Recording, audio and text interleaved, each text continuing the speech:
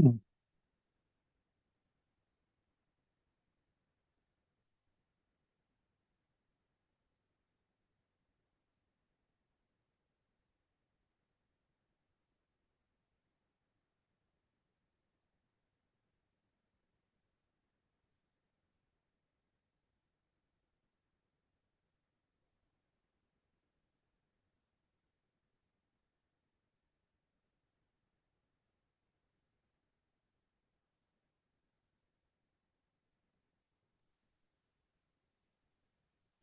And we are unmuted.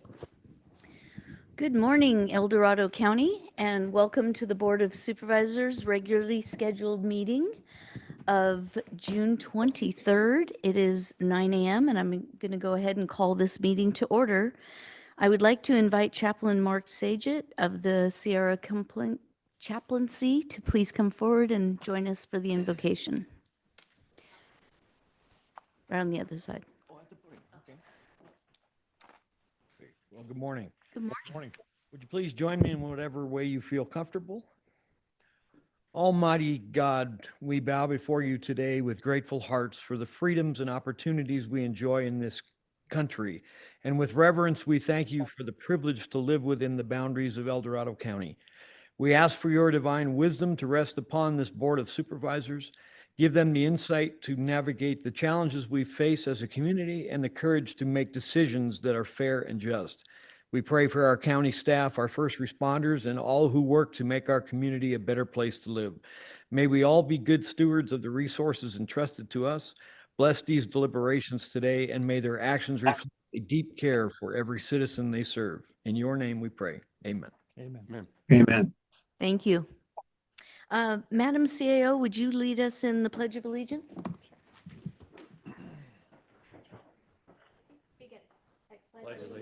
Allegiance to the flag of the United States of America and to the republic for which it stands, one nation, under God, indivisible, with liberty and justice for all. Delay there. Yes, I know. We're all slowing down, speeding up. That was rough. That was good. All right, I'd like to at this time call on our Assistant County Counsel, Janet San Pedro, to go over the virtual participation guidelines. Thank you, Madam Chair. Thank you. Supervisor Turnbull has informed the board clerk that he is unable to attend today's meeting in person due to having recently undergone a medical procedure that now requires him to remain home while he recovers. The minutes for today's meeting should reflect that this constitutes just cause under Government Code Section 54953.8.3, subsection C3, allowing Supervisor Turnbull to participate remotely in today's meeting subject to the following. First, I would like the record to reflect that, as required by Government Code Section 54953.8.3A, there is a quorum of the members of the Board of Supervisors physically present here at the noticed meeting location. Second, I would like to note that, as required by Government Code Section 54953B2A, all votes taken during today's teleconference meeting must be by roll call. Third, as required by Government Code Section 54953.8.3A2, I request that Supervisor Turnbull keep his camera on during the meeting to allow him to participate by both audio and visual means. If Supervisor Turnbull needs to stand up or leave, I request that he ask the chair for a quick break.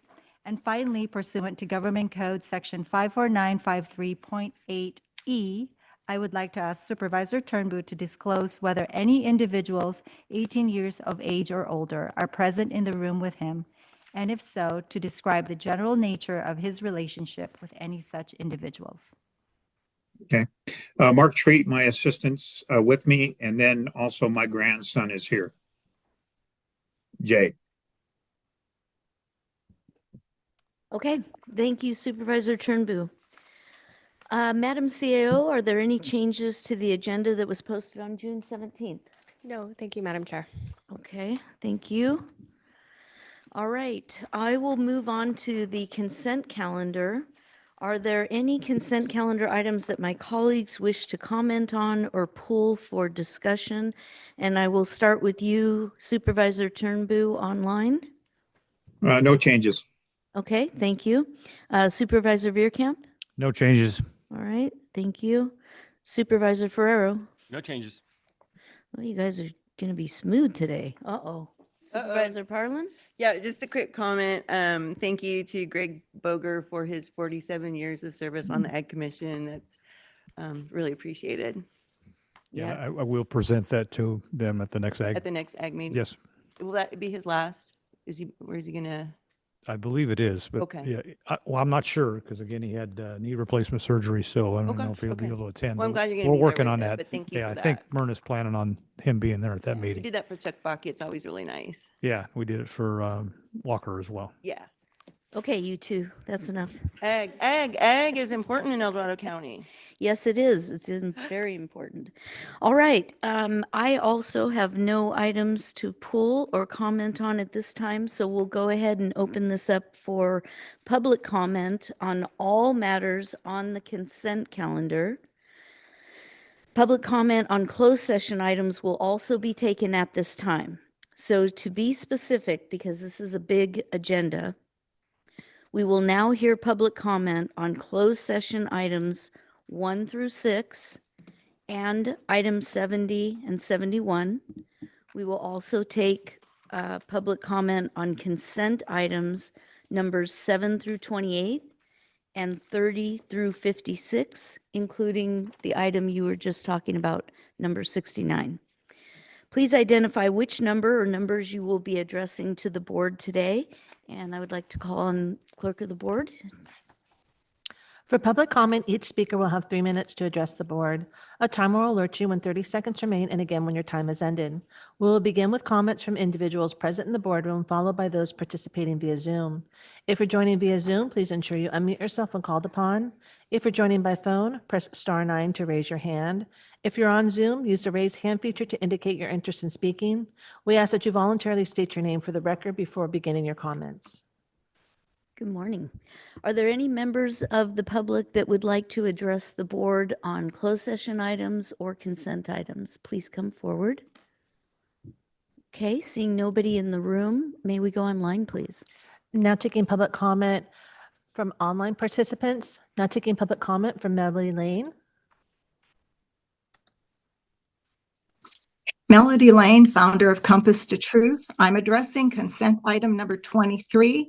I object to the reappointment of Chris Payne to the Local Enforcement Agency Independent Hearing Panel, since he is ineligible to serve on any board, committee, commission, or panel due to repeated evidence of his violation of my First Amendment rights, the Brown Act, and his oaths of office. On June 30, 2020, and on July 16, 2024, two unrebutted affidavits were submitted into the BOS public record, resulting in the eventual removal of Chris Payne from the Parks and Recreation Commission and the Planning Commission. HR Director Joseph Caruso also received a letter advising him of his obligation under Senate Bill 807. That California law requires documented complaints such as these be investigated and retained in Mr. Payne's personnel file for a minimum of 4 years. In the event of a lawsuit, the county may be required to produce these records. It is significant that David Livingston was a witness to Mr. Payne's egregious violations of his oath and the Brown Act, particularly during the February 3rd, 2020 Parks and Recreation Commission meeting. Furthermore, Mr. Livingston evidently colluded to obfuscate the facts and committed fraud, as corroborated by staff member Vicki Sanders. Fraud, in its elementary common law sense of deceit, is the simplest and clearest definition of that word. Any actions by any public officer either uphold the constitutions and rights secured therein or oppose them. If you move forward with the reappointment of Chris Payne, then Mr. Livingston and the entire BOS become culpable and liable by stepping outside the limited scope of your delegated duties and authority. You lost any perceived immunity of your office, and you can be sued for your wrongdoing against me personally, privately, individually, and in your professional capacity, as can all of those in your jurisdiction if, once they are notified of wrongdoing, they fail to take lawful actions to correct it pursuant to their oaths and their duties. If the county fails to act and correct the matter, then you condone, aid, and abet those criminal actions and further collude and conspire to deprive me and other citizens of their rights guaranteed in the Constitution as a custom, practice, and usual business operation of your office and the jurisdiction for which you work. George, this is particularly relevant to your position with on this panel. Thank you. There's no additional public comment. Okay, I will bring this matter back to the board and ask Ms. Dawson to read the item into the record. Approve the consent calendar with the following comment made by Supervisor Parlin. She wanted to thank Greg Boger for his participation on the Ag Commission. Thank you. I'll bring this back to the board for further deliberation or action. Move. Second. There's a motion and a second. Is there any further discussion on the motion? May we have a roll call vote, please? Supervisor Turnbull, how do you vote? Aye. Supervisor Ferrero, how do you vote? Aye. Supervisor Parlin, how do you vote? Aye. Supervisor Veerkamp, how do you vote? Aye. Supervisor Lane, how do you vote? Aye. Motion passes 5-0. Okay, thank you. We will now take public comment on the rest of the agenda, excluding the public hearings, of which we have several. So the specific public comment that we'll be taking now is on items 57, 59, 64, 65, and 66. For public comment, each speaker will have 3 minutes to address the board. A timer will alert you when 30 seconds remain and again when your time has ended. We will begin with comments from individuals present in the boardroom, followed by those participating via Zoom. If you're joining via Zoom, please ensure you unmute yourself when called upon. If you're joining by phone, press *9 to raise your hand. If you're on Zoom, use the raise hand feature to indicate your interest in speaking. We ask that you voluntarily state your name for the record before beginning your comments. Chair, could I ask for some clarification on an item though? Yes, And I meant to ask yesterday again, I failed. it's okay. But there is, item 58 is a hearing, but it's under department matters. So how? So we will be taking public comment on item 58 at the hearing time. But we don't know when that is. Right. So this is a unicorn. We don't normally, hearings usually are time specific because they're noticed in the paper and stuff. So if someone were here to hear this item, they have no idea when we're going to hear it, correct? Pretty much. Okay, even though it's a hearing. That's the part that I'm like, thought was confusing. Yeah, it is a little bit. Now, hopefully confusing. nobody will be here for that one because it's very straightforward and I think we're doing great. I think that's what the thinking was, Okay. but Ms. San Pedro, did you want to? Yeah, I believe the notice was, it was not for a time certain. It was noticed for 9 o'clock or thereafter. Okay, Good question, though. Yeah. Thank you. Yeah, good question. thank you. Ms. Dawson, where are we? Sorry. We're ready to take public comment for anybody in the boardroom. and then- Perfect. Is there anybody in the boardroom that would like to comment on any of these public? Please.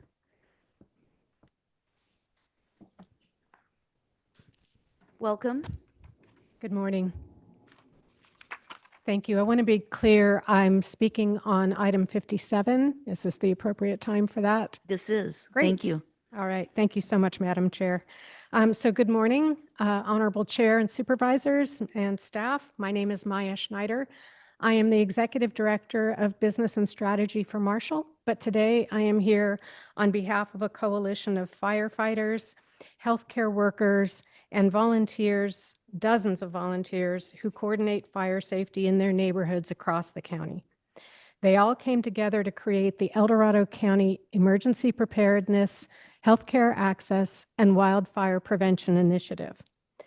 On May 6th, we delivered over 15,000 voter signatures to the Elections Office to place this initiative on the ballot, and we were notified last week that we did qualify.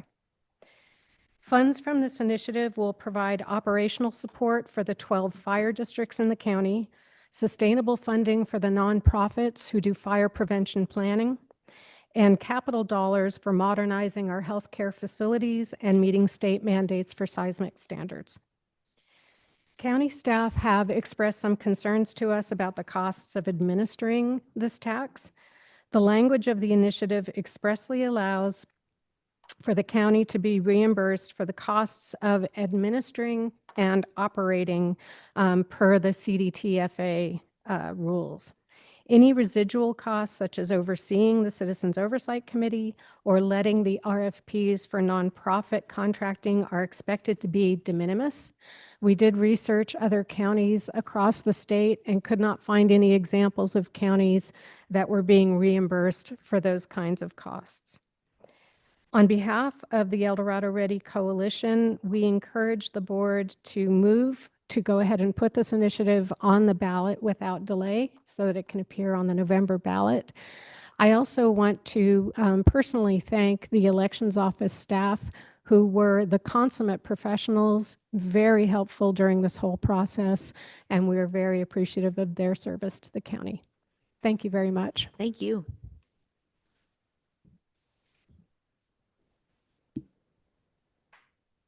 Good morning. Good morning. It's good to see your smiling faces. Laurel Brembum, El Dorado County Chamber, and I have the honor of serving as the chair of the campaign for El Dorado Ready. The chamber endorsed this measure early on. It's an opportunity to enable fire districts to actually have some financial relief. The history shows that when they've brought measures to the ballot, because they're normally parcel measures, they don't pass. They fail, reliably fail. The fact that this is dealing not only with 12 fire districts, but the Fire Safe Council and Marshall, who needs to do retrofit upgrades for earthquakes that we don't have, is a whole other story. But we're hopeful that this will move forward today. One of my frustrations is because of the way we have public comment right now, people will be calling in, voicing what we understand to be misinformation. Because of the way the comments are made now, we're not able to, wouldn't get into a back and forth anyway, but we would be able to be participating in your discussion, after your discussion. So we will actually be kicking off our campaign. Hopefully with your passing this today, we'll be able to move forward with our informational and educational campaign in a more expedient fashion. So I would strongly encourage that your consideration be to move this forward today. Thank you. Thank you.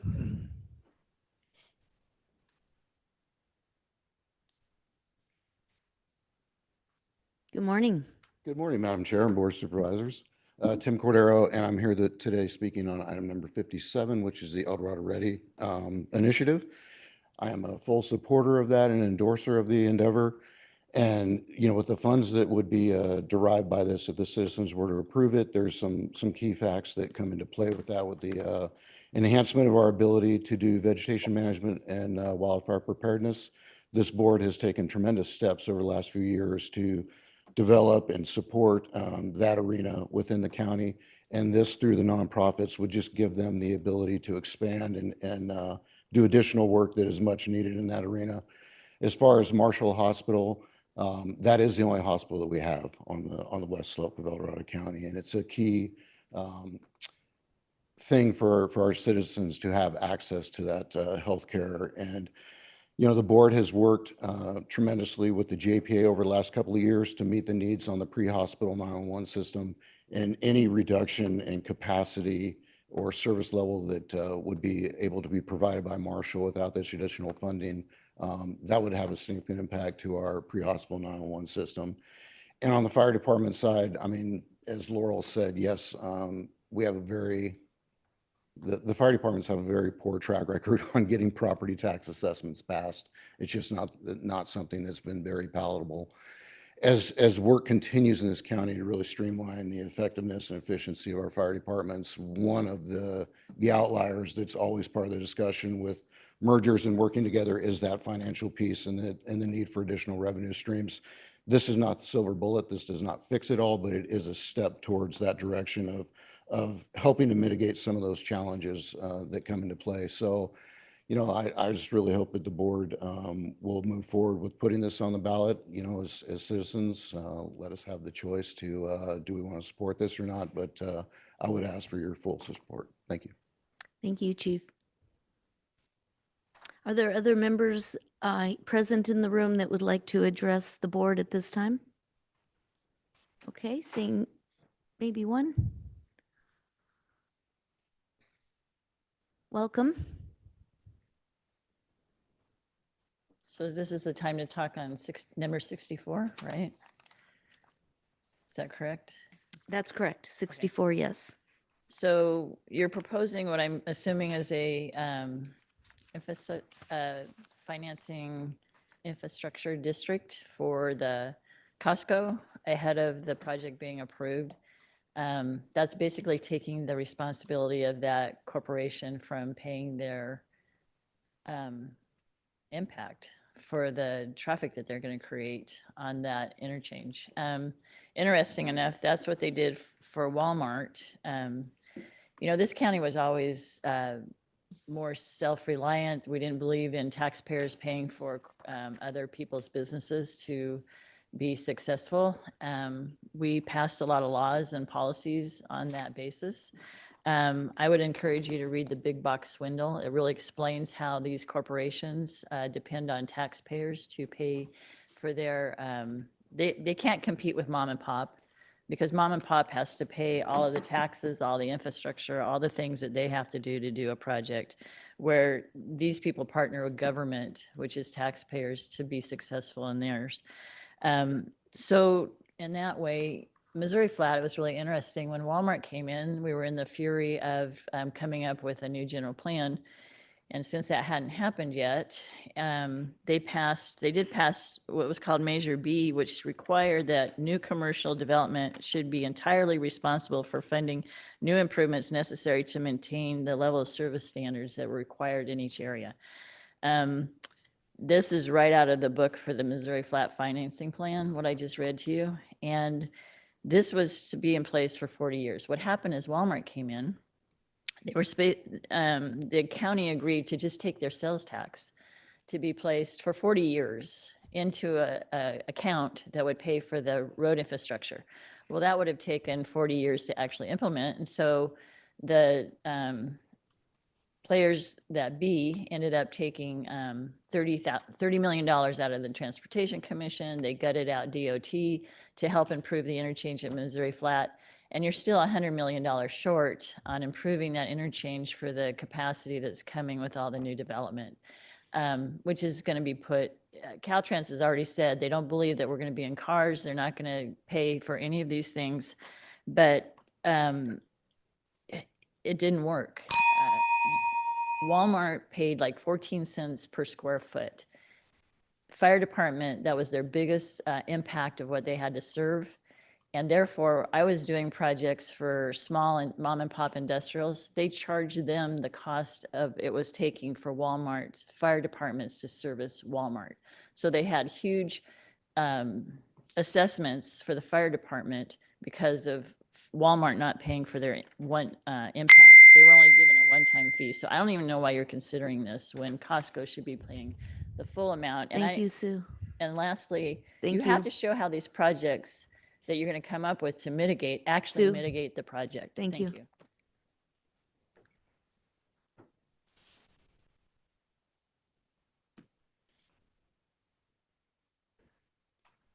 Welcome. Thank you. Good morning, Madam Chair and esteemed Board of Supervisors. I'm Mindy Danavaro, and I'm a resident of this county. In addition, I serve as the Executive Director of Philanthropy for Marshall, and I am here to speak on behalf of item 57, El Dorado Ready. I think it's vital for us to preserve the health system that we have here in our county. This is one way to do it.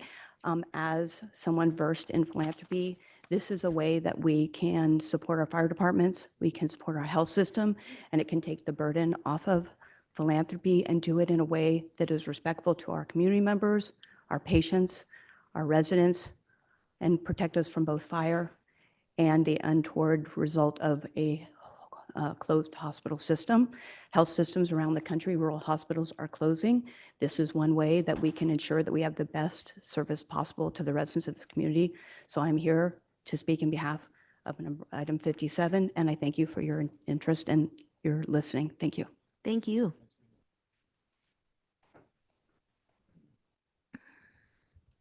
Good morning.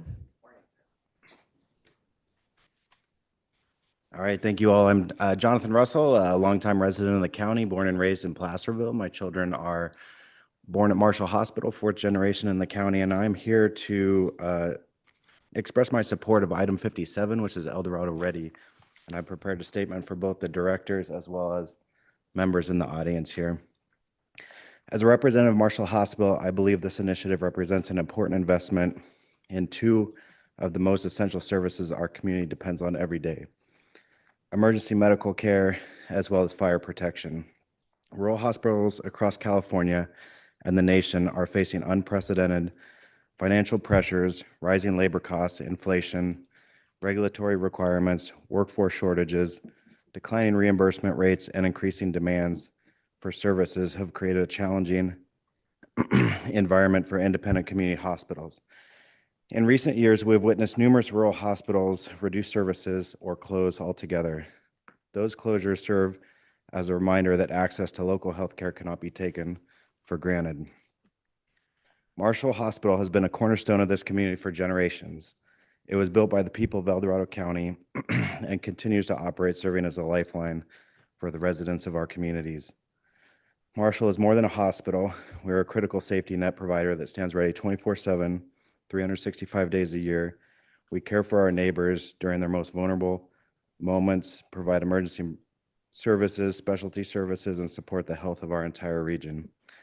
We're also one of the largest employers in El Dorado County, providing approximately 1,500 jobs and generating hundreds of millions of dollars in economic benefit through wages, purchasing, and community vendor partnerships. The strength of Marshall Hospital contributes directly to the strength of our local economy and our quality of life. El Dorado Ready initiative is not simply about funding organizations. It's about preserving critical community infrastructure. It is about ensuring that when a family faces medical emergency, quality healthcare remains available close to home. It is about protecting services that define the safety, resilience, and well-being of our community. If we value local emergency response, if we value access to independent community healthcare, and if we value the economic and social benefits that these institutions provide, then we must be willing to invest in their long-term sustainability. I respectfully ask the Board of Supervisors to support the El Dorado Ready initiative on a personal level to encourage residents throughout the county to consider supporting it as well. This is an investment in public safety, healthcare access, economic stability, and the future of El Dorado County. Thank you. Thank you.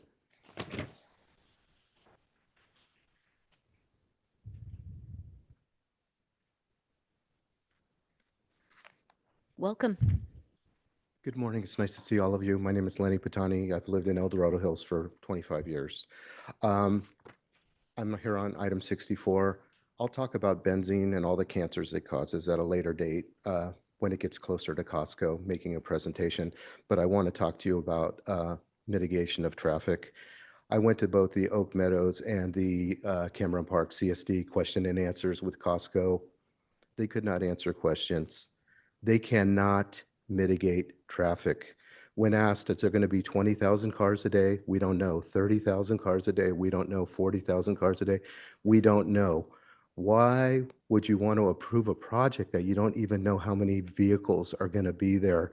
And they said there is no way to mitigate this problem. My other concern is getting Caltrans involved when traffic backs up onto the freeway, and it will if it's as busy as I think it will be. I think Caltrans should be involved too. Thank you very much. Thank you. Are there other residents here in the room that would like to address the board? All right, may we go online, please? Now taking public comment from online participants. Now taking public comment from Debbie's iPhone. Good morning. Can you hear me? Yes, we can. Debbie Manning, El Dorado Hills Chamber of Commerce. We are pleased to see this finally on, item 64. We are pleased to finally see this on the agenda after years of requesting this item. While we are supportive of this agenda item to identify methods that would ensure, if proposed Costco is approved and begins operation in El Dorado Hills, a portion of the revenue generated is deposited into a special account dedicated to El Dorado Hills 95762. We believe the scope should be broader than road improvements and maintenance alone, beyond Costco's responsibility for traffic mitigation. Although road improvements and maintenance are critically important to our community, This dedicated funding could also help address other community needs, such as increased law enforcement support, reopening the senior nutrition program, or restoring other projects and programs that have recently been reduced or cut by you, the Board of Supervisors. El Dorado Hills will bear the direct impacts of this project if approved, and it's only appropriate that a portion of the revenue generated from our community be reinvested back into our community. Thank you for your consideration on behalf of the El Dorado Hills community for moving this item forward for discussion. Thank you. Thank you.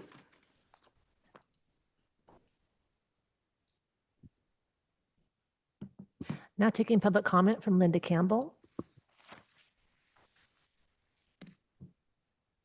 Morning, everyone. Linda Campbell, El Dorado Hills. This is on item 64. And it's in addition to the comments and concerns I sent via email. My written comments were based on the assumption this funding would be leveraged to expand impacted roadways and let costs go off the hook for the extensive impacts they will cause if not required to mitigate them prior to any approval. If that assumption is incorrect, and this will really be used just for maintenance, then any financing district created should clearly define the distinction between maintenance funding versus CIP project funding, excluding the latter. If in fact this is being considered to mitigate CIP project funding for impacts from the project, then it would likely take decades still to accomplish all roadway improvements needed, even with this reserved funding of our sales tax money, some of which were not even included in the traffic analysis for the project. I appreciated the reminder from John Davies' comments that a development agreement is not being proposed, which is a way for us to obtain agreement and track delivery of conditions with the applicant. It might be helpful for us as lead agency to recommend this to the applicant. I know that an economic or financial impact analysis was requested for the project at delivery of the final EIR, and think that would be a key piece of information for staff to analyze. Since we do not know when or if the applicant will release that, then could staff even begin anything without it to determine if there will really be a benefit? Another consideration for the supervisors to evaluate is the level of effort and amount of time required by staff to produce a proposal for this. Knowing that the project is not yet approved, and if approved, will still take some time to build, what would be the priority for this to be done versus other work in progress? Since staff resourcing is one of the reasons that the public is being denied opportunity to engage on non-hearing agenda items, I think this is an important factor to determine when providing guidance today. Finally, I would like to simply restate my concerns about the impact of this project on all roadways across our area. I think the timing for this discussion is somewhat premature, and I'm still hopeful that all significant mitigation will be required for any project approval. It is not just the nuisance of traffic, it is about safety for our citizens and children, which I know had been the focus of a few campaigns. Will our general plan and its protections for our county be a focus and approval for the project, or is the lure of estimated treasure of sales tax more important? Since an infrastructure financing district could be implemented only through a 2/3 approval vote, it will be crucial to ensure all data elements are provided and reviewed in advance, including the controls and portion that will be dedicated to this fund. Thank you for your consideration, and I look forward to your discussion later. Thank you. Now taking public comment from Kara Sather.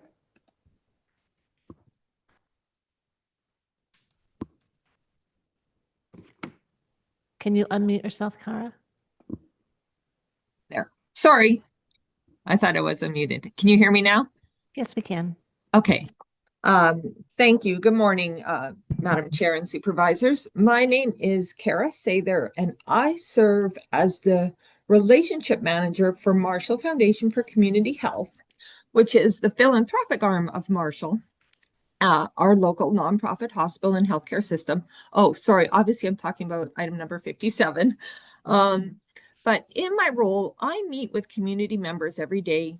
I sit in living rooms and coffee shops and businesses and community events to understand what they care about and what concerns them with regards to healthcare in our community.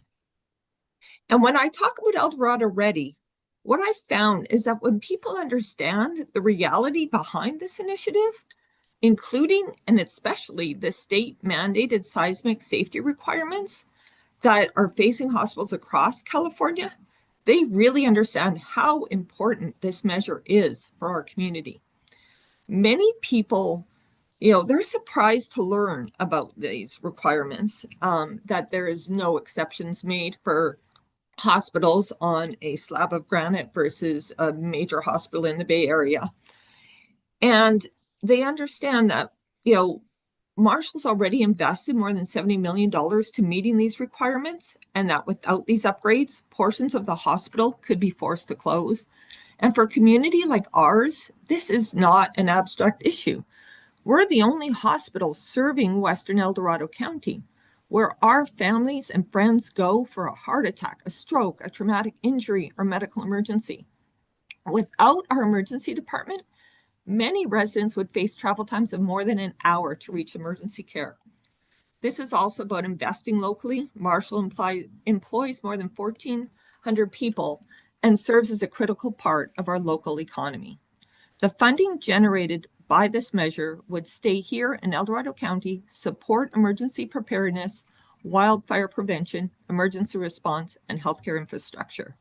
With more than 15,000 county residents signing the petition, I respectfully encourage the board to allow the voters of El Dorado County to consider this important investment.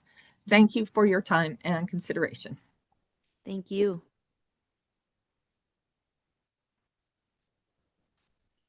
Now taking public comment from Siri Nelson. Good morning. Can everybody hear me okay? Yes, we can. Thank you very much. My name is Siri Nelson. I'm the president and CEO for Marshall. I'm speaking on item 57. First of all, I'd like to apologize for not being there in person. I am actually recovering from COVID. Which brings me to my gist of my public comments. Since I've had the honor and privilege of being the CEO of Marshall, we have weathered some major storms and catastrophes in this community, one of which was the COVID pandemic. And Marshall stood there at the front lines of COVID, supporting this community, doing the right thing. And that's what we want to keep doing in the future. The other events that we've had, and I'm sure everyone can speak to this, is the danger of fire. I will never forget that the devastation of the Caldor fire, the impact it had on our community, and the impact it had on me personally. I wasn't affected by the fire itself, but definitely by the disaster that happened. And I still have PTSD from it, frankly. And so I would like the Board of Supervisors, I'm urging you to go ahead and place the ballot initiative on the ballot today. It's not just good public policy, it's also good business. All of the sales tax revenue that will be raised from this initiative will be spent in El Dorado County. There is a significant economic impact on the positive side for the county, and I thank you for your time today. Thank you.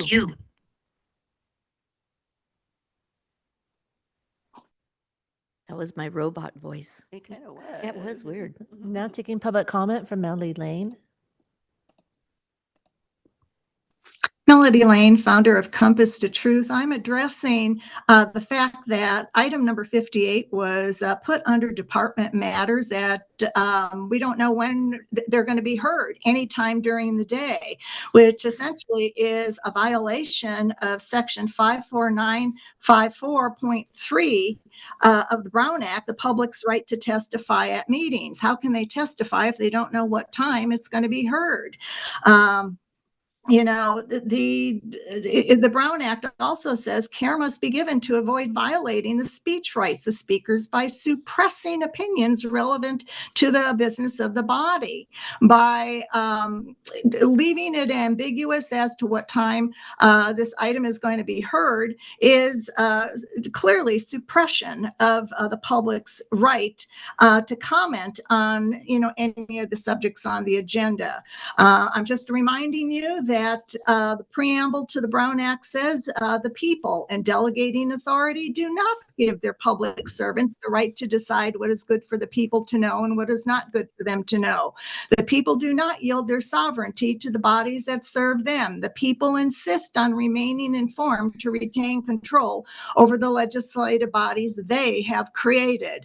Again, it's a reminder that you've consistently acknowledged that you are suppressing the public's right to participate in these deliberations by basically not letting them know, giving them proper notice as to when they can basically speak on an agenda item. This is something that you really need to get your act together on. Again, you've taken an oath of office to support and defend the Constitution and the rights of the public. So again, you're clearly in violation of it, and even County Council acknowledged that it's very confusing, and you're doing wrong. Get your act together.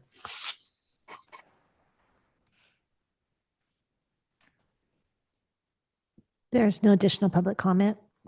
Okay, thank you. We'll go ahead and move on in the agenda. We'll go to our first time certain hearing not to be heard prior to 9 a.m. And this is item number 60. I'll go ahead and open the public hearing and call on the clerk of the board to read the item into the record.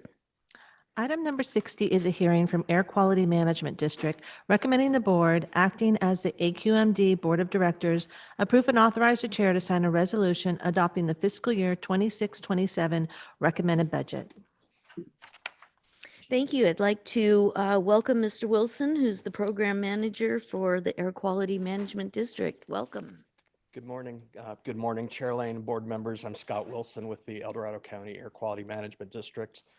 We presented our proposed budget at a public workshop at the regular meeting of the board on Tuesday, July 9th. At that time, your board did not provide any direction to us to make changes to our presented proposed budget. California Health and Safety Code requires a 2-week period between the public hearing at which the proposed budget is presented and the public hearing at which the board adopts the budget. We're here today to request that the board adopt our AQMD fiscal year 2026-2027 recommended budget as presented. And Rania Surya, our air pollution control officer, and I, we're here to answer any questions that you may have at this time. Excellent. Thank you for that. Are there questions or comments from my colleagues? I'd just like to clarify, when did you say the preliminary was presented? I thought you said Tuesday, July 9th. I'm sorry, June 9th. I want to make sure the record's clear. Okay. Thank you. Tuesday, June 9th. I knew I was behind, but not that far. Yeah, thank you. Very good catch. Okay, if there's no other questions or comments by the board, we'll go ahead and open this up to public comment. And we did not receive any written comment on this item. Madam Clerk, would you please open this up? We are now taking public comment specifically on item 60. For public comment, each speaker will have 3 minutes to address the board. A timer will alert you when 30 seconds remain, and again when your time is ended. We'll begin with comments from individuals present in the boardroom, followed by those participating via Zoom. If you're joining via Zoom, please ensure you unmute yourself when called upon. If you're joining by phone, press *9 to raise your hand. If you're on Zoom, use the raise hand feature to indicate your interest in speaking. We ask that you voluntarily state your name for the record before beginning your comments. Thank you. We'll go ahead and ask, is there anybody in the room that would like to address the board on item number 60? Seeing none, may we go online, please? Now taking public comment from online participants. There's no public comment. Okay, thank you. I will go ahead and close the public hearing and bring this item back to the board for deliberation and/or action. Madam Chair, I would move item 60 for approval. Second. Thank you. There's a motion and a second. Are there any comments or discussion on the motion? May we do a roll call vote, please? Supervisor Parlin, how do you vote? Aye. Supervisor Ferrero, how do you vote? Aye. Supervisor Veerkamp, how do you vote? Aye. Supervisor Turnbull, how do you vote? Aye. Supervisor Lane, how do you vote? Aye. Motion passes 5-0. Okay. Thank you, Mr. Wilson. Thank you. Thank you, Thank you. Rania. Thank you. Okay, we'll move to item number 61. This is an item not to be heard prior to 9:30 a.m. And this is our auditor controller. Madam Clerk, would you please, I'll go ahead and open the public hearing, and if you would read the record into the item, or the item into the record. Item 61 is a hearing from the Auditor Controller recommending the board adopt and authorize the chair to sign a resolution for the appropriations limit for fiscal year 26-27. Thank you, Madam Clerk. I'd like to welcome our Auditor Controller, Mr. Harn. Good morning. Good morning. In 1980, the Constitution was amended where we have to show compliance each year with the GAN spending limit. The records before you indicate compliance, so I would ask you to take public testimony. Okay, great. Are there any questions by my colleagues? Okay, we'll go ahead and open this up for public comment. Ms. Dawson. We are now taking public comment specifically on item 61. For public comment, each speaker will have 3 minutes to address the board. A timer will notify you when you have 30 seconds remain, and again when your time has ended. We'll begin with comments from individuals present in the boardroom, followed by those participating via Zoom. If you're joining via Zoom, please ensure you unmute yourself when called upon. If you're joining by phone, press star 9 to raise your hand. If you're on Zoom, use the raise hand feature to indicate your interest in speaking. We ask that you voluntarily state your name for the record before beginning your comments. Are there any members of the public in the room that would like to address the board on item number 61? Seeing none, may we go online, please? Now taking public comments from online participants. Now taking public comment from Linda Campbell. Linda Campbell, El Dorado Hills. I just want to make note that I thought that the information provided on the agenda item was really good and it was complete and it didn't leave any questions lagging for me. So I definitely would recommend approval. Thank you. Thank you. There is no additional public comment. Okay, thank you. I'll go ahead and close the public hearing and bring this back to the board for action. Madam Chair, I'll move item 61 for approval. Thank you. There's a motion and a second. Any discussion on the motion? Roll call vote, please. Supervisor Veerkamp, how do you vote? Aye. Supervisor Turnbull, how do you vote? Aye. Supervisor Ferrero, how do you vote? Aye. Supervisor Parlin, how do you vote? Aye. Supervisor Lane, how do you vote? Aye. Motion passes 5-0. Okay, great. Thanks, Joe. We have a little bit of a break here before our next public hearing, so I would like to ask Madam CEO, would you like to move to maybe item 59? Actually, I was thinking maybe item 58, Madam Chair. We've got our staff here in the room ready to go. Okay, perfect. Let's do item number 58. This is the airport fee hearing. Madam, well, let me go ahead and open the public hearing and call on the clerk to read the item.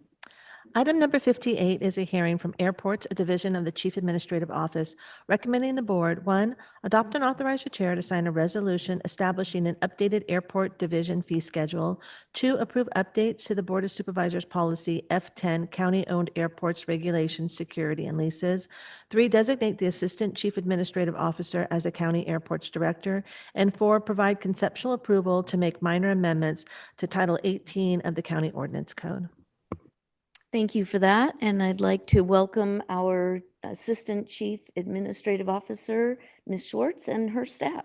Welcome. Thank you. Good morning. I'll be fairly brief on this item, but I did want to take a quick opportunity. I know some of you have not had the opportunity to meet our new Airport Operations Officer, Dale Lesby. So I asked him to join me this morning. Also here to answer any questions as we go through this item. I just really want to commend Dale and our other airport staff member, Audrey Brand. The energy that they have brought to these airports is just fantastic, and the ideas, and we're just really, I think, seeing a kind of a shift in how we are operating our airports. Both Dale and Audrey are pilots, so they really have a deep understanding and a vested interest in our airports. And I think that has really made a difference. And they're just really a pleasure to work with. And we've already had a couple of events at the Placerville Airport. We're strategizing to get something out of Georgetown. So there are a lot of exciting things happening at both airports. So thank you for indulging me for a minute just to kind of give that quick overview.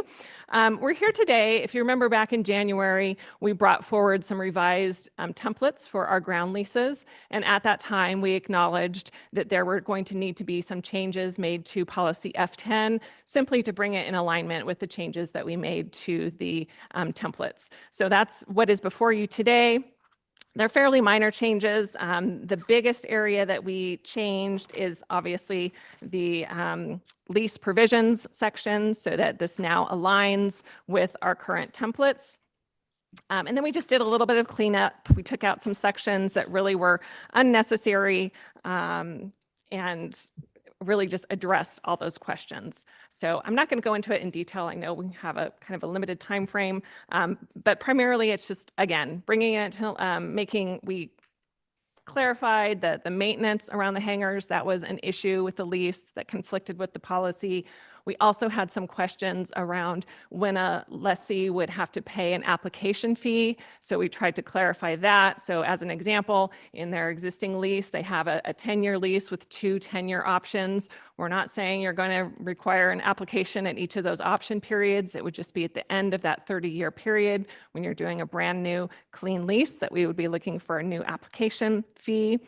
So we clarified that. We also did some cleanup around for businesses, kind of what we were looking for when a commercial lease comes in. We tried to kind of streamline those requirements. So for example, the old policy required a recent credit report. We did pull that out just because that was kind of subjective. We didn't really have criteria noted as to, what we would be looking for in that credit report. So we just added some more defined criteria to try and make that process a little bit easier as well. Again, pulled out, there was a section on fueling. That's really not a necessary section in a policy. I'm not sure why that was in there. So we went ahead and pulled that out, again, just to give us flexibility. Sometimes our pumps do go down, or, we want to maybe look at adding another type of fuel. I just didn't want to have to bring back a policy to make those changes. So that's primarily it in a nutshell with the F10 policy. The other item that we're bringing back is the fee schedule. When we brought the templates forward, we added a 2.5% annual increase for both our ground leases and our county-owned hangars. So this fee schedule incorporates that 2.5% increase. As well as that, we added a couple of fees, our film monitoring fee. So we've actually had a little bit more interest in film companies coming out and utilizing the airports. For safety reasons, it's important that we have a staff member there when those film companies are out there. So this is just simply the hourly rate for our staff person to be out there. And probably the biggest change, and this is, we're trying something here. So we did lower our commercial ground lease rates. And I know that's probably counterintuitive to, where we are trying to increase revenues out at the airport. But part of the thinking here is this is kind of an economic development incentive. We would really like to see more commercial activity at the airports, in particular, a flight school. That would be something that would just really bring young flyers, just bring more activity and more interest in our airports.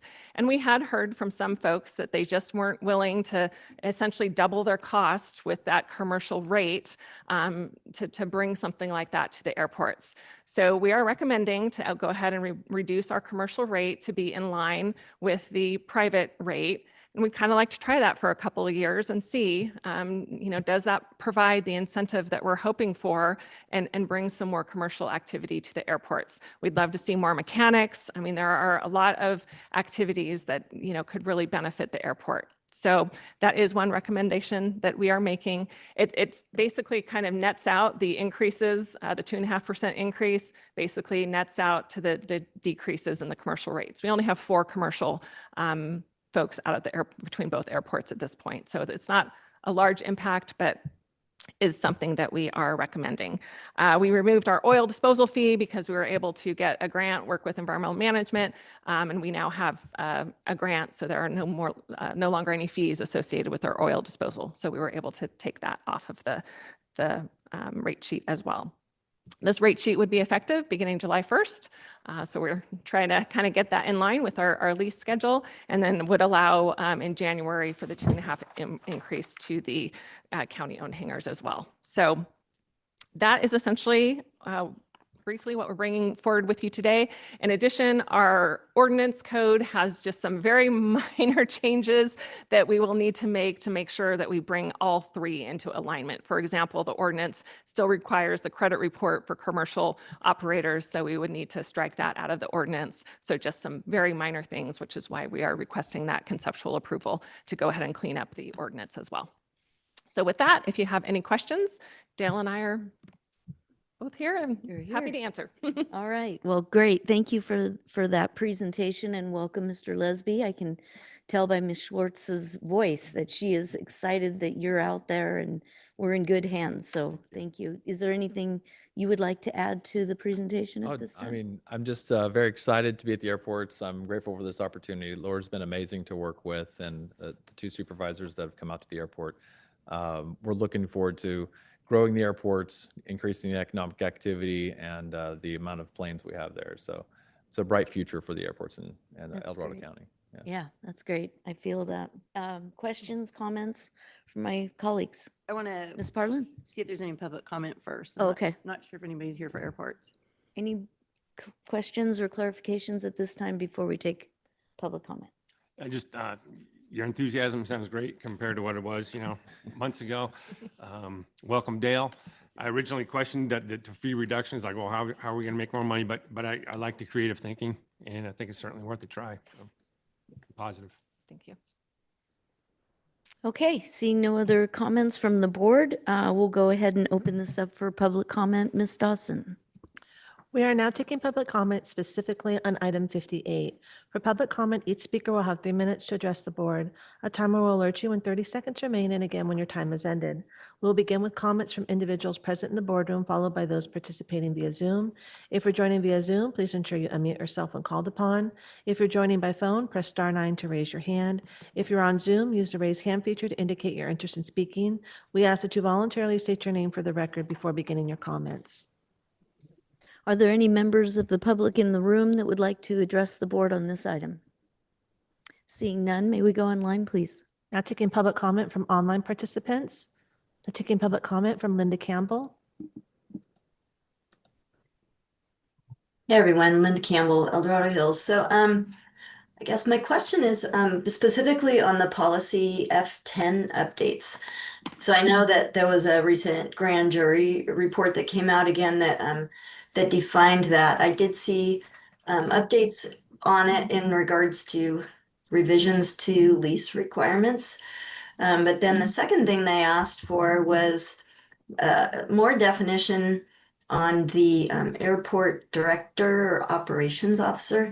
I only kind of saw one change in that area. So I guess my question is the update to F10 now covering the items within the grand jury report, or is there going to be a subsequent update to refine or fulfill those requirements? So that's all I have. Thank you. Thank you.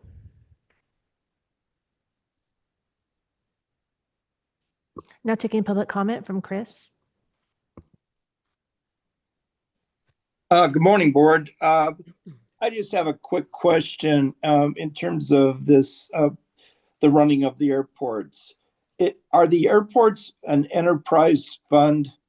The reason why I'm asking is because of the economic potential that the airports, Placerville Airport has in terms of what I believe, hopefully with the new staffing, is going to be obtained.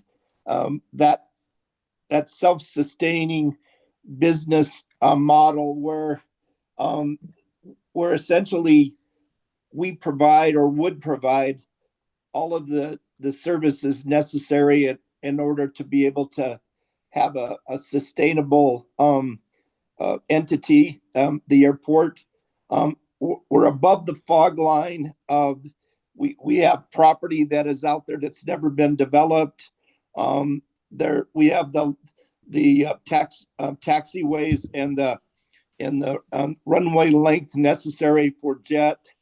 It seems like this this effort that you're talking about today would work generally within the notion of an enterprise fund.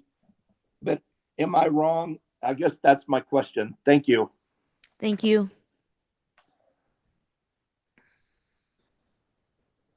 There is no additional public comment. Okay, thank you. I'll go ahead and close the public hearing and bring this item back to the board for further deliberation or action. Did you want to? Yes, I can would you address please? the public comment. Thank you. So in regards to job specifications, those aren't something that we typically put in a policy. So we've kind of defined the airport director a little bit in here, but we would not have specifications for the operations officer. That's just, again, if you want to make changes to those specifications, it becomes very cumbersome to put something like that in a policy. So we are not planning to address that through the F10 policy. And yes, the airport is an enterprise fund, so we do have a little more flexibility in how we handle fees and those types of revenues. Thank you, Ms. Schwartz. Any other questions, comments, or action? Yeah, comment. This is so exciting. I look how far we've come. About 4 or 5 years ago, this room was packed with angry people. And Laura, you were up here with me, and at the time Supervisor Thomas. We had a couple of those in 1 year, and it was a lot. And the fact that the board realized that we really need to change things up, take serious action, and make a concerted effort, consult with the FAA and all of that. This has just been an amazing turnaround lift, to turn something around that was just woefully neglected for years. So Dale, you're lucky you got here on the good time part of it, because wow. Well, and you actually were here in the room with us though. Absolutely. And so you saw all that, and that's probably why you are so enthusiastic about all of this, I bet, because it was a lot. So thank you for, the creativity. I'm excited. If we could get a flight school, you guys, that would be huge. And I'm still like rooting for a fly-in at Georgetown, because last time we had those, they were so fun. So anyway, do you want to make a comment, Supervisor Veerkamp? Sure, I'll just add to that. I think a lot of credit obviously goes to staff, but also the ad hoc and the users, and you're one of them. Yeah. I had the fortunate opportunity to be in Texas a couple weeks ago, and my nephew is a pilot. And we flew into a couple small airports, flight schools, pilot lounge, and they're smaller than our airport. They run a shuttle to the Heart 8 barbecue. If you ever have that opportunity, you got to go there and shuttle over to the Heart 8 barbecue.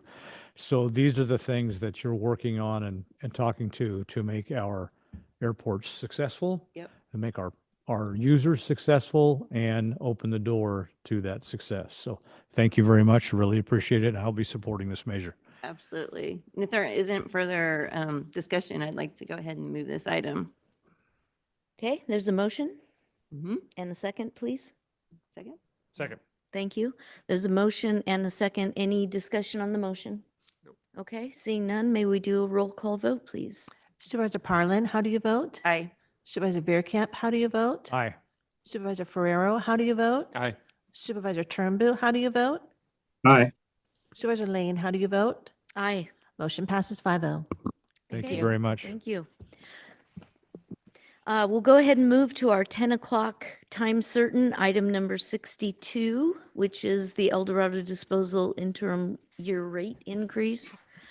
We'll go ahead and open the public hearing and ask the clerk to read the item into the record. Item 62 is a hearing from Environmental Management Department recommending the board consider the following regarding material recovery facility and solid waste collection rates for Waste Connections of California doing business as El Dorado Disposal. 1, find that a 4.1 4.12% consumer index increase to the existing material recovery facility and solid waste collection rates, both residential and commercial, is in accordance with the interim year rate setting process.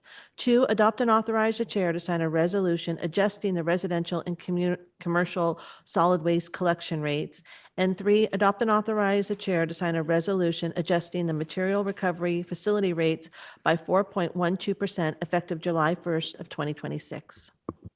Thank you for that. I'd like to welcome Mr. Warren, the Director of Environmental Management Department. And do you have someone else, others with you? And staff, let's say. Welcome, everyone. My staff are watching. Oh, they are? Okay. Yes. All right. Good morning, Chair and members of the Morning. board. Director Jeff Warren, Director for Environmental Management. I'm here today to present the proposed rate increase for El Dorado disposal related to the material recovery facility and the solid waste collection area rate areas for franchise areas A, B, and C. This is a request for an interim year rate increase, and under the franchise agreement, interim year adjustments are calculated based on the 85% of the change in U.S. city average garbage and trash collection consumer price index from December to December, or based on projected changes in disposal cost. These adjustments are subject to a minimum of increase of 1% and to a maximum of 6%. In March of this year, El Dorado Disposal submitted its interim year rate application for 2026, requesting a 4.12% increase to the MRF rate and to residential and commercial collection rates in franchise areas A, B, and C. Environmental Management retained Crow LLP to independently review the application, and Crow has confirmed that the requested 4.12% increase complies with the interim year rate setting procedures outlined in both the franchise agreement and rate setting manual. Their analysis supports the proposed adjustment, and Mr. Eric Nyland from Crow is available today on Zoom to address any technical questions that your board may have. Under the current franchise agreement, the board does not have discretion to modify the rate adjustments unless deficiencies are identified. Staff have reviewed both the application and the analysis and have found no deficiencies. Based on the review, staff recommends the board approve the 4.12% rate increase as outlined in the franchise agreement and rate setting manual. Thank you, Mr. Warren. And he did mention that Mr. Nyland is joining us via Zoom if we have specific questions for him on the report. Are there any questions or comments from the board at this time? No.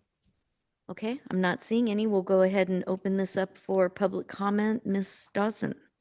We are now taking public comment specifically on item 62. For public comment, each speaker will have 3 minutes to address the board. A timer will alert you when 30 seconds remain and again when your time is ended. We'll begin with comments from individuals present in the boardroom, followed by those participating via Zoom. If you're joining via Zoom, please ensure you unmute yourself when called upon. If you're joining by phone, press star 9 to raise your hand. If you're on Zoom, use the raise hand feature to indicate your interest in speaking. We ask that you voluntarily state your name for the record before beginning your comments. Thank you, Ms. Dawson. Are there any members of the public in the room that would like to address the board on item number 62? Seeing none, may we go online, please? Now taking public comment from online participants. Now taking public comment from Chris. Thank you for the opportunity to speak on this item. Normally, I have a lot of complaints, and I'm typically in the chambers there, going up to the podium and speaking about why I believe my service should be better than it was. But this year, I want to just say that things have changed out in the Patterson Ranch area of Diamond Springs. We now have pickup at the bottom of our hill rather than 3/4 of a mile at a group location. How did that come about? It came about through a lot of discussions with El Dorado Disposal and in terms of the receptiveness of trying to do something special. And now because of that, those discussions, my service has improved, I'll say 100%. I do know that there's never a perfect system. And obviously, I'm a little surprised that that they're not coming back asking for a fuel surcharge. And I was just wondering, in terms of fuel costs, what the El Dorado Disposal has seen, and is because it's so the risk associated with the world's fuel supplies in terms of our gas costs and diesel especially. And also, I was wondering whether or not they foresee any changes in our rates since a lot of people are in fixed income. Thank you. Thank you. There's no additional public comment. Okay, thank you. I'll go ahead and close the public hearing and bring this item back to the board for further discussion or action. What's your feel? Madam Chair, I will move staff's recommendation, item 62. Okay, there's a motion I'll second. and a second. Thank you. Is there any discussion on the motion? May we do a roll call vote, please? Ms. Parlin? Yeah, I just want to just check in. I haven't actually been over to the facility in a while to check in with you guys. And maybe we should do that because I am on the Environmental Services JPA, and we just had a presentation by, and I was trying to look up the name of the organization that's doing the implementation of SB 54. And they were talking about, you know, making sure that we are all made whole. And if we need any equipment or anything, we're supposed to be gathering that information to get our money. And that was just at our last meeting, like a couple weeks ago. So maybe we should touch base afterward because we definitely want to, you know, in the spirit of SB 54, increase our recycling rates and all that. But the burden is not supposed to be on local jurisdictions. So let's talk and make sure we're getting our money from the manufacturers. So that was all I really wanted to add in. It just dawned on me. It's like, oh gosh, we had a meeting and I haven't reported out and blah, blah, blah. So we should do that.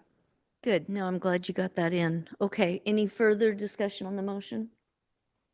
Seeing none, may we do a roll call vote, please? Supervisor Turnbull, how do you vote? I'm going to vote no on this because I have some concerns, especially with the facility. There's been some issues and stuff so I'm going to vote no on this. Supervisor Parlin, how do you vote? Aye. Supervisor Veerkamp, how do you vote? Aye.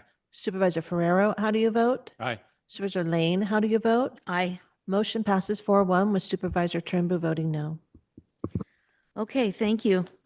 I know for myself, Supervisor Turnbull, it would be great in the discussion to kind of hear what your thoughts are if you do have concerns like that so that we're all hearing it. Just a thought. Well, I totally understand. And one of the issues that I have is especially with the high costs, especially at that facility, a lot of people are dumping along roadsides and stuff. And, Yeah, and which is- I that's the reason appreciate why I'm that. voting no on that. Yep, now is not the time to explain that. I but understand maybe that, in the but you asked discussion. me that question, so I'm going to answer it. So Well, I'm asking you to share that during the discussion time. All right, we're going to go and move on to item number 63, which is also the Environmental Management Department. This is the Tahoe Truckee Sierra Disposal interim year rate increase. I'll go ahead and open the public hearing. Call on Ms. Dawson to read this item into the record. Item 63 is a hearing from Environmental Management Department recommending the board consider the following regarding the solid waste collection rates for Tahoe Truckee Sierra Disposal Company doing business as Tahoe Truckee Sierra Disposal. 1, find that a 6% increase to the existing rates is in accordance with the interim year rate setting process. And 2, adopt and authorize the chair to sign a resolution adjusting the solid waste collection rates for the Tahoe Truckee Sierra Disposal Company. Welcome back, Mr. Warren. Thank you, Madam Chair, board members. Jeff Warren, Director of Environmental Management. This is the last rate increase that I'll do today for you. Okay. Thank you. Thank you. Today, I'm bringing forward the proposed 2026 rate adjustments for Tahoe Truckee Sierra Disposal, otherwise known as TTSD. These rates are subject to Proposition 218, and all property owners in the mandatory service area have been notified of this hearing. The request before you is a 6% increase consistent with the current ordinance and franchise agreement. Questions that are related to vacancy exemptions and other rate structure issues will be addressed at a later date this year. We'll be renegotiate the franchise agreement and bring that back to your board for approval. It's important to note that TTSD did not request a rate increase in 2025. They made a decision recognizing that participation dropped when the rates were higher and while planning for the transition to mandatory service. May 19, 2026, your board approved revisions to the solid waste ordinance that formally established mandatory service in the TTSD area that became effective June 18, 2026. In May 2026, TTSD submitted its 26 rate application requesting a 6% increase for residential and commercial collection services. Because service is now mandatory, the residential single can rate was reduced by 6.09%, while adding enhanced residential services. The cost increase you're considering today is directly tied to the cost of collection, while customers simultaneously benefit from both expanded service and lower single can pricing. As required by County Ordinance 8.42.180, 1,876 notices were mailed on May 7th, 2026 to all property owners and customers in the TTSD service area. These notices clearly outline the proposed rates and explain the Proposition 218 protest process. The protest period remains open until the conclusion of today's hearing. A majority protest would require 50% plus one, or 939 valid written protests. As of this morning, to my knowledge, the clerk of the board has received only 37. The Proposition 218 process ensures transparency, fairness, and public participation, and without a majority protest, the board has full legal authority to adopt these rates. Seeing that there's no majority protest at this time, staff recommends the board approve the rate increase of 6% to be effective July 1st, 2026. TTSD was unable to make it down this morning, but I have all three of their members on Zoom for any particular questions you may have for your board. Okay, thank you, Mr. Warren. I'll bring this, ask my colleagues if you have any clarifying questions or comments at this time. I just appreciated that you noted that the whole thing about the quarterly will be coming back. Do you know when-ish that'll be coming back to us? We're hoping to start that up in August. Okay, because I know we've gotten quite a few Yes. emails asking about that, and so. That's correct, and that's why I wanted to make sure that was clarified, because we do need to segregate what the purpose of today is for. It's to approve the rates that are what the current ordinance and the franchise agreements reflect. So we do need to make changes, not only to address those issues, but just to update it from 2015, since the last time it was fully done, so. Perfect, thank you. Other questions, comments? No? I have one, Mr. Warren. In the staff report, it states that TTSD has lowered the single can service rate by a little over 6%. And then it further says, and added enhanced services to the residents. Can you describe what those enhanced services are? The enhanced services, I would probably leave it to TTSD to fully implement or to explain that as their services, but that was the additional green waste pickups, allowing more. I think before that was limited to it's like a 3-yard green waste container. They've upped that to a 6-yard. They've increased their punch card services to allow people to bring more yard waste into their MRF, including some of the bulky item pickups that are available to the residents up there. Okay. So the whole part was to bring these enhanced services to help keep things like roadside litter, people disposing things on the side of the road, the bulkier items, to help provide a means to get those in the proper disposal areas.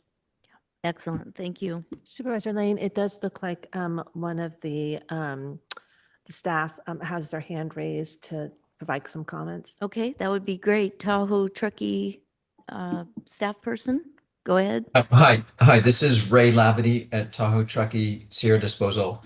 And maybe just to add a little color or to respond to your comment, Supervisor Blaine, is that indeed the main rate, the highest runner rate, the single can rate that affects the most customers is proposed to decrease by 6.09%. And then the other rates that are proposed to increase by 6%, those are the rates for additional services or optional services above and beyond single can service. So if a customer might want to subscribe to 2-can service instead of 1-can service, that rate it is proposed to go up by 6%, as are things like extra can or some of the additional services that customers might choose to participate in. But the main rate, the base rate, is going down by the 6.09%. And then within that, we've also added above and beyond what the current service offering is to subscribers to basic service, the single can service. They're also have available now twice per year bulky item pickup where they will pre-schedule with our office 2 times a year to be able to leave out larger items that will pick up curbside with advance notice. We've modeled that after the programs that we offer in the neighboring Placer County and town of Truckee areas that we service. And then we've also expanded and given more flexibility to the defensible space green waste programs, if that helps. Yeah, that does help. Thank you, Mr. Lavity, and glad that you were able to join us online. Okay, thank you. Are there any other questions or comments? Okay, seeing none, let's go ahead and open this up for public comment. We are now taking public comment specifically on item 63. For public comment, each speaker will have 3 minutes to address the board. A timer will alert you when 30 seconds remain, and again when your time has ended. We'll begin with comments from individuals present in the boardroom, followed by those participating via Zoom. If you're joining via Zoom, please ensure you unmute yourself when called upon. If you're joining by phone, press *9 to raise your hand. If you're on Zoom, use the raise hand feature to indicate your interest in speaking. We ask that you voluntarily state your name for the record before beginning your comments. Are there any members in the room that would like to address the board on this particular item? Okay, seeing none, let's go online, please. Now taking public comment from online participants. Now taking public comment from Jay. Hi, can you hear me? Yes, we can. Great, thank you. My name's Jay Godepsky. I own a cabin in the Meeks Bay Avenue area of Tahoma. I was one of the ones who objected to the mandatory service. What I really want to see is this exemption that Placer County has codified so that we're not subject to negotiations every contract that comes up. I'm a seasonal property owner in Rubicon Bay on the West Shore. My family's owned a small summer cabin in the Rubicon Bay since the 80s. We have no ability to occupy that cabin in the winter months. So to be required to pay for garbage service when the cabin can't be occupied is, it's absurd, frankly. Especially when the garbage service in Placer County, for those homeowners, they have that exemption for the winter months. So I think it's in regard to fairness and just fairness, we need to have that same exemption afforded to us and codified so that we're not subject to this every contract negotiation. I will leave it at that. And I know I appreciate that you guys are going to look at negotiating this kind of language into the contract, but it needs to be codified. Placer County codified it in 2021 to offer that fairness to homeowners. So I would just ask that you guys do the same for us and just make it a non-issue going forward. Thank you. Thank you. There is no additional public comment. Okay, thank you. I will bring this item back. It was reported by Mr. Warren that there were 37 protest votes received, and I'd just like to ask the clerk of the board if we've received any additional protest votes as of right now. No, we have not. Okay, thank you. I'll go ahead and close the public hearing and bring this item back to the board for deliberation and/or action. Would you like to take this one, Supervisor Lane, since it's in your district? Or would you rather, I'll take it if you would like me to take it? Go ahead. Okay, I move that we approve this as recommended by staff. And I'll go ahead and second that. So there's a motion and a second. Is there further discussion? Roll call vote, please. Supervisor Ferrero, how do you vote? Aye. Supervisor Turnbull, how do you vote? Aye. Supervisor Veerkamp, how do you vote? Aye. Supervisor Parlin, how do you vote? Aye. Supervisor Lane, how do you vote? Aye. Motion passes 5-0. All right, thank you. We have we're doing great on time. Yeah. We've got 2 department matters, neither which are time certain. We can take like a 5-minute break if you would like, and then come back and do the department matters 57 and 59, or we can move right into them. Do you have a strong feeling? I know you guys already moved Already on. did, but you guys, yeah, sorry. It's okay. All right, let's just go ahead and get started. It looks like, well, which one do you want to take first? So we've got 57 or 59. It looks like Health and Human Services is wandering in. Yeah, we do have staff here to present on 57, but we also have, I know, interest in the room on 59. So you could probably, I think there was an earthquake or something. Somebody's registering their opinion. Dang, that was a loud alarm. Let's go ahead and just take them in order. Let's take item 57 and then we'll take item 59. We'll go ahead and call in the clerk of the board to read item number 57 into the record. Item 57 comes from the Elections Department recommending the board, 1, accept the certification of petition signatures for initiative measures titled Emergency Preparedness, Healthcare Access, and Wildfire Prevention Sales Tax Initiative.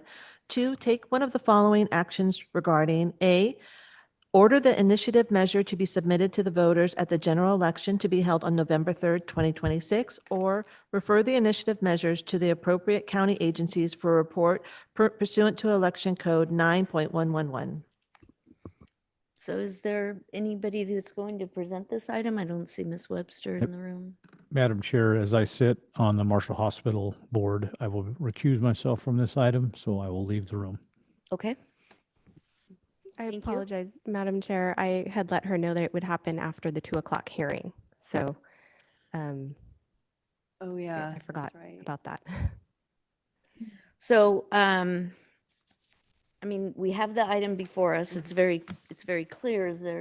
Can you present maybe? Sure. Yeah, it's pretty simple in terms of under the elections code, the signatures have been gathered and certified by the registrar of voters. Yeah. So you have 2 options at this point under the elections code, and then you do have kind of a little third hybrid option that I can present to you. So number 1 is you could just simply take the action to order that it be on the November ballot.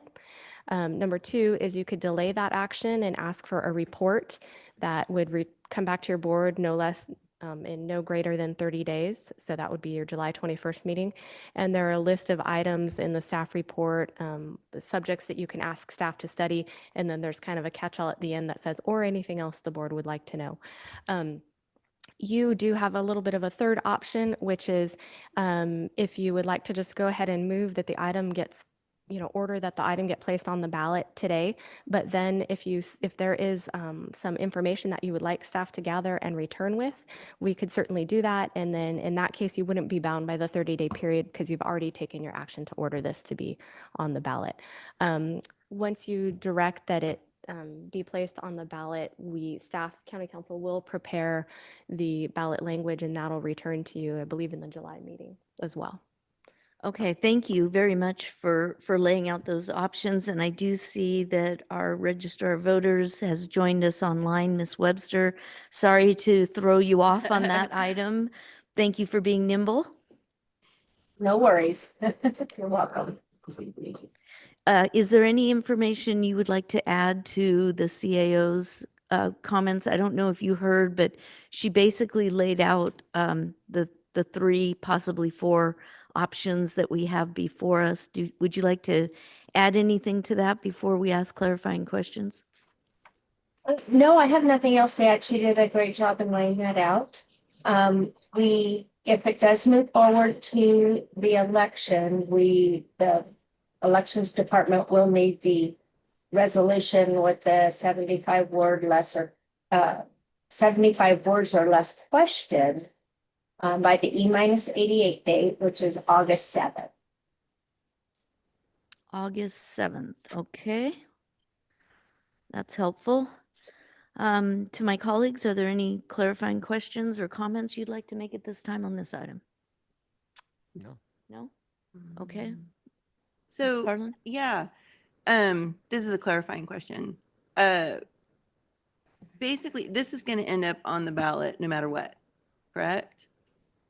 So really, the report is, to your point, CAO, the hybrid item or idea of go ahead and say, put it on the ballot. It's going to end there no matter what. But I think we all have a lot of questions about what's in here and the impacts to the county and all of that. So then is that what the purpose of the report is for? Because it's like, why do we get to ask for a report on all of our questions if the signatures say it's going on the ballot no matter what?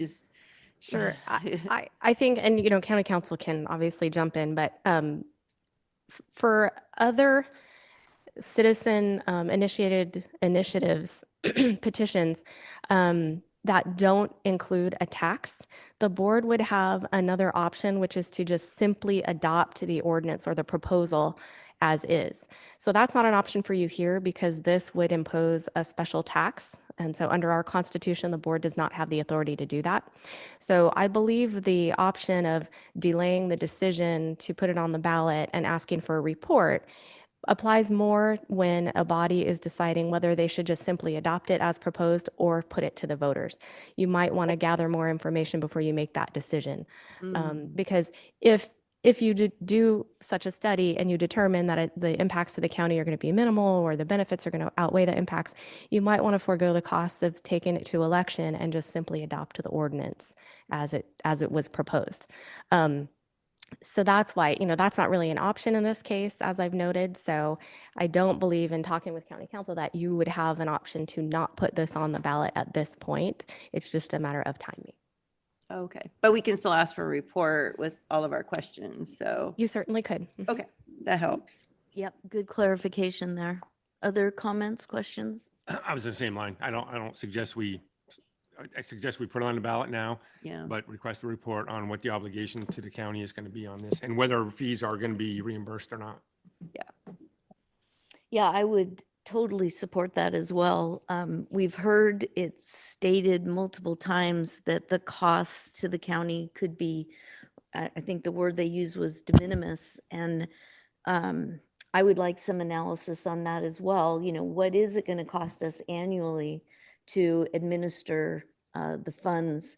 I understand that we're getting, within the language of the measure, we're getting reimbursed for the state of California's fees that they would charge. They collect the sales tax, then they pass through to us the portion that is ours.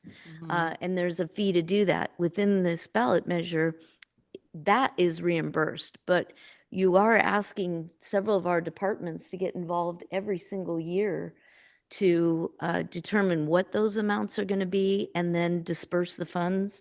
There are costs to doing that. And at this time, that ordinance does not speak to reimbursing county for that.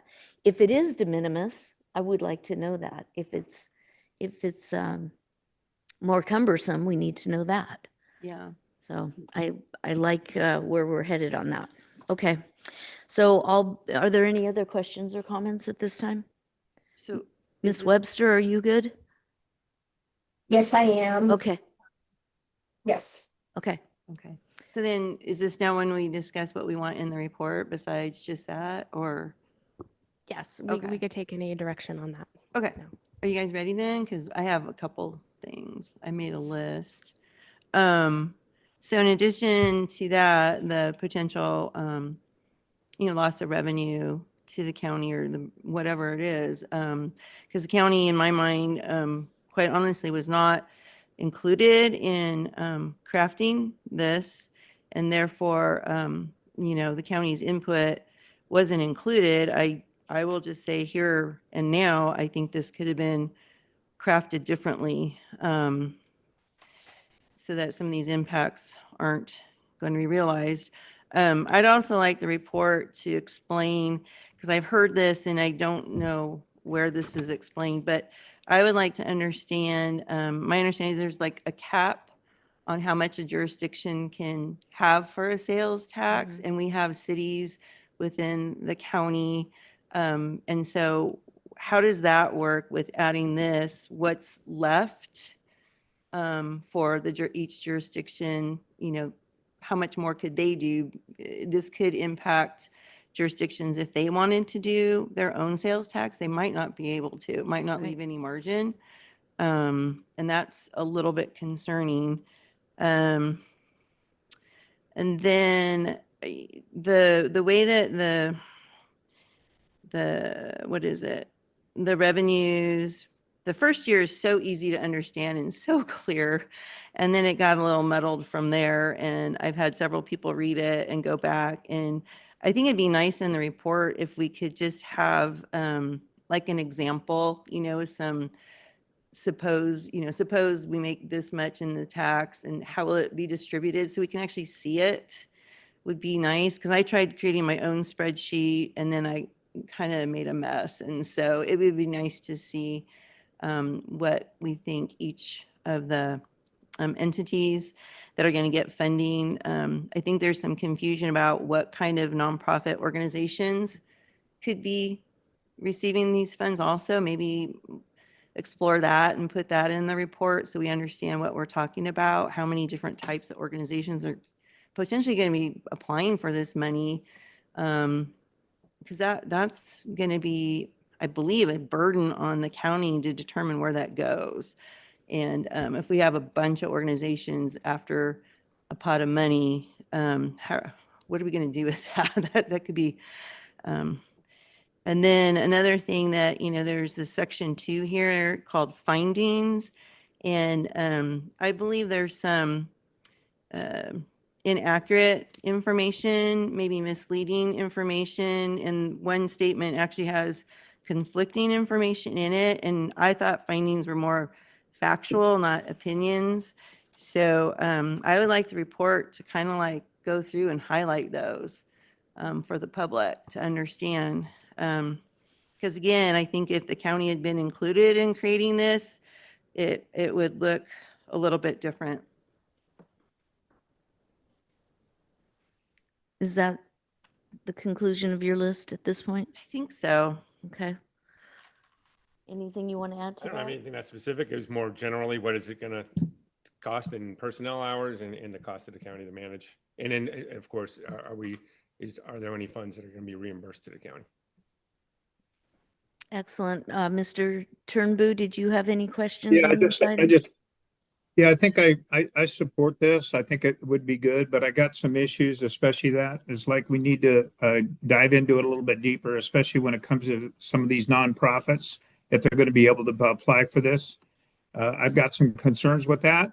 I think it's basically my personal opinion. I think it should be more supportive to the ambulance program and our firefighters and our fire departments, especially the rural fire departments that are having a hard time struggling right now. So that's some of the concerns that I have.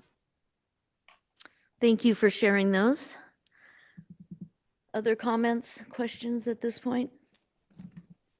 One of the items that I just wanted to highlight is the fact that the Cal Tahoe JPA that manages the ambulance company up in the basin was excluded as one of the recipients of some of this funding, and by accident. But when we brought it to the attention of the folks that were putting together this ordinance or this sales tax question, they said, well, the ambulance companies are run by the fire departments. And in our case, that's not true. And so I know that that was not done intentionally, but that is a problem, at least up in the basin.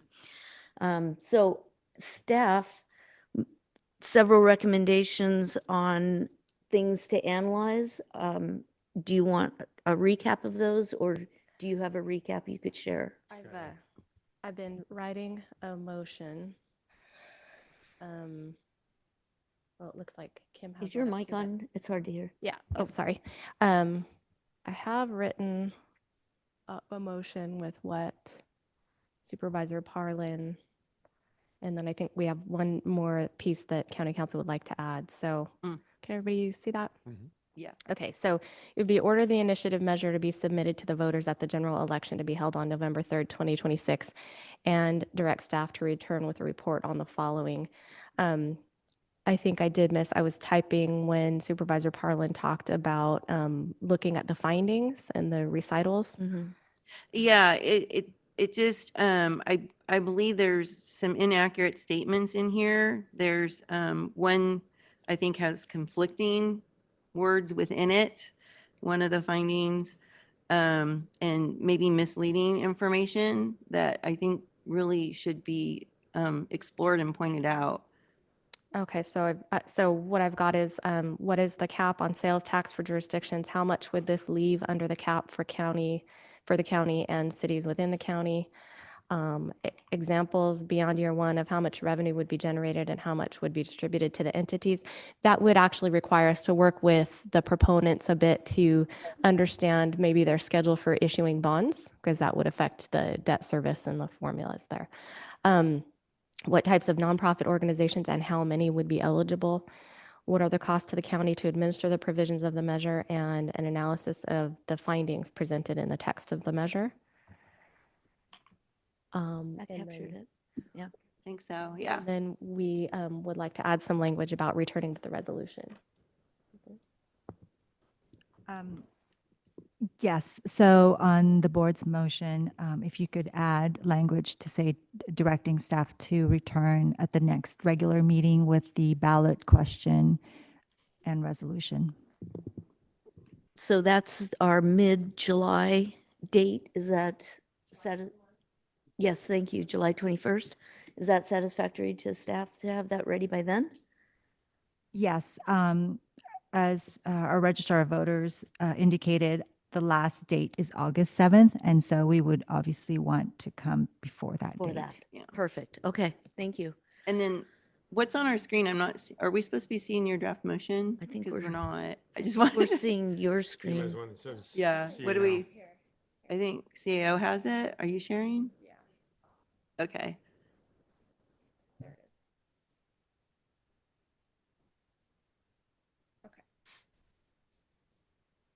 Oh, better. Thank you. Okay, would you like to move forward with action?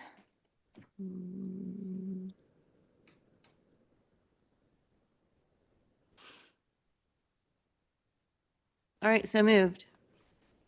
Okay, there's a motion. Is there a second? Second.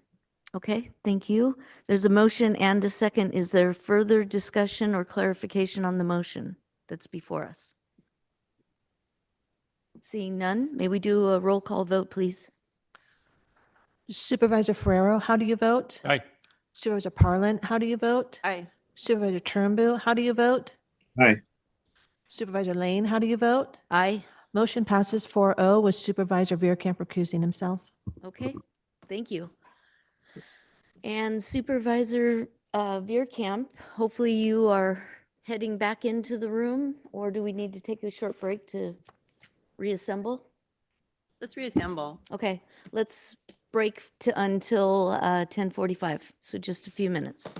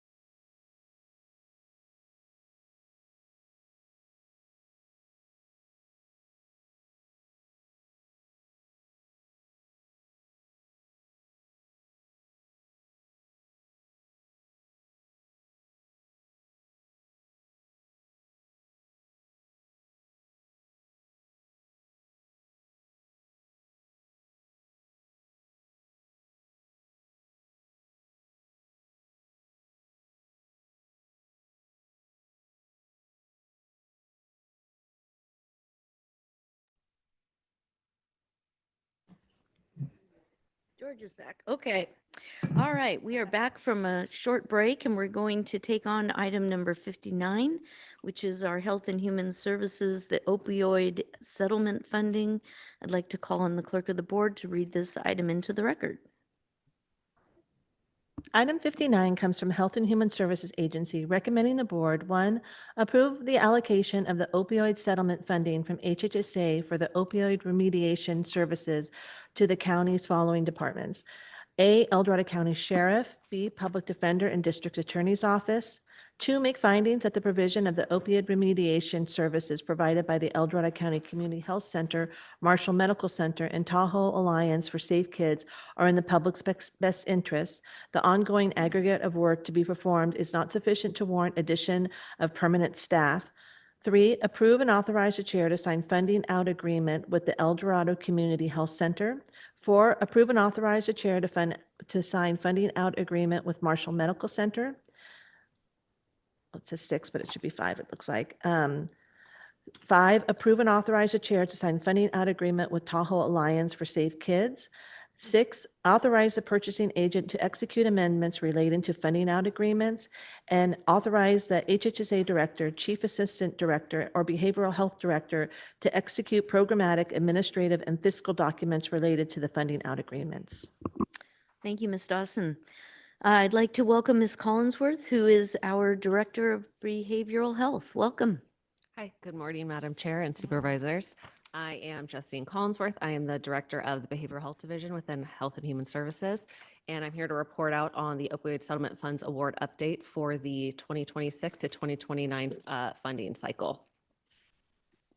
So I'll start with giving a brief background on what the opioid settlement funds are. So there was a major national class action lawsuit against major pharmaceutical manufacturers, distributors, and pharmacies based on the prescription of opioids, which caused a mass crisis across the United States.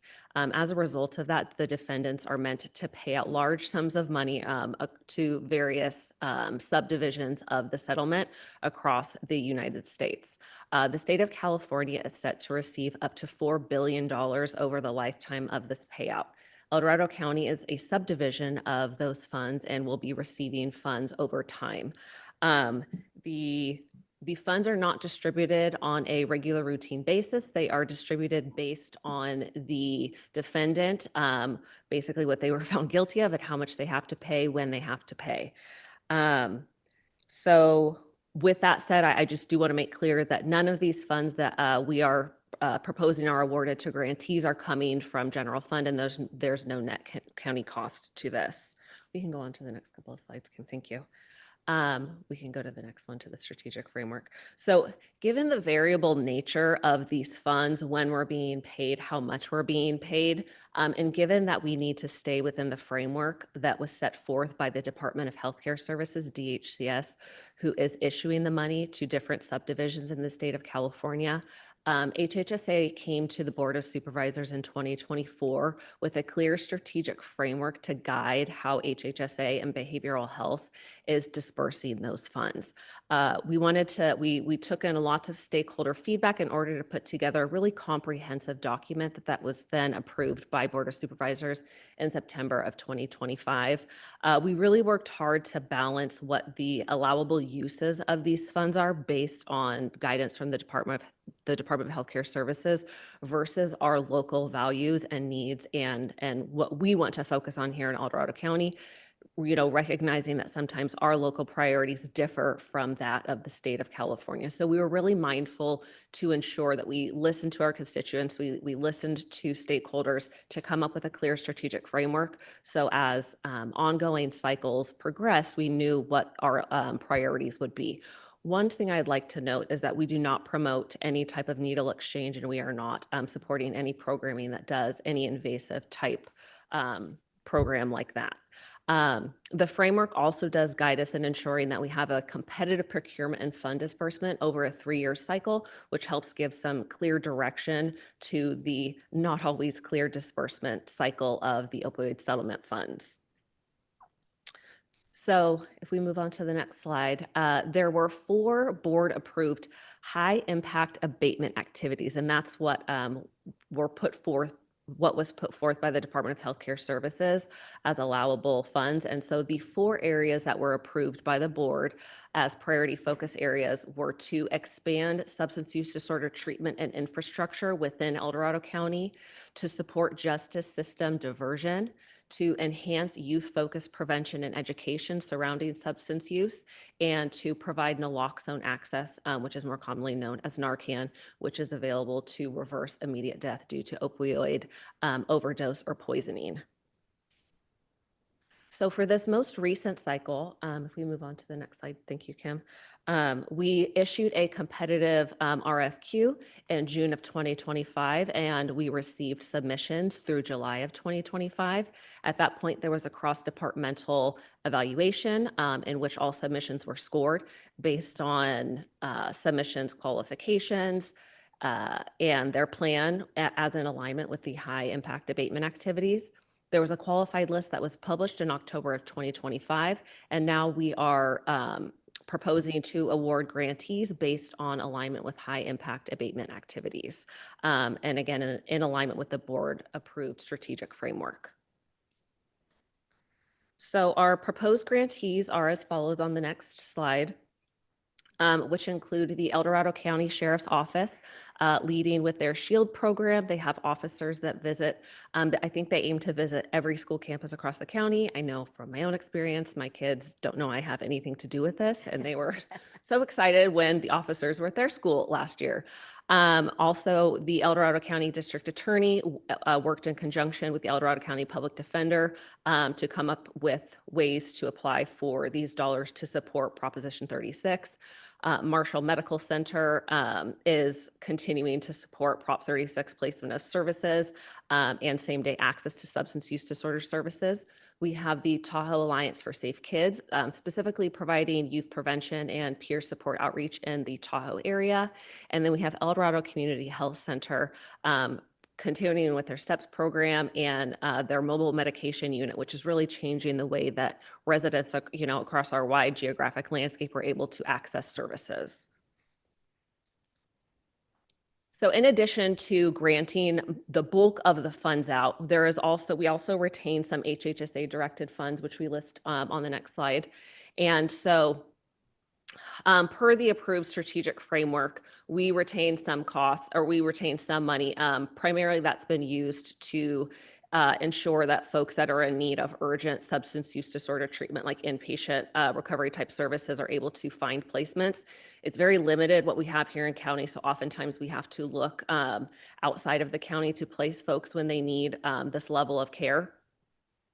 We are also looking at how some of these funds will be used to support capital development of the future treatment-focused interim housing location that's going to be at 300 Forney Road. And one of the things I'm actually most excited about is that we are working with an established children's vendor here within the county to lift up building a children's outpatient substance use disorder treatment clinic, which is something that's been missing in our continuum of care. And so we're really excited that we have a partner who's working with us to lift that up. So those are the ways in which we've tried to honor the strategic framework through the competitive procurement and lifting up the board-approved priority high impact abatement activities at this time for this award cycle of the opioid settlement funds.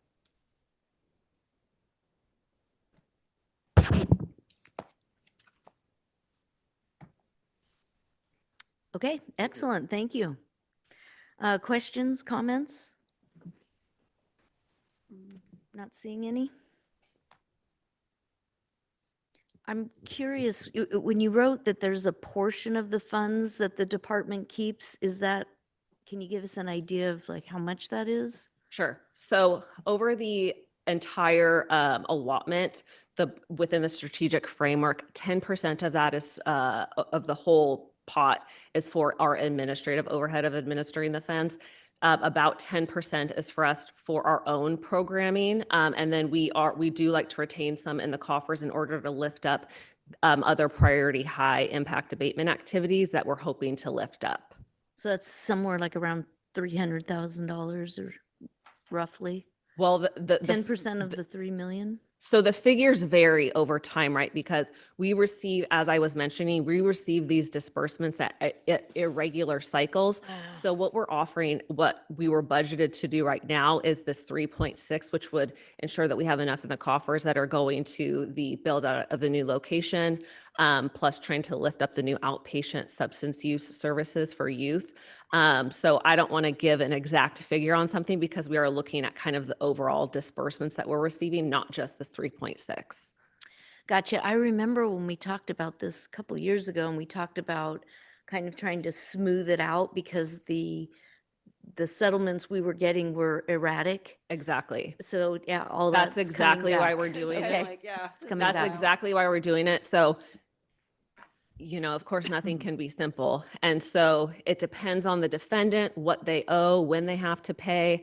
Some of them have specific rules about them, like they must be spent in X amount of time or on X specific thing. So luckily our fiscal and admin teams are really tight on those, you know, knowing exactly what needs to be spent when, so that we're staying in line with those regulations. So I don't know that there's an exact figure because it kind of ebbs and flows over time based on the erratic nature of the payments. Got it. Okay. I recall that. Excellent. Thank you. Mhm. I'll bring this to the board for further deliberation or action. I support all of these destinations for the funds, you know, especially, you know, think of the public defender and the DA funds.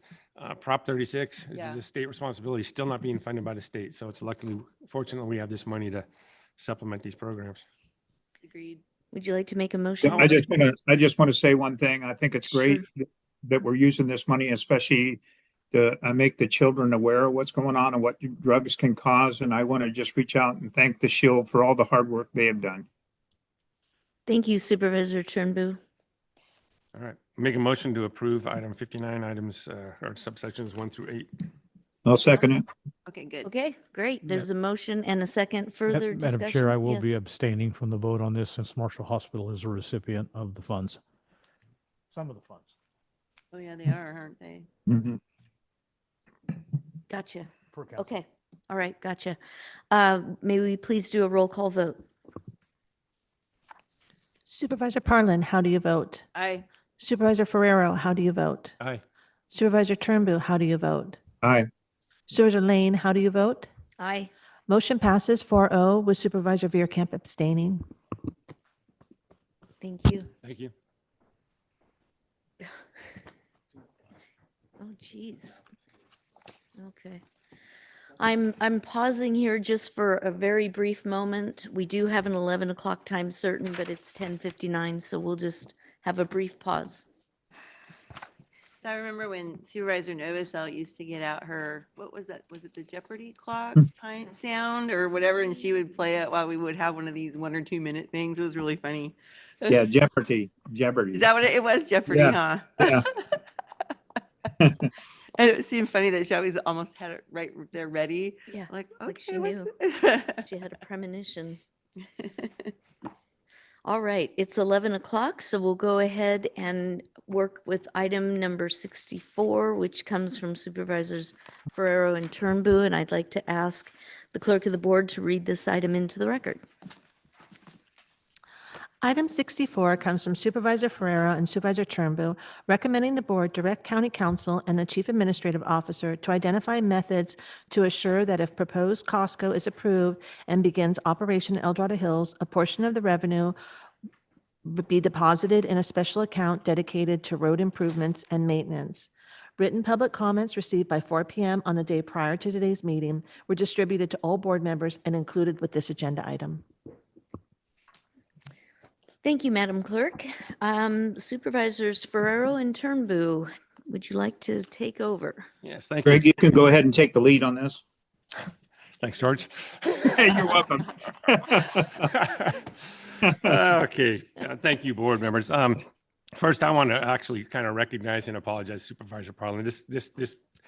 This item includes District 4. Oh, I saw that, yeah. And as you know, because of the Brown Act, we can only talk to one other supervisor, and Supervisor Turnbull and I have been talking about this for quite some time now. I appreciate So that. just want to Thank you. acknowledge that. Yeah. So as you all know, Costco Corporation is proposing to build a warehouse, store, and gas station in El Dorado Hills.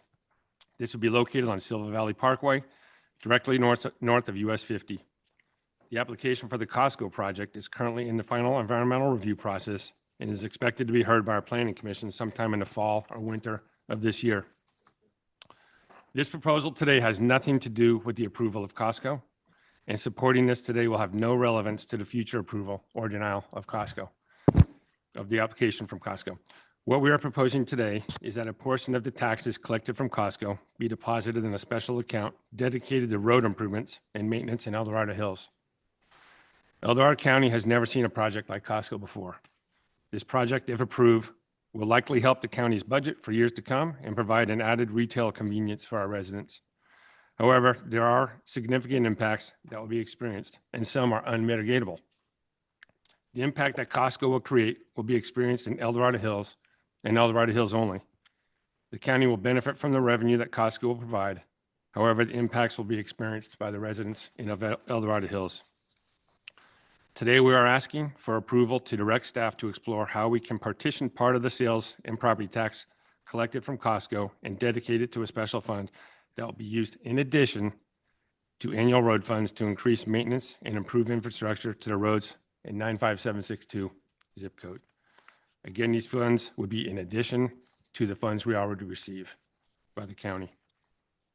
Approving a dedicated infrastructure fund for El Dorado Hills Costco aligns perfectly with El Dorado County's established precedent of ring fencing tax revenues to mitigate severe hyperlocal infrastructure impacts. And these impacts can either be caused by disaster, Mother Nature, or man-made. By dedicating a portion of Costco's generated revenue specifically to the 95762 zip code, the board would not be creating a new exception, but rather applying the same equity already granted to other districts. Using the exact logic applied to other districts, the proposed Costco fund should be approved based on 4 unmitigated localized pressures. Number 1, the local impact. The 165,000 square foot store and 32 position fueling station will inject approximately 10 to 14,000 additional trips into El Dorado Hills. Unmitigated traffic volume. The 2026 draft EIR explicitly acknowledges that standard baseline traffic mitigation measures are physically insufficient to fully offset the massive influx of regional traffic pouring into the Costco store. This traffic will not only be coming from US 50, but all the roads within El Dorado Hills, including Green Valley, Silva Valley, Bass Lake, Latrobe. It's going to affect all the roads in El Dorado Hills. Number 3, regional benefit versus local cost. While the entire county will benefit from the general sales tax boost and physical costs, including the physical costs, including congestion, gridlock, broken asphalt, and aesthetics of the structures, are entirely concentrated within 95762 zip code. And lastly, the fiscal backstop. With El Dorado County's general road maintenance revenues facing long-term declines, creating a dedicated account to ensure this massive commercial driver pays directly for its own structural footprint, protecting the county from future deficits. We know you are probably a little skeptical about this proposal, but we ask you to consider doing the right thing and what is fair for our districts. El Dorado Hills is identified in the general plan as a community region where significant development has been identified to occur. Having this distinction creates higher traffic volumes and a condensed population that overuses our roads on a daily basis. However, the annual funding for road improvements and maintenance has been proportionate with other districts. Today, both Supervisor Turnbull and I are asking the board to direct the CAO's office and County Council to establish a Costco infrastructure impact account to ensure a baseline percentage of project-generated sales tax and property tax is retained within the 95762 zip code to mitigate unmitigated impacts that El Dorado Hills will experience if this project is approved. We ask that we direct the above offices to report back to our board before the application is put in front of the Planning Commission. This is also an opportunity. Over the years, El Dorado Hills has experienced so much development, and I think there's still a lot of deficiencies in our existing roads. We have roads that should have been widened per specific plans, like Silva Valley should have been widened due to the El Dorado Hills specific plan.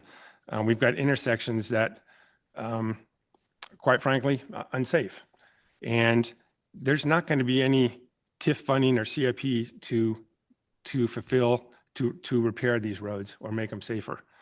So this is an opportunity to correct existing road deficiencies caused by development that maybe should have been paid by development at the time over the last many years. We currently do not have the funds to correct these problems, but we do recognize that these areas exist. And then I just want to address some of the public comment we've received. This is in no way trying to take away any responsibility on behalf of the developer or Costco to fulfill their road improvement mitigations. Creating this, it's really just creating a safety cushion for the area. I want to reiterate that Costco should be paying for every cent that they're responsible for the impacts that they're going to create. But those impacts are going to be localized close to the store. But as I said earlier, there's lots of, there's intersections up on Bass Lake Road that, traffic is going to increase on these roads, and there's intersections that need to be improved. And then lastly, there's going to be, this area is zoned for commercial. It's approved for this use. It's right next to the freeway, but there's going to be hundreds of homes that are looking down on this. And I just think that, there's nothing we're going to be able to do to mitigate that. And we're trying to encourage Costco, if it's approved, to make the building more aesthetic instead of a big gray box, and build something that will fit into within our design standards that we're trying to create. But regardless, these hundreds of homes are going to be looking down on this building. And I just think it's the right thing to, throw El Dorado Hills a bone for this project if it's approved. That's all I have. George, do you have anything to add? Or I agree with you any 100%. questions? Thanks for, taking over on this. There's a lot of infrastructure that has to be done in El Dorado Hills. And a lot of this stuff is, 10, 15, 20 years out, especially on the CIP. And it mostly impacts District 1 and District 2. And there is some in District 4 too. So I just think we just got to get ahead of it. And I don't support Costco either way.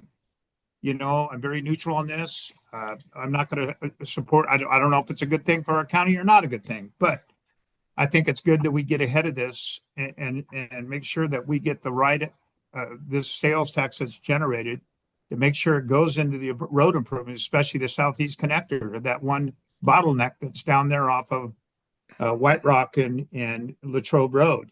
So there's a lot of things that have to be done, I think, but this money can go into this particular account and help with our road improvements, because especially with the funding, DOT is not getting the funding that we really need.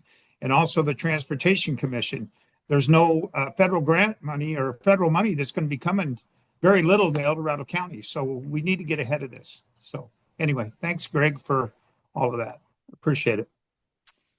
Welcome.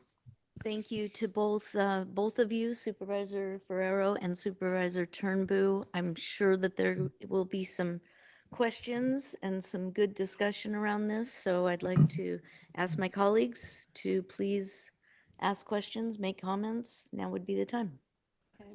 If I may, there's a lot to digest on this one, Mhm. especially with potentially the precedent setting of it.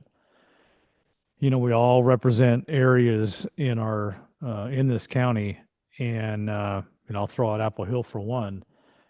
A lot of people come from all over the region, including these folks that are going to probably go to Costco.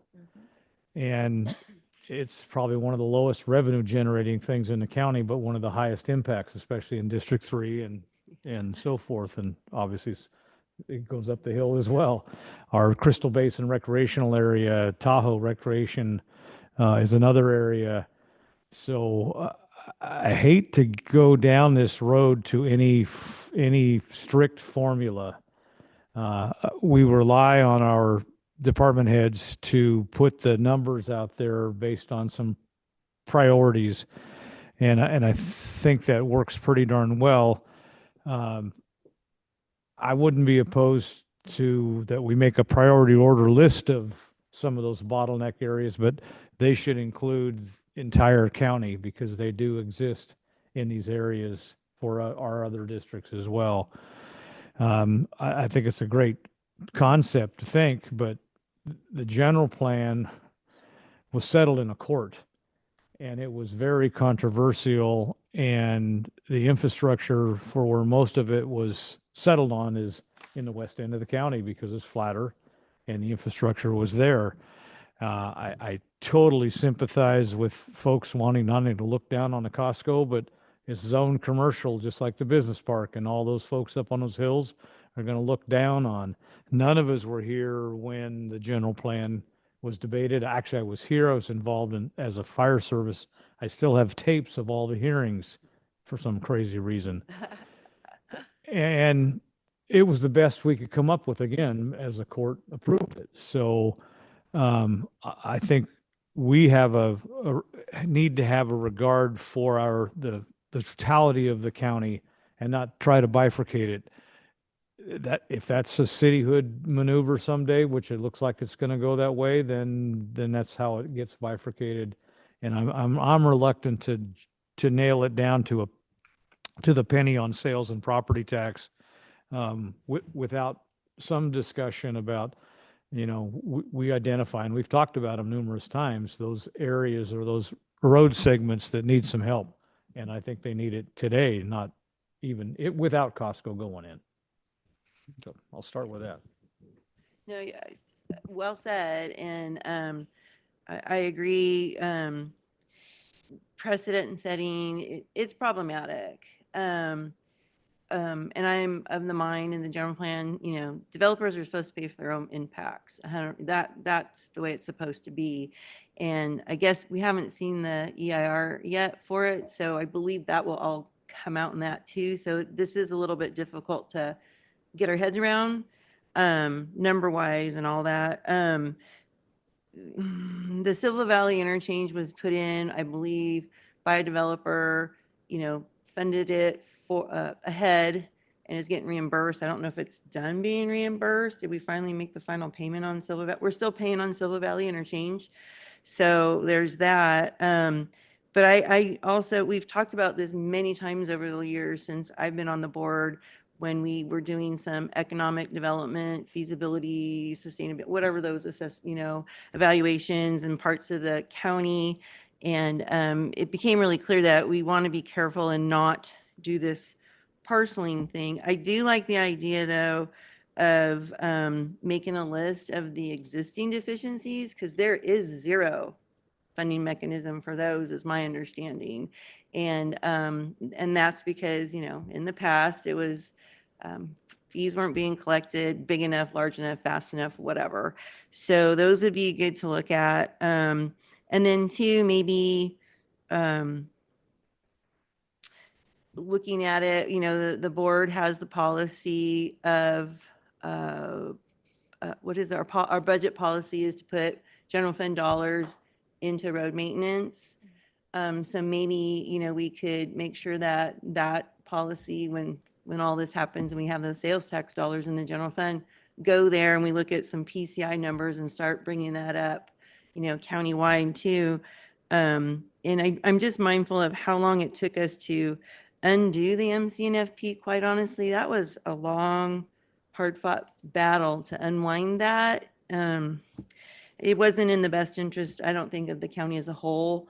And along those lines too, I'm very sensitive to the tribe funds that come into the county. That was money that was hard fought to get that away from being allocated to a very finite area. It took, I don't know how many iterations. It was even before I got on the board, I started on that battle to make it. Now it's a county-wide funding mechanism that we use to leverage for grant dollars and emergencies and that kind of stuff. And one of our fundamental budget, I don't think it's a policy so much as a philosophy, though, is always to maximize flexibility for the board and spending. So I don't want us to get pigeonholed into something. So I do like the idea though of staff exploring this and looking at, you know, what our reality is, what are things that make sense for the county as a whole. And we're all hyper aware of the cityhood effort. We just are. But we need to make sure that we don't go down this path of every project that comes in or things coming in that were, I mean, honestly, I didn't list it out in my, but I mean, I could see Tahoe could make a huge pull for funding because of all the DTOT, you know, so, and we got away from that actually. It's taken a lot of years to unwind some of these. So, but I don't think that there's any harm in exploring it, if that makes sense. Yeah, that totally makes sense to me. I just first want to commend you, Supervisor Ferrero, for also being such a new person to this position. And you've just really shown your leadership skills to Supervisor Turnbull, the partnering of that. I think it's really great. So I want to thank you for being proactive and thinking out of the box. And I think a lot of times in government, we get stuck. This is how we always do it. And this is, you know, very creative. One of the things that we have done in Tahoe to deal with road maintenance and snow removal was we increased the transit occupancy tax. So we didn't take away from what the county was already getting, but we did, with the voters' approval, increase the TOT by 4% and dedicated that to snow removal and road maintenance.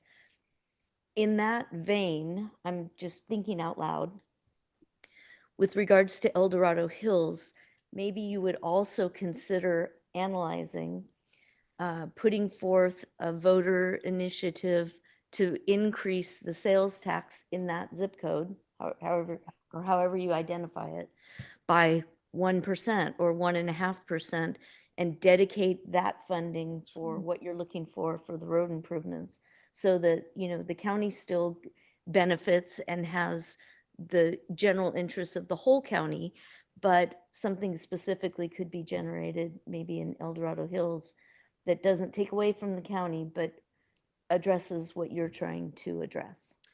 No, all good ideas regarding the sales tax. I mean, it's the county's responsibility to maintain the roads in El Dorado Hills.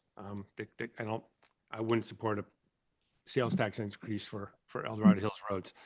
These projects down there have been approved over the years.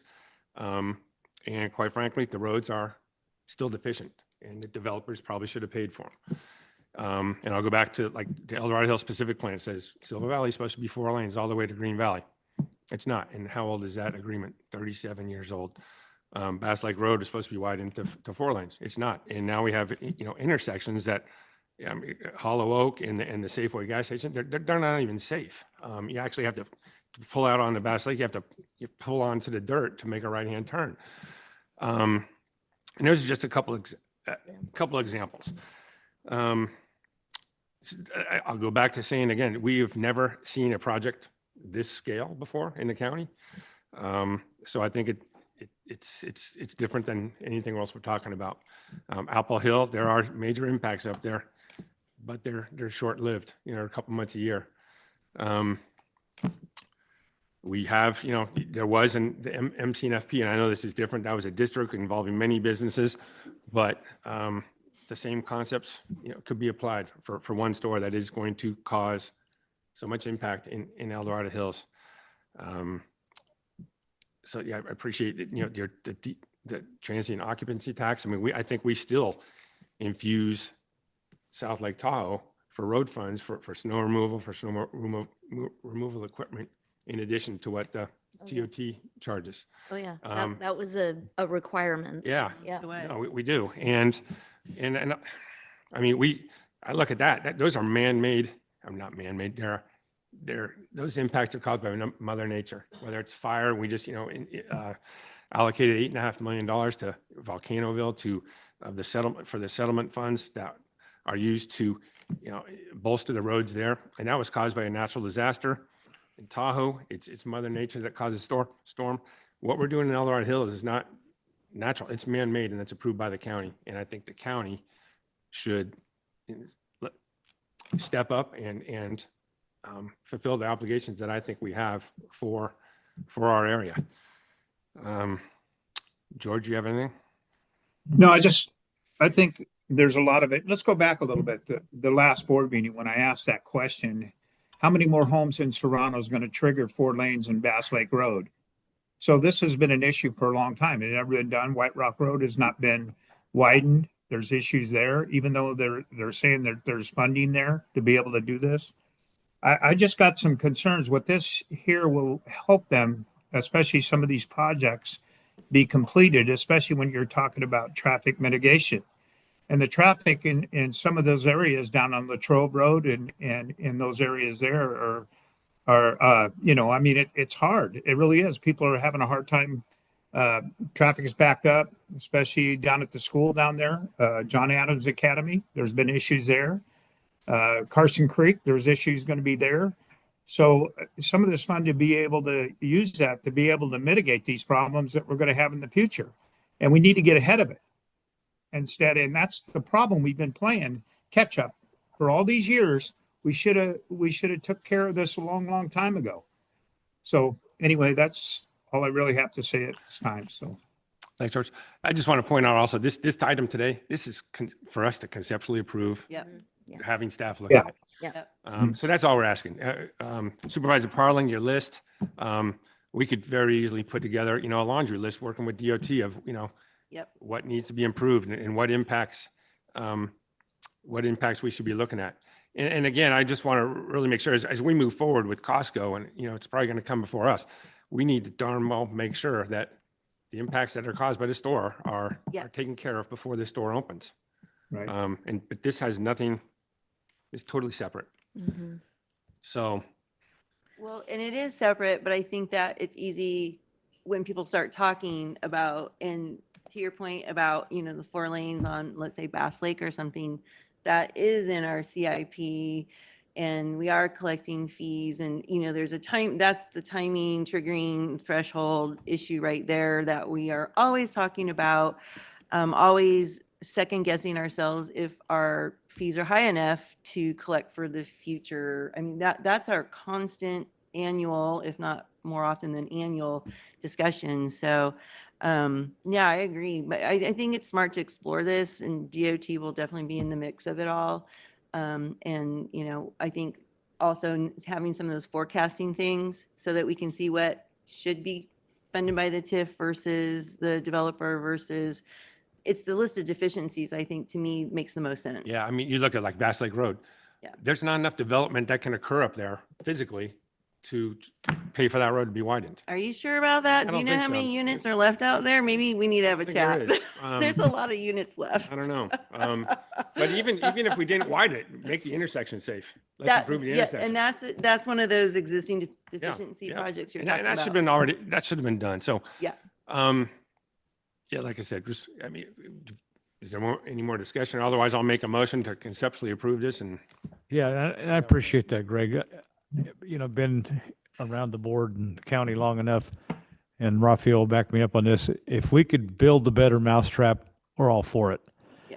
Usually by the time we collect enough fees based on what the formulas say, we end up with 2 lanes because the formula never hits the threshold, but yet guess what? We've got plenty of traffic and again, it's all objective or subjective and who's sitting in it. And that's a tough one there too. If you're sitting in it, you've had enough. We got to always understand that in the urban areas, it's going to be worse than it is in the rural areas.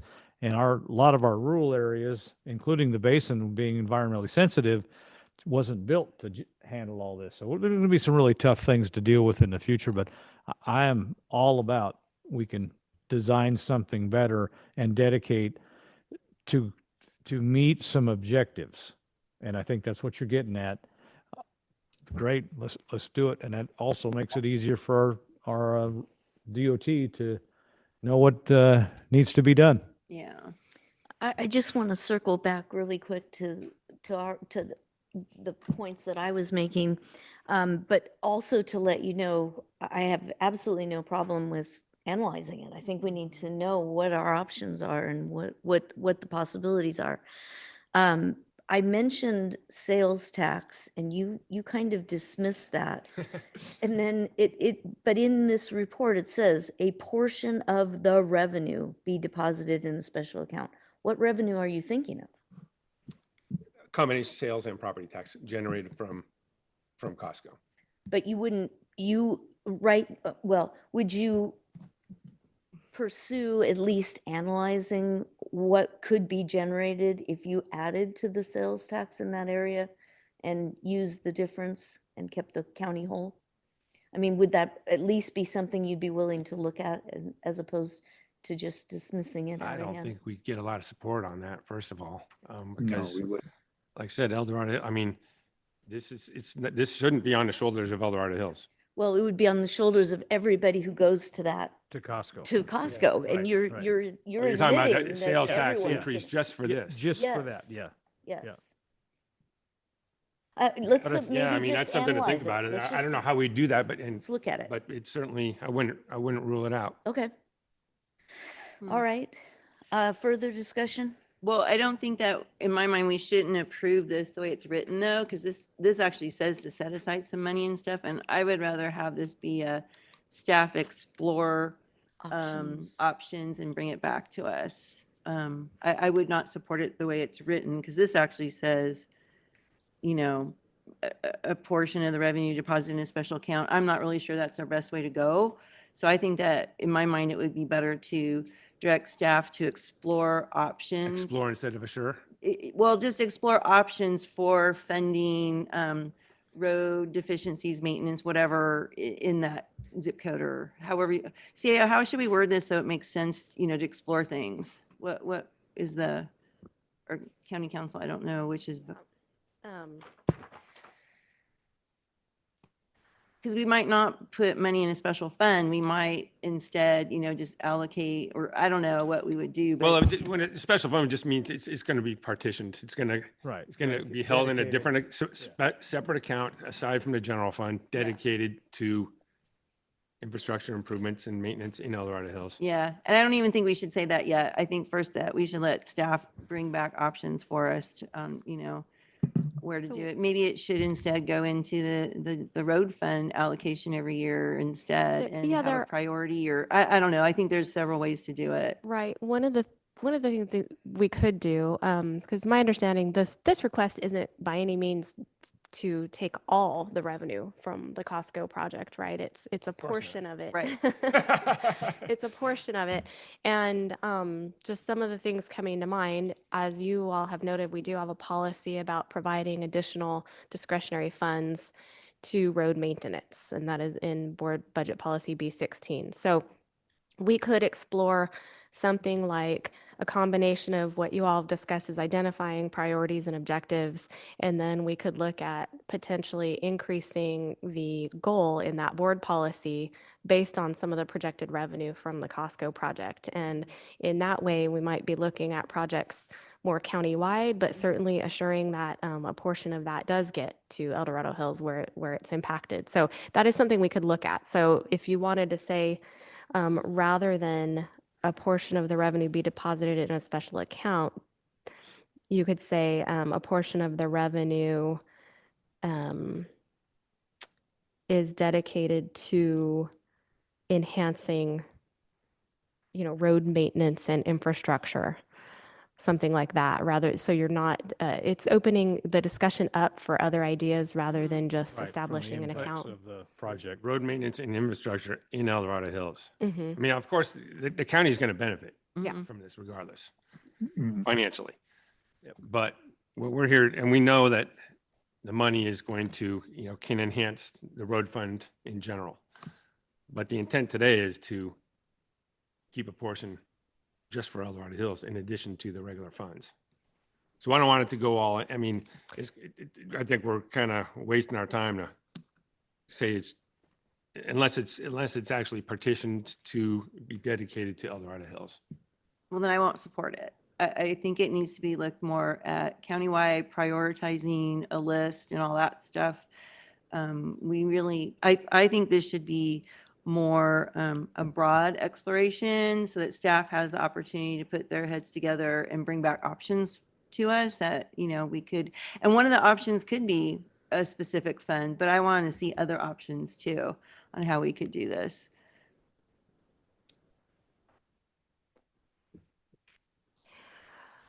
So if I could make a right. suggestion to change the language to say a portion of the revenue be dedicated to road improvements and maintenance in El Dorado Hills. That does not exclude us from coming back with a plan to talk about the totality of the projected revenues and how that might also be used for road maintenance and infrastructure problems in the rest of the county. But I think what Supervisor Ferrero is looking for is some assurance that we are looking at those specific impacts to El Dorado Hills. And I think we can do that by developing the list and the priorities. And Do both. yeah, I think we could do both. That's fine. Yeah, I would support that. better. But yeah, without, we wouldn't even be coming to you today speaking for the last half an hour if this wasn't about dedicating funds to El Dorado Hills. But I'm fine with looking at other things too. But timing, I think, is going to be of the essence. I don't know precisely when it would go to the planning commission. Karen, I don't know if you have any idea when the final EIR is going to be completed. I mean, but this has to be decided before any decision is made by the planning commission, I think, Well, they can on be. the actual they can- approval of the They project. can be parallel. Yeah. too. Yeah. Okay. Let me see if I can try a motion that we recommend the board direct county council and the chief administrative officer to identify, to explore revenue opportunities for a special account dedicated to road maintenance and improvements in El Dorado Hills and other revenue opportunities countywide. Does that work, CAO, to what you were thinking? If it works for you, I thought you were trying to get away from the I was trying to account. get away from that. That's the But thing. but I'm saying we can explore both. Why not? Okay, We can so- explore both. Okay. Yeah, without a separate account, I mean, I wouldn't even want to Yeah, and I don't. move forward. I mean, Right. because I don't like having a separate account. I like having priorities, and there is a nuance to it. So we already have priorities and we have a CIP list. That, I Yes, mean, we do. I'm sorry. you don't, though, It because- doesn't really get funded. It's odd when Yeah. the chair is the one who makes the motion because then I have to manage Well, I was this. looking So to the CAO to make I the have a- motion. So to- I maybe keeping it a little bit more simple with what is already in the item. So I would suggest you could leave the wording just as it is, but you would strike the phrase deposited in a special account so that it would read a portion of the revenue be dedicated to road improvements and maintenance in El Dorado Hills. And then the last sentence would say rather than the account will be in addition to any other available funds, you say the funding will be in addition to any other available funds. That leaves it wide open for us to come back with, I believe, a whole range of ideas. And we would be looking then at that point potentially for, how these revenues might also be used and leveraged more specifically for projects countywide as well. So, because we haven't had that discussion, there is the option that this money we could just do nothing. This money would just flow into the general fund just like any other revenue. But if there's a desire for the board, if we're feeling like maybe you want to use some of this funding or all of it to improve our road maintenance goal, that's something that we can explore and come back with options on. So, perhaps instead of saying we have a goal of providing $5 million in discretionary funds to the road fund every year, maybe we increase that number or we modify this policy slightly. And then that way we can ensure a portion of that comes back not only to El Dorado Hills, but that all of this revenue generated might be more directed toward those activities if that's a and shortfall. I just like the word better explore revenue opportunities, not a portion of the revenue, because I think a portion of the revenue locks us into whatever that revenue is. And I'd still like to see some in addition to, some add-ons. So I think that actually becomes a much bigger question if we're talking about exploring a sales tax increase. I'm not even certain we could we could increase sales tax in one zip code. I think it might be jurisdiction wide, but we could look into that. But Well, to me, we that do is it a, in the is a basement. really, One store, weren't you? We do it. well, you Not do the it in whole- the not the city. whole- Yeah. Not all, Oh, not yeah. entirety of El Dorado Hills. Your suggestion was just for Costco alone. Is that Which I don't, even legal? I don't know. Yeah. I that's doubt probably- it, probably but we'd not. have to explore that. I think that it probably has to be jurisdictional boundaries. So a city or a county or a Did an you incorporated write area. up what you're suggesting? Uh-huh. Or did you? Mhm. Okay. Can you read it again? Because you Sure, went. I'll on read and the on. whole thing. Supervisor Ferrero, well, so it would say, direct county council and chief administrative officer to identify methods to assure that if the proposed Costco is approved and begins operation in El Dorado Hills, a portion of the revenue be dedicated to road improvements and maintenance in El Dorado Hills, 95762, districts 1, 2, and 4. The funding will be in addition to any other available funds for general road maintenance. Okay. Is there anybody that would make that motion? I will. Okay. Supervisor Parlin, is there Yeah, a second? I would support that. I'll Yeah. second that. I think Okay. Supervisor Ferrero, is there any further discussion on that particular motion? I'm probably going to go with the motion, but I just would caution all of us, SB 35 is encroaching into all different areas throughout the county that's going to create impacts as well. They definitely have on State Route 49 or Pleasant Valley Road. Looks like maybe now in Cameron Park. So we just have to be a little bit careful on how we dedicate things to make everything go around. And I certainly get it. And that's discussion to have too with Costco on mitigation for their project. Yeah. But Okay. I'll let the team do that.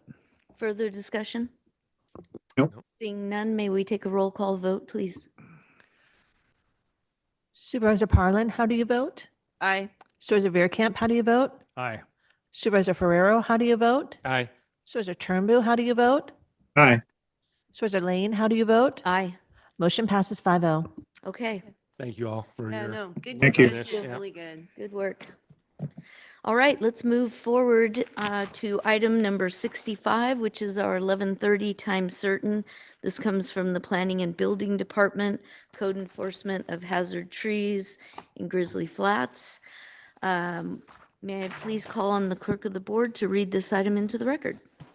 Item 65 comes from Planning and Building Department, Code Enforcement Division, recommending the board direct staff to initiate enforcement actions to remove hazardous trees in Grizzly Flats community that pose a risk to county right-of-way. Welcome, Ms. Garner, our Director of Planning and Building. Glad to have you here. Oh, thank you, Chair.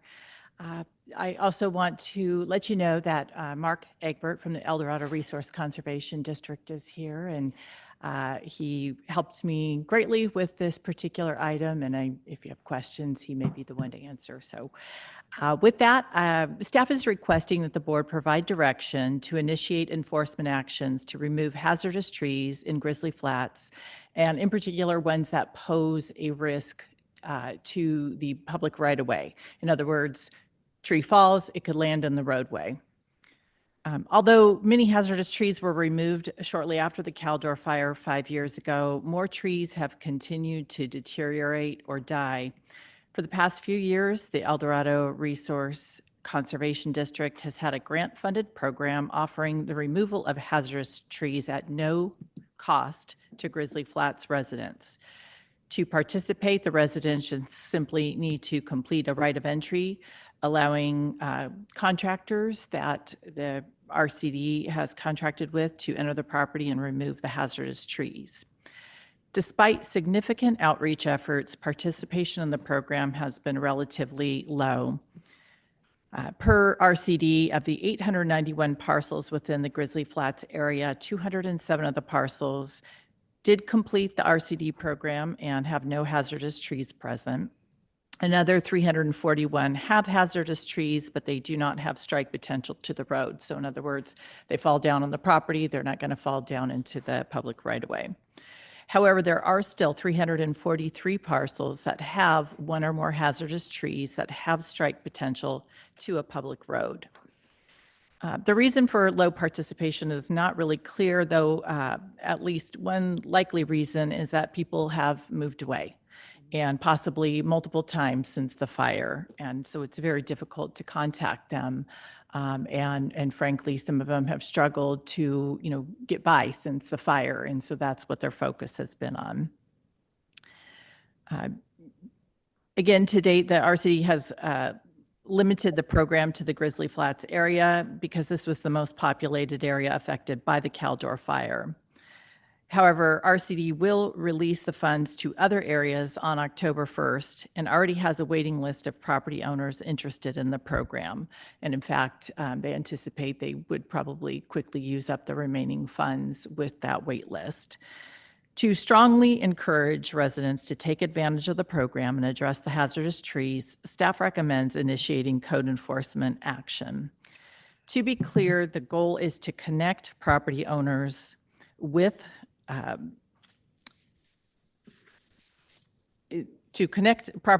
do have hazardous trees on their property to the RCD and take advantage of the free program. That is priority number one. But to ensure that the hazardous trees are addressed, staff is asking the board for direction to begin proactive enforcement. And typically, as you know, code enforcement is conducted on a complaint basis. There have been some exceptions for certain types of activities. And of course, code enforcement can take action on items that are immediate life and safety issues. So given the short window to take advantage of the RCD program, staff proposes a short time frame for code enforcement action. Should the board provide direction as requested, staff will immediately work with the RCD to outreach to the 343 parcel owners. The first outreach will be a courtesy letter informing the property owner of the impending code enforcement action, and again, encouraging them to participate in the RCD program. The letter will include both a website link and phone number, and I just want to make note the phone number on the draft sample letter is incorrect. We'll get that corrected. We'll add the website link as well and any other information, perhaps directly from the RCD, to include with that letter to make sure people are aware of that program. Staff will work with RCD and track any inquiries or responses received. And then for any property owners that do not respond, a notice and order will be sent out around October 1st. It gives the property owner 20 days to respond. A notice and order is not required, but it is a typical first step when we do code enforcement. And it also allows the property owner to request a public hearing should they choose to do that. The next step would be around October 21st, where code enforcement would begin mailing a notice to abate. Staff recommends giving property owners 10 days to respond. The next step would be for staff and RCD to finalize an abatement list. So anybody who is not actively pursuing the RCD program, we'll put them on a list and get that finalized, make sure. I anticipate there's going to be some one-off situations in there, as there often is, where a property perhaps is bank-owned or things like that. We might have to pursue a slightly different path for those. Once the list is finalized, the county must seek court approval to abate the properties. If the court approves, the site would need to be physically posted 24 hours before tree removal can begin. Once abatement concludes and all costs are tallied, including administrative costs, an item will be brought to the board requesting a lien on affected properties. The liens can be paid off at any time, but must be paid off if the property were to sell prior to that sale being finalized. We recognize this is a short time frame, an aggressive time frame for code enforcement action. However, the property owners have had over 4 years to remove trees. We'd also like to get those trees removed before winter as they've become increasingly more brittle and so forth. It is, of course, more likely that a tree could fall probably in high winds or rain or snow. And then, even with this aggressive time frame, I want to point out, it does take us into the beginning of winter with our time frame. So depending on weather, that may affect, when we can actually go out there and abate the trees. And I also want to mention that, we don't take these code enforcement actions lightly. We recognize how devastating the fire was on residents and how difficult it's been for them to rebuild their lives. But given the timeframes that have occurred and the program that's available, we believe it's time to move forward with some code enforcement action. So with that, I'm happy to answer questions, or again, Mark Egbert is here if you have questions specific to the grant funding that his organization received to do the abatement. Excellent. This is, yeah, really good. Supervisors, do you have questions, comments? Yeah, I have some questions. Let's go back a ways to Team Rubicon when I put that program together to try to mitigate a lot of the problems they have with the trees out there. And the residents weren't working with them very well. They weren't even allowed to even be on their property. And there's been some issues out there with other residents and stuff that told certain people not to even work with Team Rubicon. And this has been an ongoing problem for a long, long time, especially when you're talking about the safe and welfare of these residents that live in this area, especially when it's talking about our roads. The biggest thing, I think, what a lot of people are concerned about, because let's go back a ways to the ROE when we had it, when the state wanted the reimbursement. And I think that's what these people are kind of afraid of. I think they're worried that it's going to end up costing them anyway, no matter what. But I know there's a problem, but I think we could work this together. And I don't think 10 days is a little bit short, especially when a lot of these residents don't live there anymore in that area. And it's pretty hard to get a hold of them, Karen. So I would like to extend that at least to 30 days instead of 10 days. That way we get some response, because a lot of these people, sometimes it takes a while to get their mail. If they live elsewhere, it could take 5 to 7 days. By that time, you get it, open it up, and it's already passed. So I think we need to extend that from 10 to 30 days. I would like to see that done. And I have posted this, and Mark, thank you for everything you have done with the RCD, because you've done a great job. And I've posted this on my my newsletter all the time about this free program. And you got to understand, it's free. It doesn't impact the residents in Grizzly Flat at all. It's free, totally free.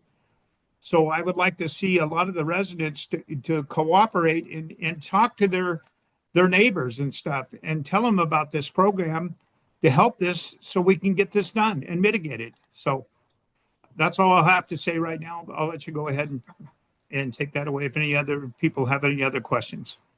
Thank you, Supervisor Turnbull. Are there other questions of the board? Yeah, I do. This is the hardest part after any of these catastrophic fires. It really is. We're seeing it over and over again in the state where, folks just move away. They don't want to live where their community was burned down and devastated, and they leave the property behind. And we're responsible for, public safety on our roads. So I totally get what we're trying to do.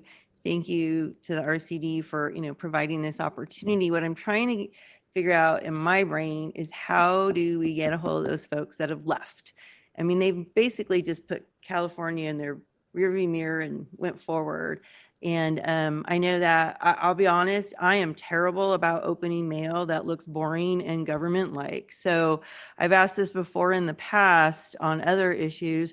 Is there anything you think that we could put on that envelope, on the envelope, to get their attention? You know what I mean? To make it not a boring government looking letter, but and also not look like a scam. Or, I mean, what can we do? Because that's all they're going to be getting. We don't have a mechanism to make phone calls, correct? Do we have? We probably can get at least some phone numbers, but again, if it was a landline or something and they Right. didn't update some of their records, we'll try every method that we have available to us. Yeah. But certainly, yes, we are not required to use the, Orange County emblem envelopes. Yeah. We can come up with something, a little more creative. I think that could help just a wee bit. And then to Supervisor Turnbull's point about the 10 days versus, he wants to do 30, help with that timeline again. Do we have that much time, or can we speed things up to accommodate that? Because honestly, if somebody gets this alarming letter, and has a phone number on it, I know I've gotten in the past an alarming letter from the county and I called right away. So, you don't want to dilly dally on something like that. So I don't, 30 days might be too long, honestly. But again, it's all about them opening the letter. That's the critical part, I think, is getting their attention. So, but do we have enough time in your timeline? Because you're making it really tight, right? For the funding purposes, is 30 days going to work? Yeah, so I mean, as it is right now, you're kind of into, basically mid-November at the earliest to remove trees. One thing we can do, because, we talk about doing just the courtesy letter now, the thought was that since the funding is available to do the program for free until October 1st, that's kind of our time period for this courtesy letter. Mhm. We could move up that notice and order a little bit earlier than October 1st. Funding would still be available, but we can, again, if we get some people contacting us because of that notice and order, we can then direct them to say, hey, take advantage of this free program. And if you do, then this notice and order will, be removed. Mhm. And that way it's not slipping into December with Yeah. the timeline. Because that's worrisome too. This is so hard. Yeah, I think another thing needs to be done too. The El Dorado County Fire Safe Council, I think, needs to reach out to Grizzly Flat Fire Safe Council to put pressure on them to go door to door to implement this program. I think it would be very helpful if they would get on board and do that. Madam CAO? Yeah, I did just want to note that after in the proposed enforcement process, after the first notice, there is a minimum of 20 days that the homeowner has to request a hearing. So that additional 10 days that I think Supervisor Turnbow is referring to is after an optional notice in order to abate. And the director can correct me if I'm wrong. So I think we do have a minimum of 20 days already built in. Okay. And I think there would be a concern about bumping up against winter and those kinds of things. And I want to emphasize all these efforts have been tried over and over again. And that's the reason that we've brought this to you. So staff have been working very hard to contact folks and to get people, obviously, that are there to opt in. And certainly those that are there, we could, I imagine, go door to door, try to make more personal contact as well. I think our bigger challenge is the people that we just can't get a hold of. Yeah. And maybe relying on the residents that are still out there, they might be in touch with folks that have moved away. I mean, ask for their help too. And that's all I can think of. This is just, it's really a challenge. I know it is. I just have one question. So it sounds like RCD has already gone out and indicated where the hazard trees are. And the funding that the grant funding that they have, that if every single person responded, that grant funding would cover all those trees? That might be a question for Mark. Okay. Who's coming up now? Hello. Hello, Mark Egbert, District Manager for the El Dorado Resource Conservation District. And to answer your question, yes, we have set aside currently just earmarked $500,000 just for the remediation of hazardous trees in the community center of Grizzly Flats. And the grant funding that we do have can be used on a voluntary program. It cannot be used for any type of regulatory compliance or any code enforcement compliance. So that's why once the abatement order is issued, Right, then you're out. the RCD has to leave. So yeah. Do you think that the residents might respond more proactively if they got this letter? If there was a section on the letter where you could say, I give permission, and they just fill it out, sign it, and send it back to the county, do you think that that would speed up or make it easier to reply? Yeah, I think that's a great suggestion. I know they do have a form. In fact, I just for my own reference printed it off to take a look. It's pretty simple, 2.5-page form. And most of it is just filling in their name in a few spots and then signing and dating it. And that either can be emailed or mailed back to the RCD. That's basically the form that gives them then the permission to, right of entry. And council is very familiar with RCD right of entry agreements. We've worked with them for many, many years. And a big difference between a voluntary approach and some other type of programs like with phase 1, phase 2 that was happening and some of the mistrust or lack of response is our approach to it is that it is a voluntary program, and we hold harmless and indemnify the landowner. A lot of times the municipality just has the opposite relationship and so forth. So it's a voluntary agreement. It can be terminated within 1 day. There's no cost to the landowner. It's a 1-page agreement. It allows us to go in there and mitigate the trees, but also to mitigate the fuels. And our vision for the recovery of Grizzly Flats and the entire community, really, and everyone affected by Caldor, is for future resilience and long-term recovery. And mitigating the fuel is part of our program as well. So we've been working with the county, the Environmental Management Department, OES since day one, to ensure that the appropriation of grant funds and the timing and the readiness for the landowner to participate in this program was in line with their recovery process. When they were ready to participate and have us on site to talk to them, we worked with, you have the communications list that we've done over the years, working with the Georgetown PUD to use their mailing, using the county, putting information in the tax bill, simplifying it as much as we can, branding it to say that this is a voluntary program. There's no cost to you. We're not this other program. Please enroll.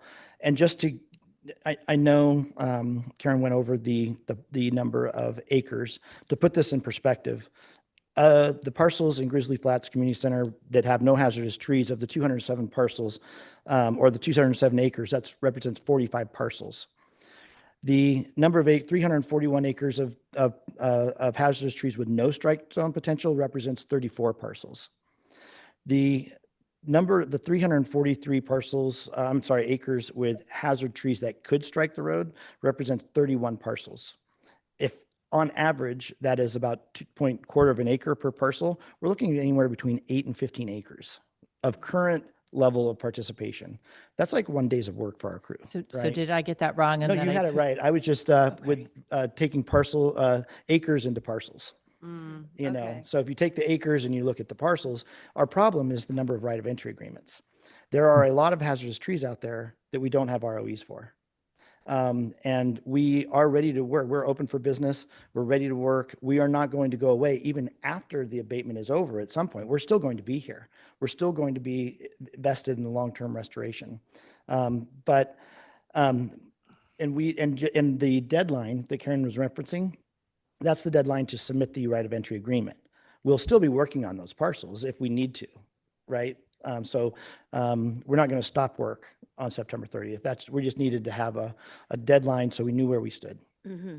Understood. Yeah. I got a question for Mark. Hey, Mark, have you reached out to Grizzly Flat Water Agency about that flyer that we're going to combine with their bills and be sent out to all the residents?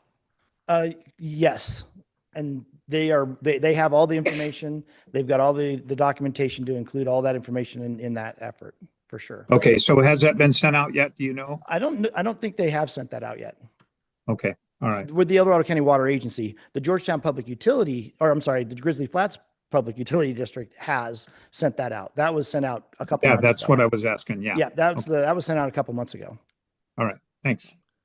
Oh, wait, did you say 31, only 31 parcels with all these trees? 31 parcels that we have right of entry agreements that have strike potential to the road. So there are 343 parcels that have trees that have potential that can strike the road. But 343 acres. Acres. In the Grizzly Flats community equates to 31 parcels. So there's 31 people we need to get a hold of. Just 31 parcels have 31 parcels have signed up. Oh, how many people do we need to get a hold of? I'm getting my numbers. 110 parcels. And we only have, out of 110 parcels, 31 that have signed up. So what's that, 70 something? So we have 70, okay. I'm just trying to get it, the numbers and acres and trees and all this stuff. It's Yeah. like, okay, how many people are we trying to get a hold of? So it's like 70, 30, yeah, right? yeah. Yeah, 79. And we really need the folks that are still there in Grizzly Flats to help us get a hold of those folks that have left. I mean, I really think that's our bottom line. People keep in touch with folks. Yeah. Okay, are there any further questions or comments of the board? Yeah, Madam Chair, for council, can we not declare some level of emergency and get in and just abate these trees? Because it's going to damage our infrastructure. And then obviously it's a potential threat to the public.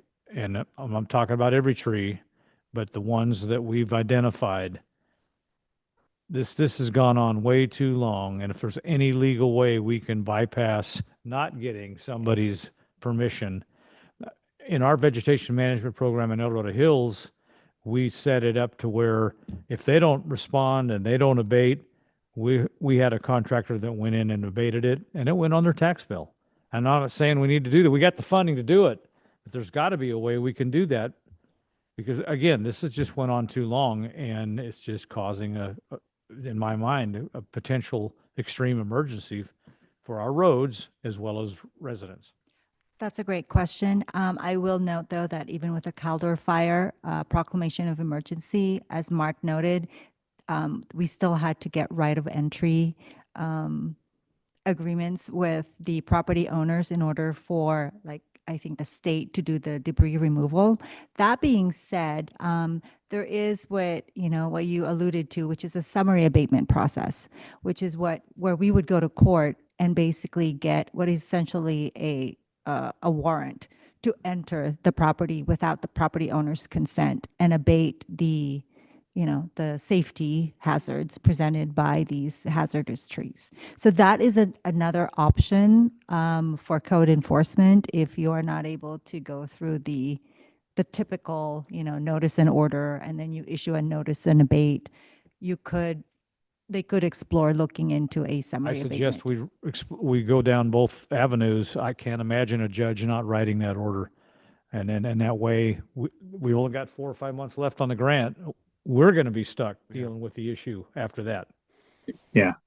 Yeah, I agree with you, Brian. I think one of the biggest issues is when I think Governor Newsom lifted that the Caldor emergency, and that's kind of impacting what's kind of going on right now. So if it was still in place, that emergency still would take effect, but it's not anymore because he lifted it. I want to be clear on sort of the catch-22 that we're in that if we do the abatement, then we cannot use the free money because it is now a code enforcement action that the county is taking. The only way the free money can be used is if the owner voluntarily signs up. And so that's unfortunately the catch-22 that we're in.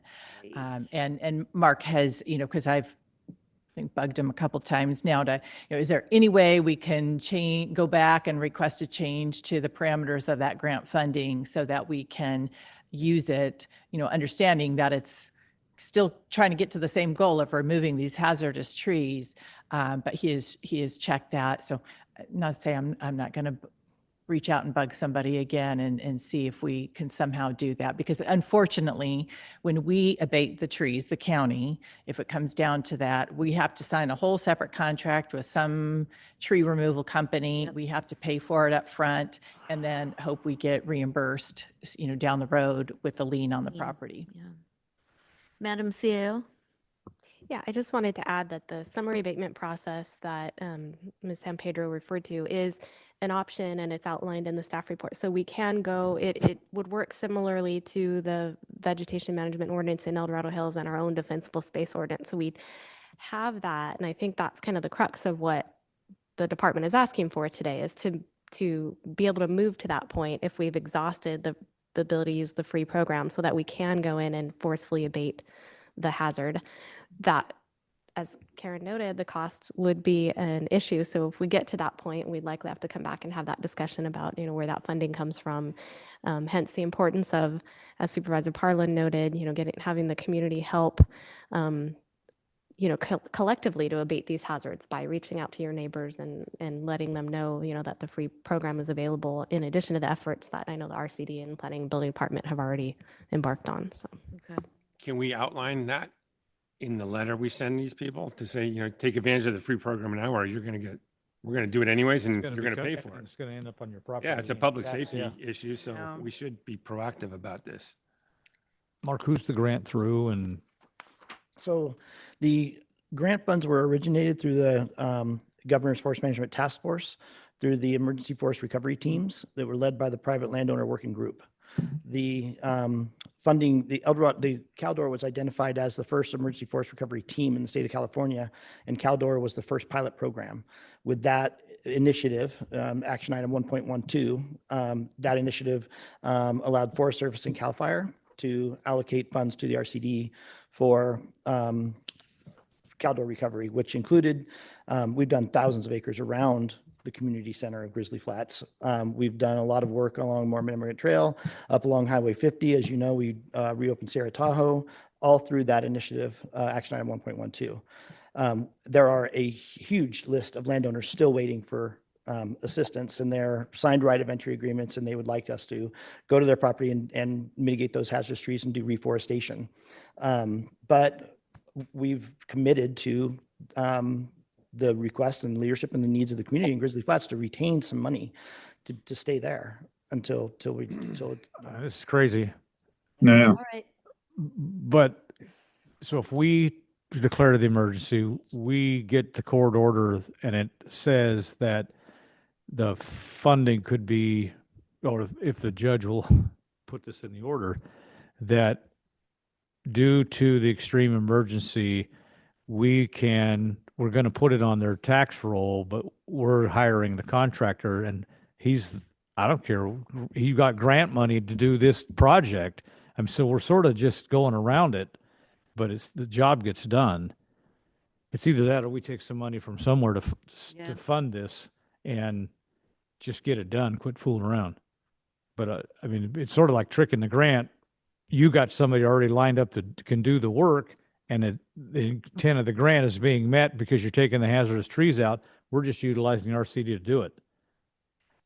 So perhaps if I may suggest something, I think what RCD is trying to do is to get them into a voluntary I understand. program opt-in, right? That's why you're sending the courtesy notice and you have that deadline. I think it's at that point where they don't sign up for the October 1st deadline that now it becomes the code enforcement process. And at that point, what staff is currently outlined is the typical notice and abatement process that we have. But one option they can do is to go straight to court and do a summary abatement. The question then becomes the cost of that, because then that would basically be going to court, getting a warrant, then having staff or the county perform the abatement, incur that cost, and then that cost can certainly be placed as a lien on the property at some other point to be recovered by the county when the property gets sold at some future date. I didn't probably explain it very well, but would be the process that we pursue, but then hire RCD to do it. RCD's got the funds to get the work done immediately. And I mean, it meets the intent of the grant because that's what the grant's for. But it's the Except lien it's now a process. code enforcement Right. issue Well, we as give opposed them 30 to days. We're voluntary. going to run out of time if we don't make a decision. I move on think this we're in 30 days. complicating it though. I mean, the director has lined out that we are trying to get people to voluntarily Correct. go into the program. If they don't, we start the abatement process. And, it'll eventually get done. No, I understand. But I get it. think to Brian's point, we're going to have to, let me know if I understand you right. We will have to pay for those services in advance and get reimbursed through the lien process. What your suggestion is have RCD do the work on our behalf. When we get Yeah, to but that you point. can't. When we get to that point. RCD can't. Well, we got to Well, put it out to somebody. Yeah, Why can't they?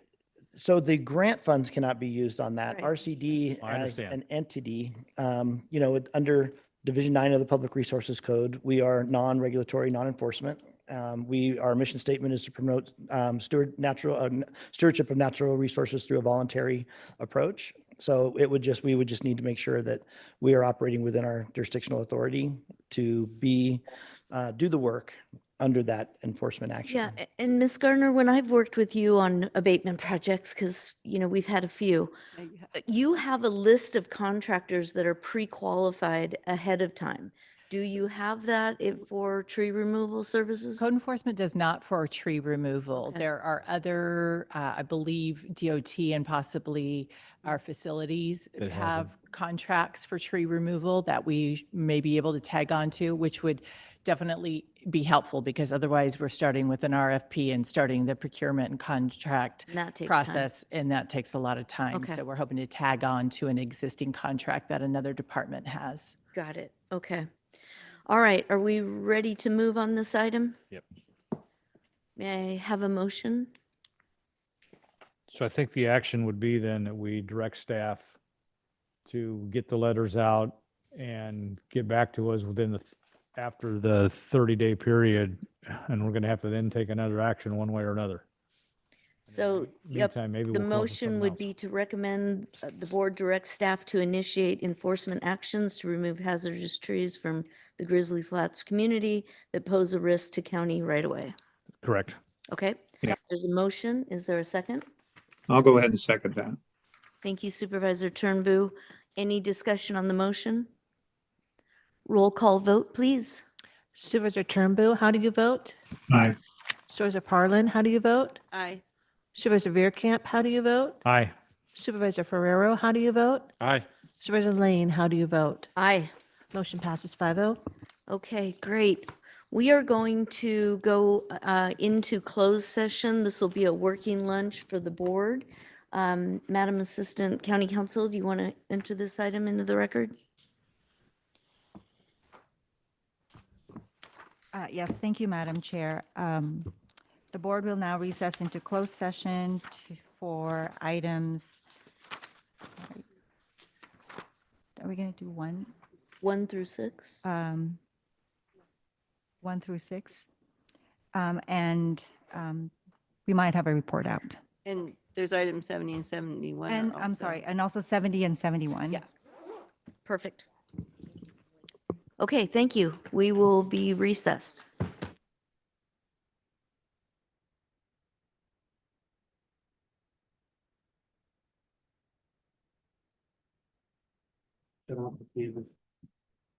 Let me go ahead and, hang on.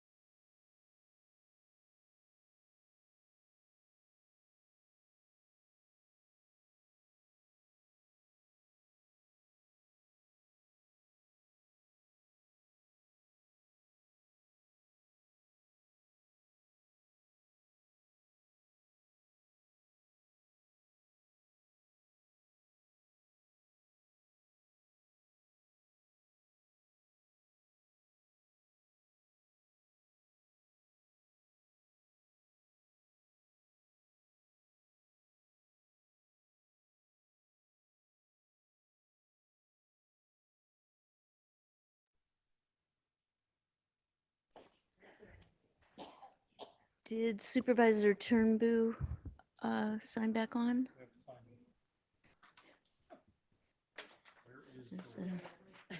Thank you. Mm-hmm.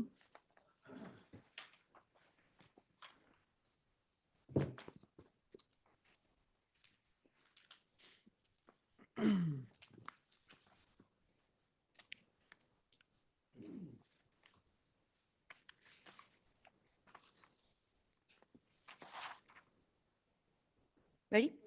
Okay. Welcome back, El Dorado County, to our regularly scheduled board meeting of June 23rd. We are at our time certain time allocation for open forum. We will now take open forum comments. Open forum is a time to comment on any item that is not on today's agenda. Ms. Dawson? Madam Chair, Yes. I'd like to do a report out of closed session Oh, on one okay. item. We can do that first, sure. Thank you. The board met on item number 70 in closed session, and by a 5-0 vote, the board unanimously appointed Corey Larson as acting agricultural commissioner, sealer of weights and measures, effective June 27, 2026. The compensation for the acting assignment will be set in accordance with section 1209 of the salary and benefits resolution for unrepresented employees. Thank you. Thank you. Sorry to have missed that. All right, let's move over to open forum now. Ms. Dawson? For public comment, each speaker will have 3 minutes to address the board. A timer will alert you when 30 seconds remain, and again when your time has ended. We'll begin with comments from individuals present in the boardroom, followed by those participating via Zoom. If you're joining via Zoom, please be sure to unmute yourself when called upon. If you're joining by phone, press *9 to raise your hand. If you're on Zoom, use the raise hand feature to indicate your interest in speaking. We ask that you voluntarily state your name for the record before beginning your comments. Are there members of the public that would like to address the board at this time on non-agenda items? Please come forward. Welcome. Thank you. Good afternoon, board members. My name is Ginger Luzada. I'm a resident of El Dorado County. Before you are copies of a letter written up by Robert Paul Preston, the Governor Pro Tempore of New California State. Yesterday, June 22nd, this board was served this letter, as well as a county registrar of voters, Linda Webster, and a sheriff, Jeff Lykoff. Notice and request to be heard. Dear supervisors, registrar, and sheriff, the purpose of this notice is to ask for an opportunity to address the entire board and/or to present a claim contesting the certification of any election results at the next regularly scheduled meeting of the Board of Supervisors. I am also requesting the board direct the registrar of voters to respond to the request for information below. I invite your attention to California Election Code Section 16100D, which states in part, any elector of a county, city, or of any political subdivision of either may contest any election held therein for any of the following causes. Section D, that illegal votes were cast. Again, letter D, that illegal votes were cast. The factual basis of my request is that it is common knowledge that there has been a flood of illegal aliens in the state of California, its counties, cities, and school districts. These non-citizens have apparently been allowed to register with the Department of Motor Vehicles. With that registration, these non-citizens have been provided with voter registration and election ballots. It is also common knowledge that investigative reporters have discovered that some illegal alien non-citizens have in fact voted. Providing these non-citizens voter registration and election ballots gives you, the members of the Board of Supervisors, and you, the Registrar of Voters, the legal basis to set aside the election and deny its certification due to the number of illegal voters as set forth in California Elections Code 16100, specifically subsection D. These incontrovertible facts gives you, Sheriff, not only the right but the obligation to investigate voter fraud. If the Board of Registrars certify the election, they will be committing a felony. Thank you. Thank you. My name is Roger Lozada, also resident of El Dorado County. Welcome. Thank you. The chair and state senator for El Dorado County, New California State, 51st state. So I'll begin where my wife left off. To the board and to the register, would you please provide me and the person who served this letter on you, the process, and identify all officers, employees, and volunteers engaged in the collection and counting of ballots, including the disqualification of ballots and voter verification. As a voter in the state, as in the server of this letter named below, we object to our votes being diluted by the votes of those not legally eligible to vote. We also object to any compounding of a felony by certifying the election results. Notice a reason not to certify any election, June 20, 2026. Thank you for promptly responding to this letter and giving me an audience with you to constitutionally redress this grievance pursuant to the Bill of Rights, Article 1, yours truly, Robert Paul Preston. Now, this letter was given to you, this board, but not just El Dorado County Board of Supervisors, all up and down, all 58 counties. We were active. We also gave it to the Register of Voters, Linda Webster, and also Sheriff Jeff Lykoff. Now, we are not after you folks. You have been sandwiched, put in this position where you have to decide either to certify or not to certify. It is, lost words there, Sharon, the election at the state level, she needs to correct this. The DMV, they should have never allowed illegal aliens to register to vote. That was on the governor's shoulders. Now, it's up to you, board, to do what's right. I know to do what's right is hard, but you have to do what's right. When you ran for office there, Mr. Brian Verkamp, I was the gentleman who wrote the question at the Placer Downtown Hall, what you plan to do with elections, how you plan on protecting them. The crowd laughed because they all felt that the elections were all secure, 100% secure. They're not. They're absolutely not. Let's be truthful. So we need secure elections, okay? This board, you guys decided to become a board member because you want to help your community. It wasn't for the pay. I hope not, because it wasn't for, I hope it's not for the accolades, the name on the title here or whatever, because you want to help your fellow citizens. I live here. My family lives here. My children and my grandchildren live here. I'm a patriot. I love my county. I love my state. But in order for us to protect it, we need to start protecting out the ballot box. Thank you.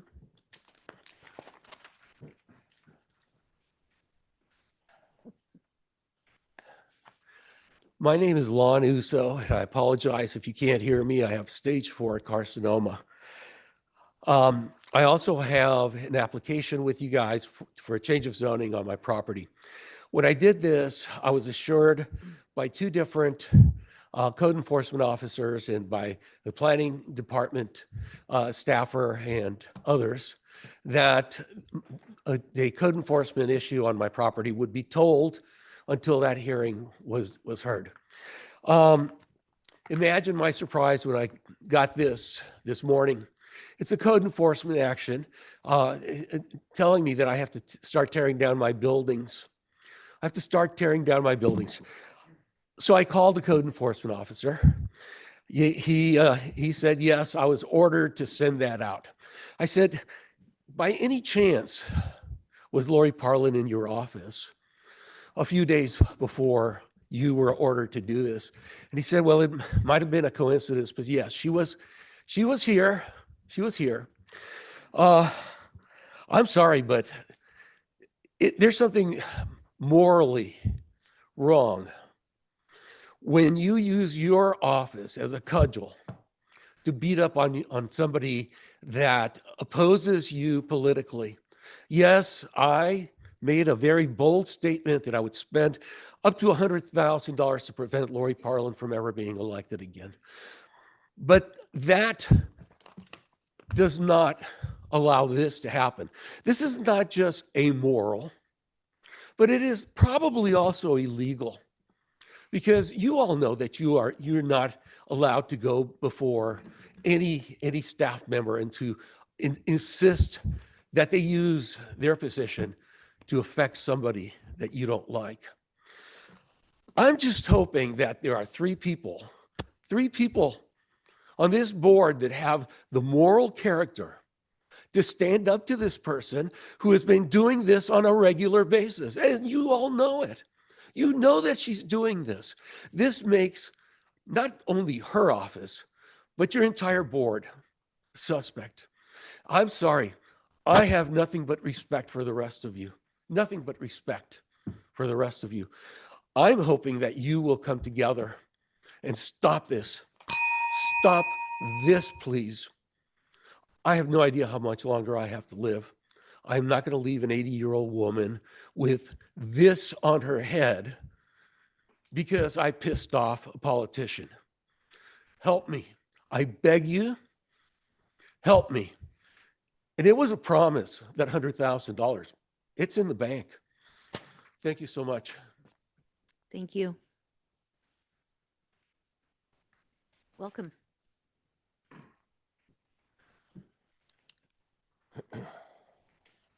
Good afternoon, supervisors. My name is David Bartolotti, and I'm here today because I believe El Dorado County has created two different standards of property rights for two different groups of citizens. In one part of the county, short-term rental owners can operate under one set of rules. In another part of this county, particularly on the west slope, property owners are subjected to a 500-foot buffer requirement that effectively deprives many of the ability to use their property in the same manner.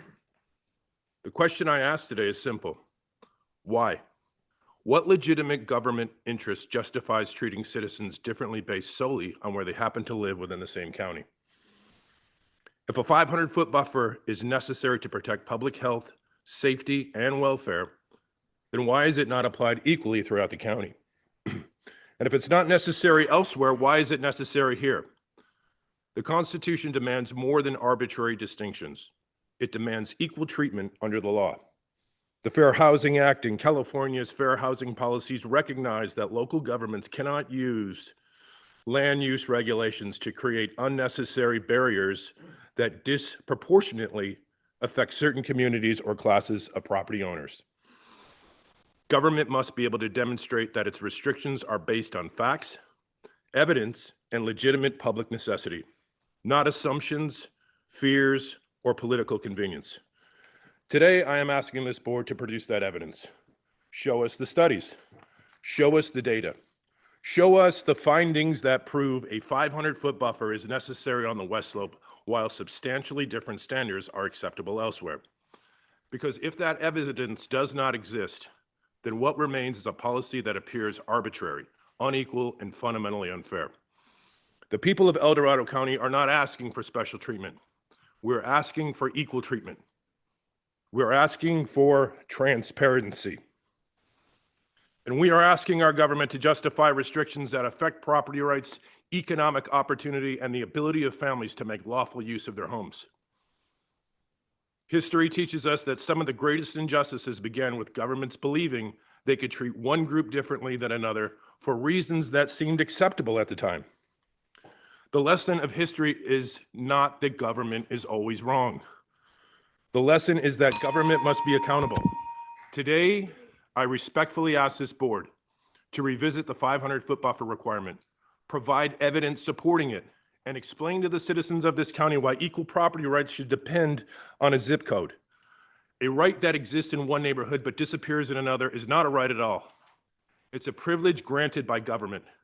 The citizens of El Dorado County deserve to know whether the 500-foot buffer is based on evidence or whether it is simply a line drawn on a map.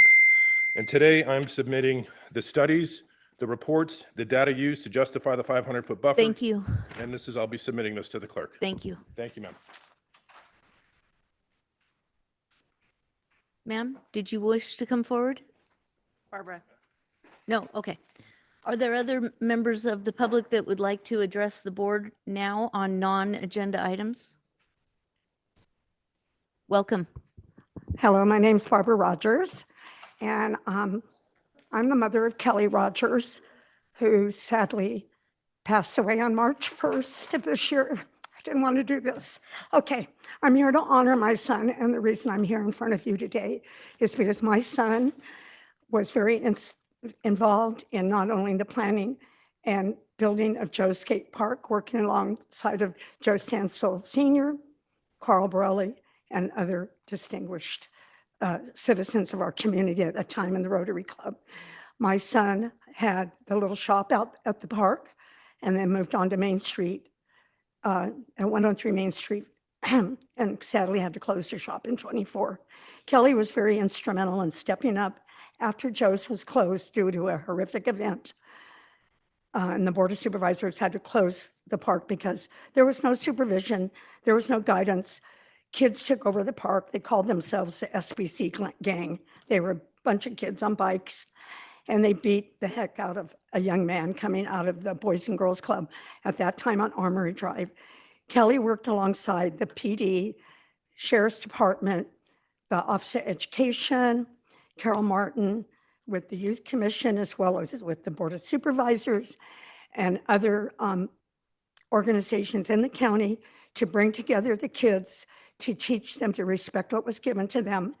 And they were very successful. And they had to stand in the likes of Jack Sweeney, who was a tough cookie at that time, to convince to open that park.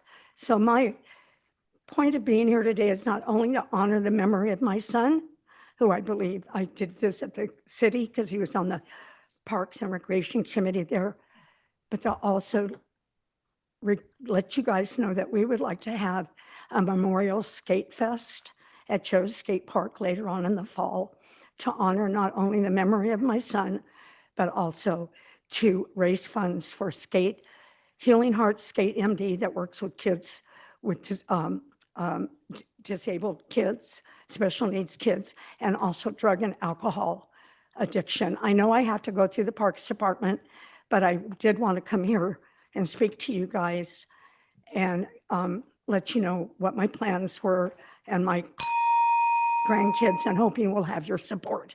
So I thank you for your time. So see you. Bye. Thank you. We are deeply sorry for your loss. Other members wish to come forward? Welcome.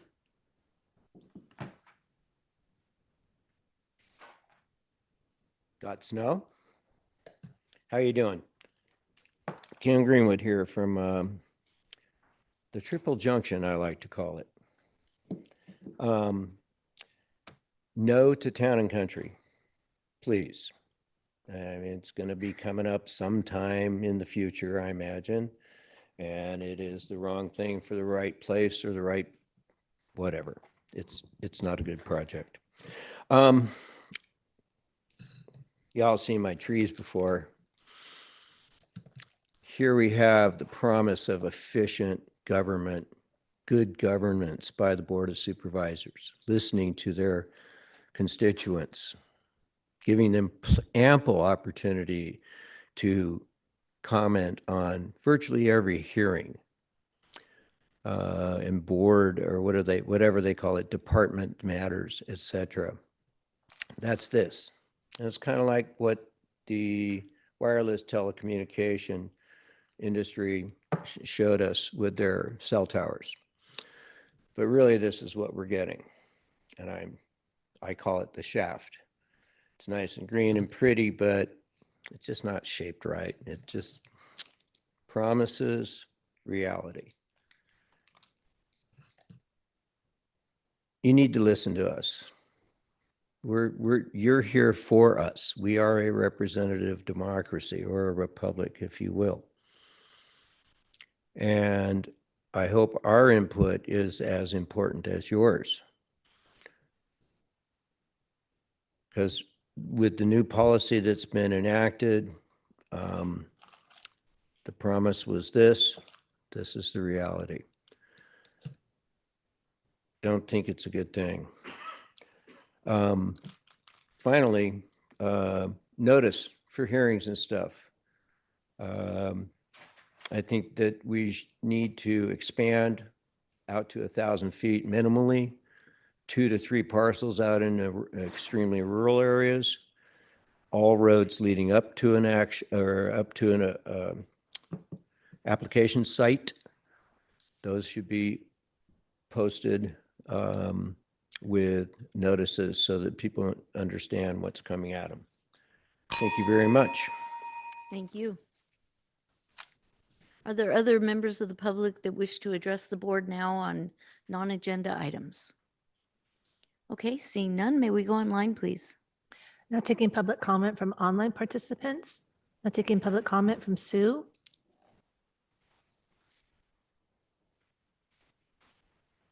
Hi, I still oppose the way you're doing your agendas and public comment. It's very frustrating. And I'm going to say, when you discuss any item, there's usually a staff report that explains the intent of the item and gives the public a better vision of what the item is really about before they come up and make a comment. You know, example today is that you had comment we had to make at 9 o'clock. And then we had to wait for 11 to hear what the problem was with the item was. And the problem, that was number 64, there was things that were not on the Legistar that what Supervisor Fierro read was not on the Legistar. So the public really didn't have the opportunity to speak to that decision that was proposed to be made on that item. So I think and that actually is a violation. If you don't have enough information on your item, when you try to, and you've only given the option to basically write about it, you can't, there's 70 items on this agenda and we're given 3 minutes. And it's sad that you've basically, you're cutting out the public. You're also cutting yourself off from historic public knowledge. There's a lot of people, the people that comment have a lot of knowledge and history with the county that could give you basic information that might help you make a better decision. But it seems like you don't want to hear it. You've already made up your mind about most issues. You feel like we know that you have staff explain these things to you before the Board of Supervisors meeting. So we don't have that same opportunity to understand what you're doing. And then it kind of just sets the public aside through the whole process. So in that discussion, there was a question asked, and I was wondering if you could answer this. Does the Missouri Flat financing plan still exist? Because I see, I asked because I've seen that the county is still using that fund to fund projects on the agenda. It was, and the whole, what I wanted to bring up is the whole reason that that project didn't work is because they were supposed to create a bond over all of the developments in that district, but they never created the district to actually collect bonds from those developments. What they did instead was just take sales tax for 40 years. It was supposed to pay for the infrastructure and it never did. I don't, but I would like to know where that is in the loop right now. And if you want to solve a lot of these problems that are happening with transportation, I would suggest you just take number 2 out of both paragraphs of TCXF that allows the offset mitigation to a future date. Thank you. Thank you, Sue. Now taking public comment from 525.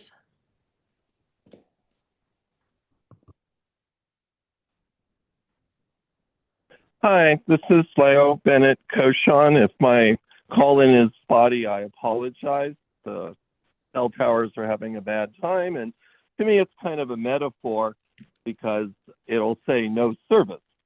And, this is open forum, otherwise public comment. And I feel, unfortunately, we're evolving towards public supplication. I urge you to consider improving, as you're hearing from everybody, the demonstration that you're truly listening. You're going to go dark now for quite a bit of time. You also cut back a lot of open forums, and maybe schedule a workshop. That's my broken record. Come down off the dais, allow the public to come and do what other groups I've seen over the years do. actually respond, delegate, so that we're not just speaking to you and then you move on from public comment. And building on that, I would urge, just like you have a specific time in the agenda for each of your departments, why don't you have a specific time for public requested agenda items so that, again, you can, as other people have shared, reap the benefits of all the public knowledge.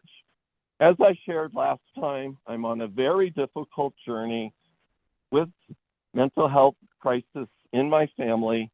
Wonderful, Marshall, wonderful pups. I want to share that in Sacramento County, folks were telling me, wow, you have one of the best mental health facilities in your pup unit. And part of that is the collaboration with NAMI, who's also providing me invaluable support. And at the last meeting, there was a suggestion that you at least extend to NAMI the courtesy that they will be on the agenda when you look at the final numbers and the traditional replenishing of so many different parts of your budget comes the final approval. So again, I'd like to repeat a shout out to NAMI, a shout out for the clubhouse, and where I'm at now in Sacramento County, those are wellness centers.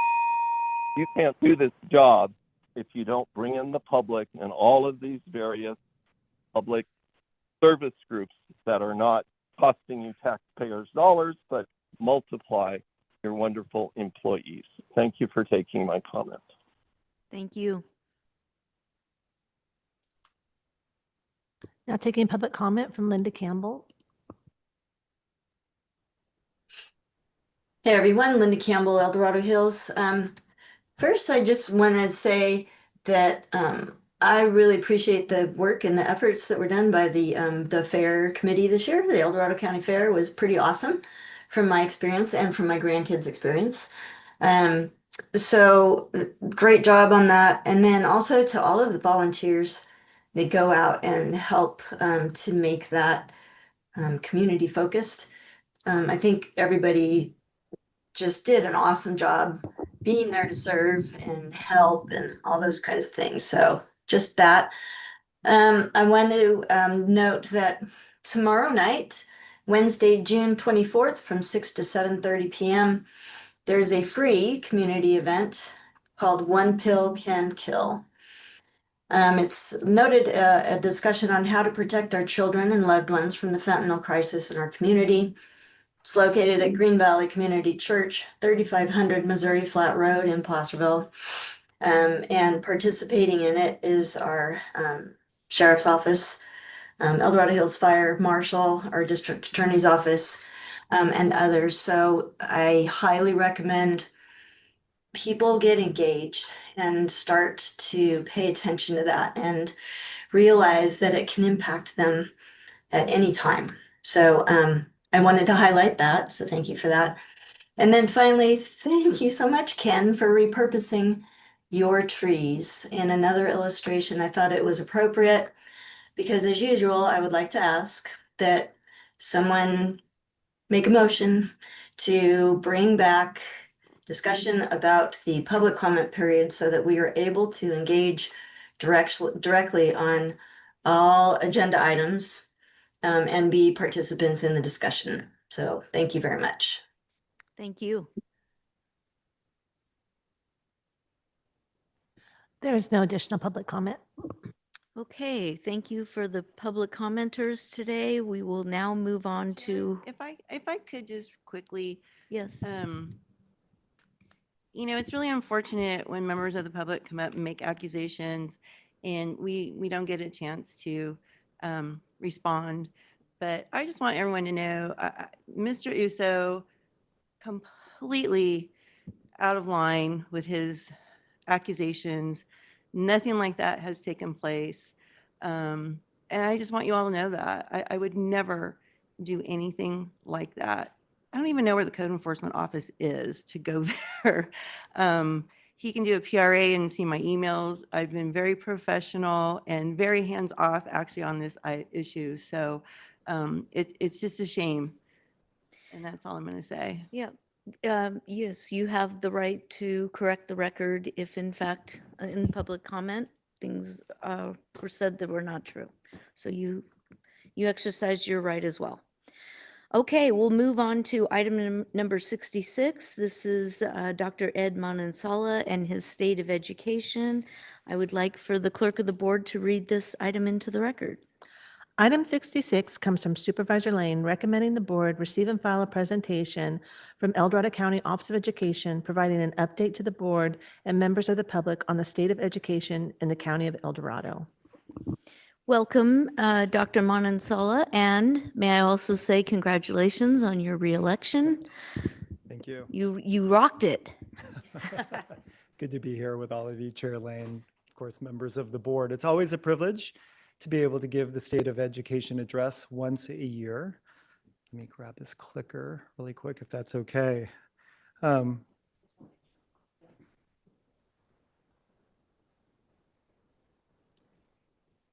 to go. Okay. So let me open up with just some overarching questions. How are our children and youth doing in El Dorado County? Are we preparing them well?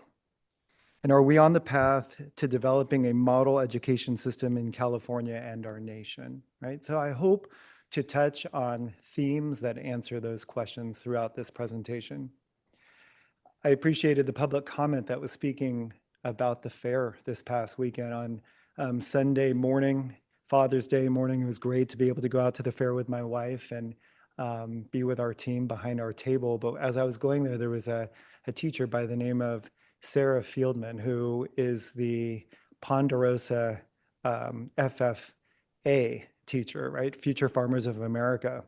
And it was, her story reminds me of the reflection of our educators across El Dorado County, just working hard every single day, providing an opportunity for our students to really learn about agriculture, entrepreneurship, leadership, character, science and learning, and just making learning come alive to ensure that our students are not only excited to learn, but to give back to the community. And that was just, again, a wonderful few days at the fair, but our education system and our educators in our community were in full display, and I just want to be able to acknowledge that.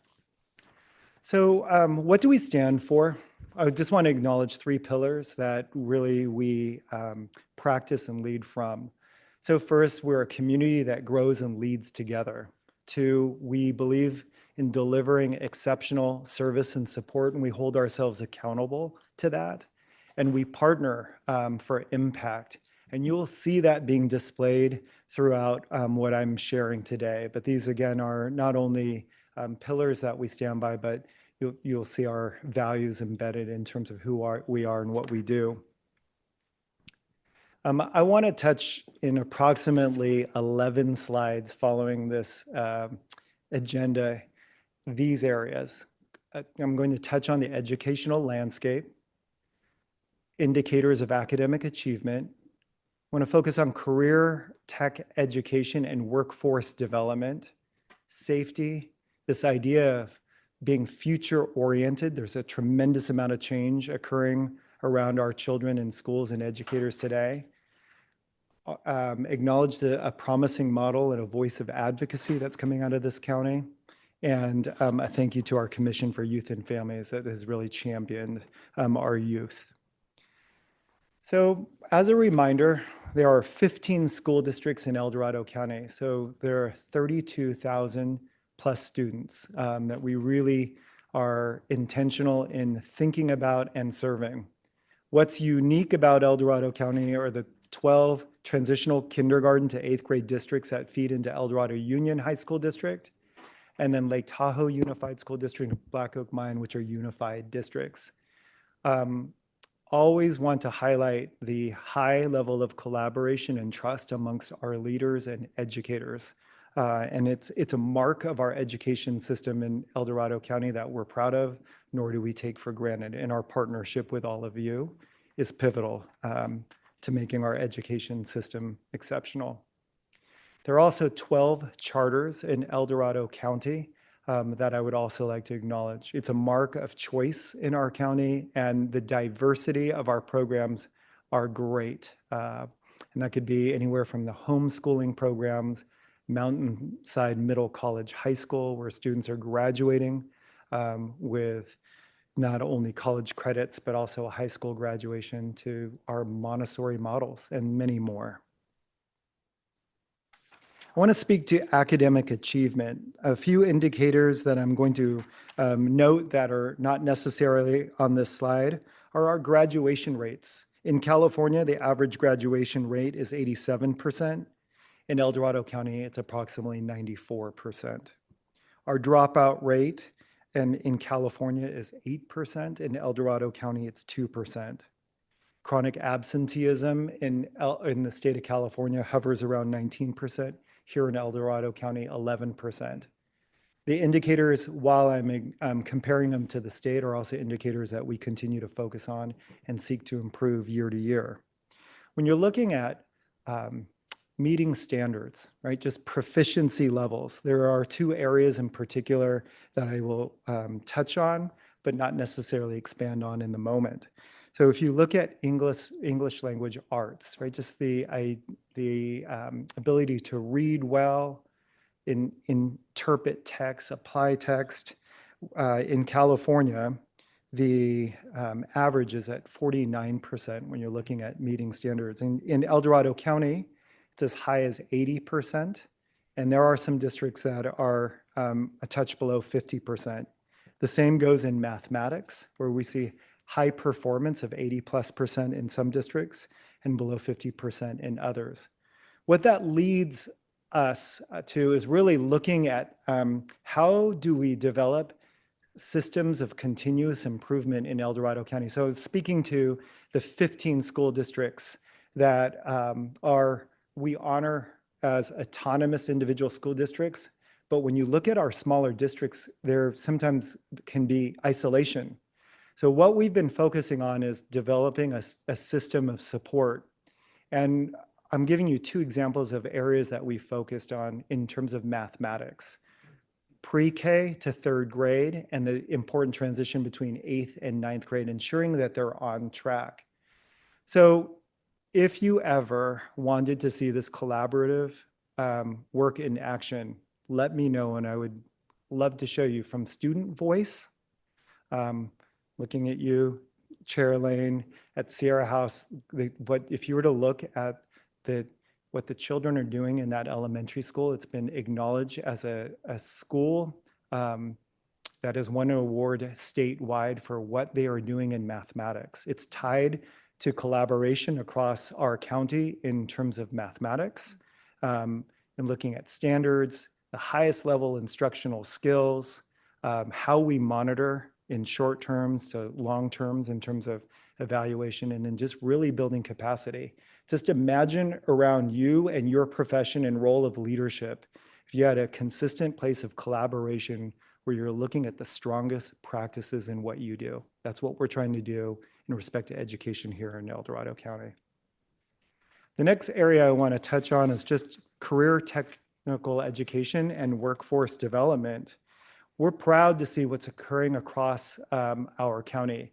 Career technical education has been a place that the state in some ways has neglected and most recently has invested in, but historically for El Dorado County, it has been a consistent area of strength. So you will see career technical education pathways where we're wanting them ready, not only for college, but their careers or even earning certificates in the areas of health. And you may see that within a dental assistant program, the field of engineering. If you look at even just our automotive classes throughout the county, they are stellar. Hospitality and tourism, and that could be in the form of culinary arts, arts, media, and entertainment, graphic design, and video production. The talents of our children and youth and our educators around career technical education are many. Workforce development is also an area that we look at. Think about hearing about the issues of teacher shortages. We have tried to get in front of that by developing a teacher residency model. So it's a one-year clinically immersive teacher preparation program where our teachers are coming along, aspiring teachers are coming alongside our best teachers. I was at a graduation or a promotion this year, and I asked the principal, give me your most distinguishable highlight of the year. He said, the 2 teachers that came through the teacher residency program were exceptional and just really launched. We have a medical assistant program that we've developed. 100% of those individuals that are going through are getting hired through Marshall Medical Center. We have a Northern California construction training program. It's an apprenticeship program where individuals are getting exposed to careers in building and construction and being hired. And a child development assistance program, really looking at early childhood education. If you want to look at a career trajectory shift or a promise, is for individuals who are working around our most youngest children. It's an incredible profession that really impacts generations to follow. The multidisciplinary threat assessment team is something that we have continued to collaborate well with our law enforcement and multiple partners. It's something that we are proud of. Anytime you hear of a school safety shooting or issue across the nation or even in our state, we will be asked the question, are we doing everything we possibly can? We are. And again, we're thankful to our law enforcement partners. I would be more than willing to expand on what we're actually doing. But just think of it from a prevention-based model, from the school site to the district to the county levels.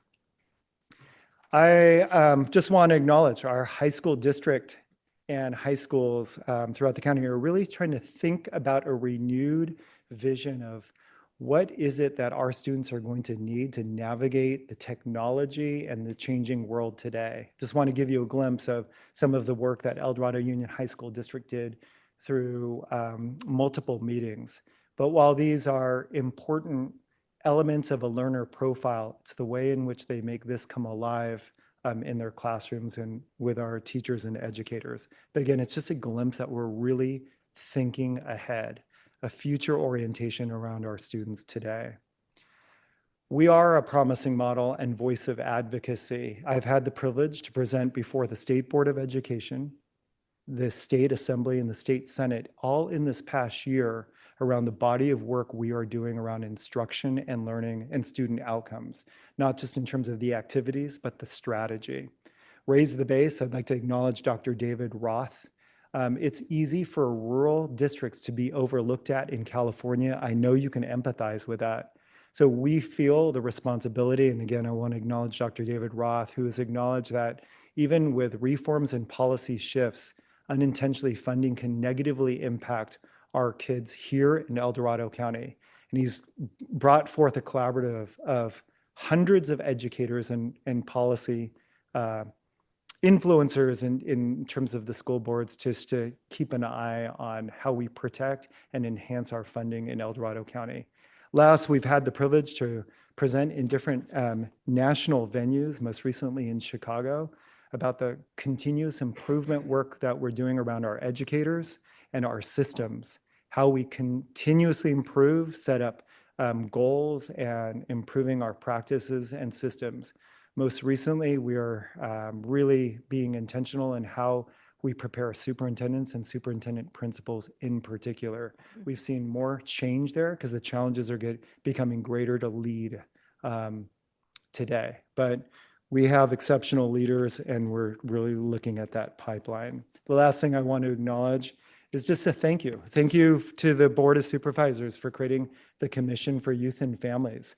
We've been looking at our collaborative partnerships and looking at indicators for our students. One meaningful indicator that we looked at last week, there were over 100 people present in South Lake Tahoe throughout our county, from the county to law enforcement to education to nonprofits, even to our faith-based partners, and looking at ensuring that every child in El Dorado County has a champion and a mentor in their life. That can seem aspirational, but it is achievable and it makes a difference. We all know if there is someone in your ear coming alongside of you, championing not only your academic performance, your potential, hopes around you, your life changes. And that's what we want to be able to achieve. And again, it's made possible by the backing and support of the Board of Supervisors. So tried to, which I've said in the past, skip a rock across the lake, just touching on some high points. There's a whole lot more, as you know, but I'll leave it at that for now, for any questions or comments. Excellent presentation. I know I was thinking recently because I was honored by the high school up in Tahoe, and it made me reflect back on my years in high school and even intermediate school and elementary school, and how important the right and the good teachers are in our lives. You remember exact things that they say to you, and unfortunately the opposite is true too. When our educators say mean things to kids, it sometimes sticks with them for life too. So it's so important what you do. I really appreciate your enthusiasm, and I really love the fact that you always see people, you really see them, and you have made adjustments accordingly throughout the education system, and we're really just lucky to have you. So thank you. Do any of my colleagues have any comments or questions? Please, Well, Mr. Farrow. First, thank you for coming, Superintendent. Like, First, I really appreciate the partnership that the county maintains with law enforcement, allowing our deputies into the schools. I think that's very important, and I'm glad you support that. A couple questions. I'm looking at the standards for the different school districts, and there's quite a discrepancy. Why is that discrepancy there, and then how can that be changed to bring everybody up to the 78% range? That's right. Thank you for that question. That's why I led it to looking at the bodies of work that we're building. So the collaborative structures across multiple districts. I give the example of the preschool to third grade work, or even 8th, 9th, that 8-9 transition. That type of work is cross district collaboration, right? So you're now beginning to share best practices, what's working, being able to go into each other's classrooms or visit other schools. So that's the structure that we're putting in place, and intentionally just going to that, acknowledging that body of work after presenting the academic indicators as noted. All right, thank you. And then, one other question, is there any consideration, I know some school districts, I think Sac City's doing it, but creating like maybe a countywide anti-device policy where kids can't bring devices into classrooms? Is that being considered? Would that be on a district by district basis, or? It is district by district, although that has been a topic of conversation, not just in the Sacramento area or El Dorado County, but statewide and nationally. And there are policies that have been put in place, and it could be anywhere from no cell phones on campus to only used during passing period and break, or right, there's a kind of a continuum in terms of what we've seen. It has been a major topic. And how do you find that balance of, we are in a period where we are using technology and using it constructively as a tool, but not in a way that becomes dangerous, if you will. Thank you, sir. Other comments? I'd just like to questions? thank Dr. Monticello and staff for the excellent continued work, and our children obviously greatly benefit. But it also takes all of you and our parents collaboratively.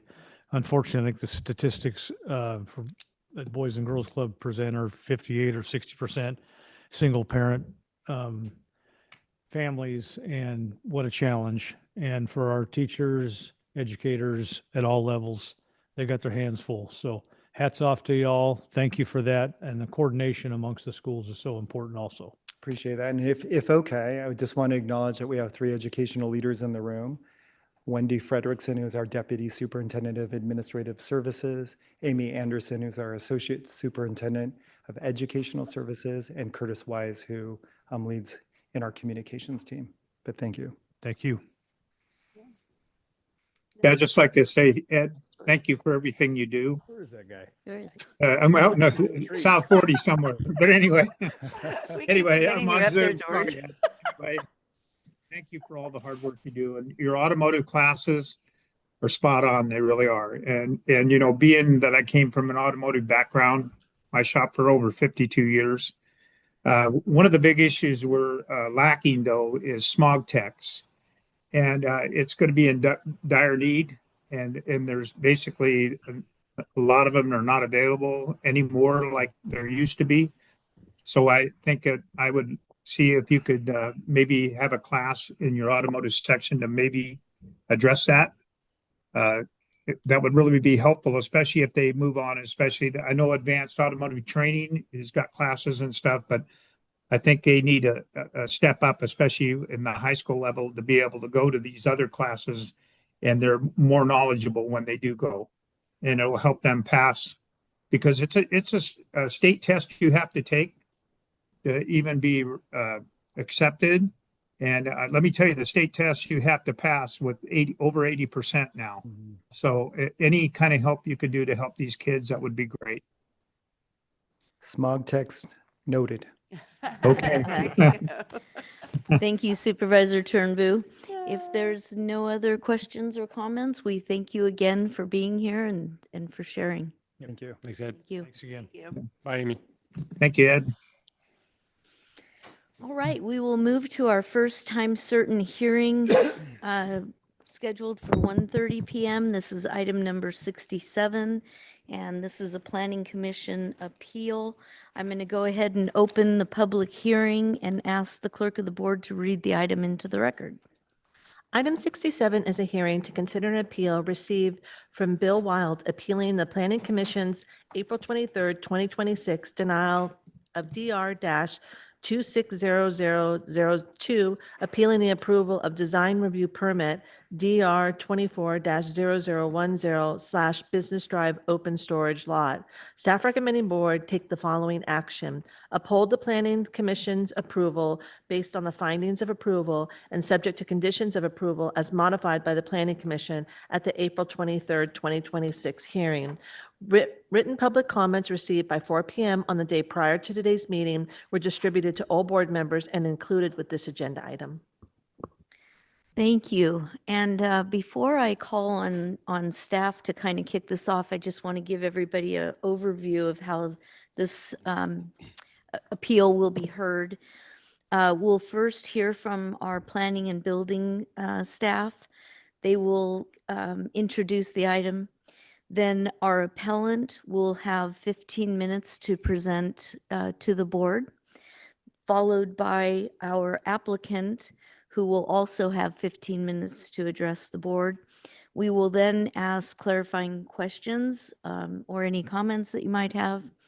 We'll go to public comment, and then we'll bring it back and we'll reverse the order. We'll ask the applicant for any response, any responding comments or closing comments. That'll be 5 minutes. Then we'll have the appellant, same opportunity to respond or make closing comments, 5 minutes, and then staff can make some concluding remarks if you choose to. And then we'll close the public hearing and we'll bring it back to the board for deliberation. So just so we know what the system looks like there. So right now, I'd like to welcome our planning and building staff, Andy Flower, and also our county council. Thank you. Good afternoon, Chair Lane and supervisors. My name is Craig Osborne, Associate Planner. Today, I bring before you an appeal the Planning Commission's action for Design Review Project, DR 2410, was applied for by Ron Henry, the authorized agent of Ridgeline Group Incorporated, and was approved February 23rd, 2026, to allow for the temporary open storage of construction-related materials. The project is in the Barnett Business Park, which is separated from the adjacent residential neighborhood to the west, Cambridge Estates, by Shingle Lime Mine Road. The first appeal of the director-level decision was heard at the Planning Commission on April 23rd, 2026, and the project was upheld with a motion requiring that additional trees and shrub vegetation be provided with the landscape plan. This second appeal is brought before the board by the same appellant. The applicant provided an alternative landscaping irrigation plan following the Planning Commission's guidance. With the current amended conditions of approval, the permit final for proposed grading could not be issued until landscaping and irrigation is installed. Additionally, no lighting is proposed with this project. The project parcel has an industrial land use designation, Shingle Lime Mine Road, connects Duroc Road at the northern boundary of both the Business Park and Cambridge Estates. The road is not maintained by the county, and there is no access to Cambridge Estates from Lime Mine Road. Dividend Drive within the business park was intended to only connect to Shingle Lime Mine Road as an emergency vehicular access point. The project site has a zoning designation of light industrial. Open construction storage is allowed by right within this zoning district. This is a permissive use that only needs to meet standards. Next to the project site plans,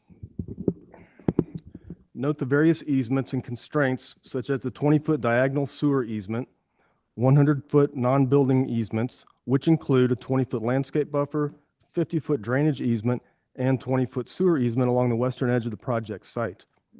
The existing 20-foot wide landscape buffer was established with the Barnett Business Park parcel map and overlaps PG&E's distribution poles and power lines.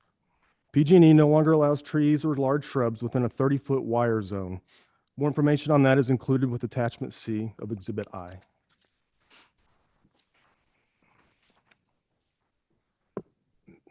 Within the community design landscape standards, where industrial uses adjoin residentially zoned parcels, either a 30-foot wide landscape buffer or a 10-foot wide landscape buffer with a minimum 6-foot masonry wall is required.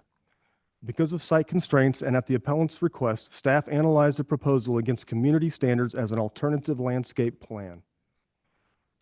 With this appeal, staff is bringing to the board the applicant's alternative landscape plan as conditioned by the Planning Commission, which contains one tree for every 10 linear feet with more shrubs than that along the western edge of the proposed graded area.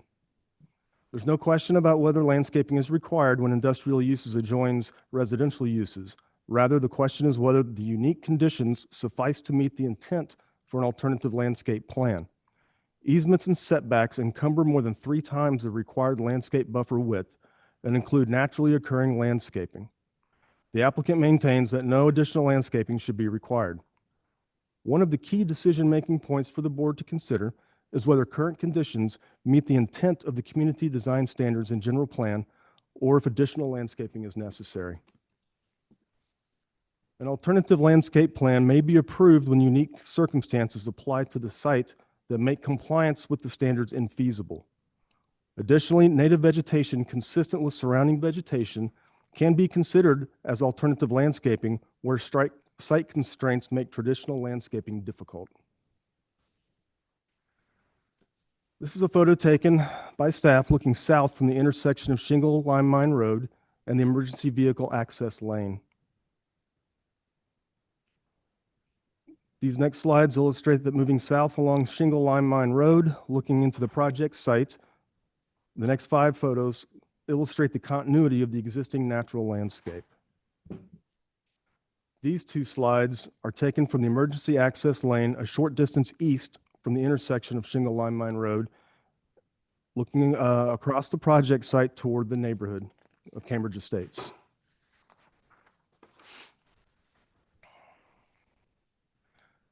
The appellant, Ron Henry, submitted an alternative landscape plan detailing the applicant, I apologize. Ron Henry submitted an alternative landscape plan detailing the Planning Commission's recommended planting schedule. The applicant also submitted an irrigation plan demonstrating compliance with the Model Water Efficient Landscape Ordinance. The landscape ordinance proposed along Business Drive frontage has always been part of this proposed project. Here is the detailed information regarding irrigation materials and equipment to be used. Finally, staff recommends the board, 1, uphold the Planning Commission approval of DR 24-10 Business Drive Open Storage Lot, which thereby denies appeal DR 826 number 3. Based on the findings and subject to the conditions of approval as modified by the Planning Commission at the April 23, 2026 hearing, and as may be modified by the board. 2, uphold the Planning Commission finding that the project is statutorily exempt pursuant to Section 15183 of the CEQA guidelines. Alternatively, the board may choose to reverse the Planning Commission's denial of DR A26-2, which would thereby deny the project, DR 2410, with findings of denial based upon the Board of Supervisors' direction. There has been one public comment received, and all CEQA topics here have been addressed with the 15183 exemption document, which can be found in Attachment C, Exhibit F. In closing, this concludes the presentation. Chair and supervisors, thank you for your time and attention. Thank you for that presentation. We'll go ahead and ask for the appellant to please come forward if you wish to present. You have 15 minutes, and we have a timer that'll help you keep on track. And we welcome you here this afternoon. Thank you. I appreciate the opportunity to address the board. Chair Lane, Vice Chairs Ferrero and Furcamp, and Supervisors Parlin and Turnbull. I don't really need much time because the applicants subsequent to the Planning Commission meeting a few weeks ago have put together a plan that I think is a very good plan that addresses the concerns. The topography is that it's about 15 feet higher than the surrounding homes, so visibility is a concern.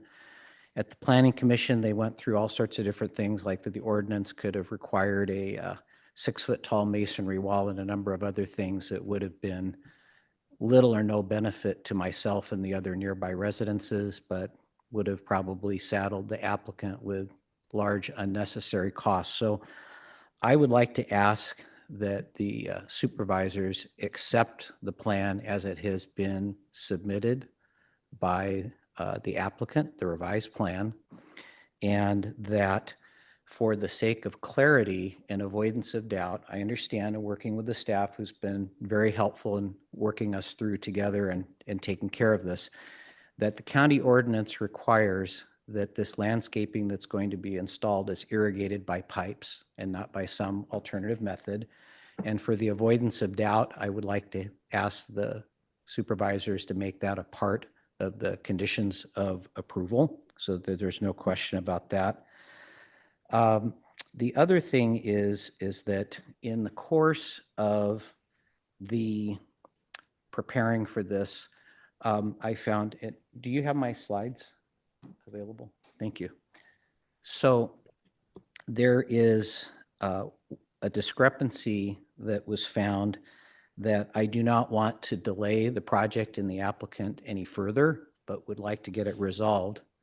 And that is that according to the El Dorado County Assessor's Office, who I checked back with as of yesterday, title to the property is held in the name of Ridgeline Group LLC.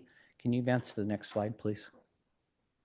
And as you'll see, that is a terminated entity with the state of California, with the Secretary of State, and it's an entity that no longer exists. And so I would appreciate, to the satisfaction of the county council, that be resolved, whether that entity be reinstated or that the applicant works with the title company to transfer title into the name of some individuals or another business entity, but just that it's clear that there's someone that accepts responsibility for the landscape plan and the other parts of the project. And I would hope that that could be a condition of approval that you could do today that makes it unnecessary to come back before the supervisors again and allow the applicant to move on with their project.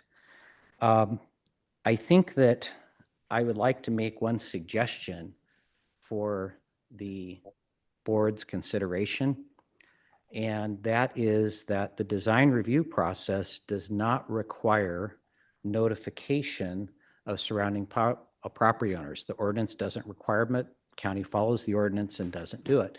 So the first that my neighbors and I found out about this project was when we were notified of the design review having been approved at the staff level, and that our option was then to pay a $500 fee in appeal to have a seat at the table and have some input, which I think is unfair to an applicant to have to wait, and it's unfair to the property owners adjacent to have to pay to play effectively. And I don't think that's the intent of the ordinance. I think the intent of the ordinance is to streamline and be efficient, but I think this is a case where the attempt at efficiency was very inefficient. Through no one's fault, The landscaping was missed along the residences, and the landscape plan facing into the business park was excellent. And I would just say that please consider that so that projects in the future and their neighbors could sit in a meeting and work this out and get the plan updated and not have to take up everyone so much time of the process. And I guess I would yield the remainder of my time to the applicant if they need it. Thank you, Mr. Walde. Thank you. Okay, we'll go ahead and hear from the applicant. Is somebody here representing D&Z Structural Engineering? Okay. If you could just please introduce yourself for the record and welcome.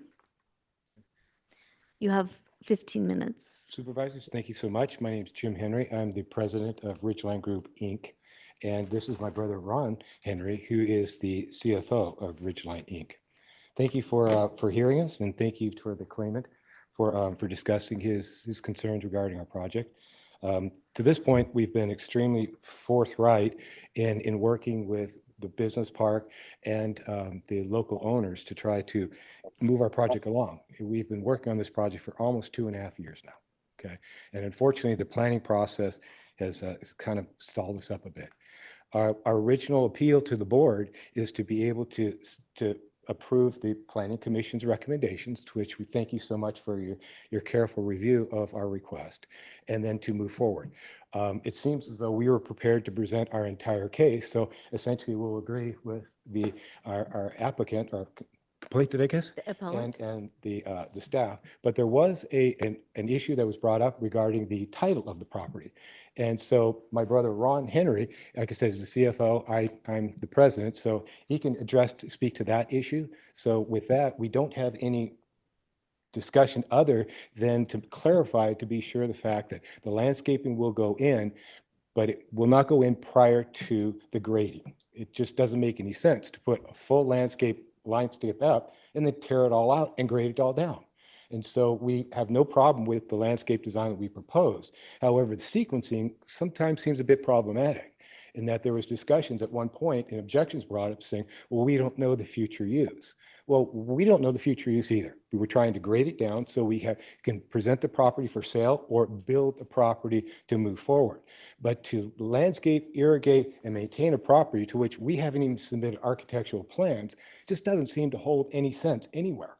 And so it would be like going into a subdivision and driving down the street and seeing a blank lot full of trees, grass, irrigation, bush, shrubs, even before you poured the foundation, the driveway, or anything else.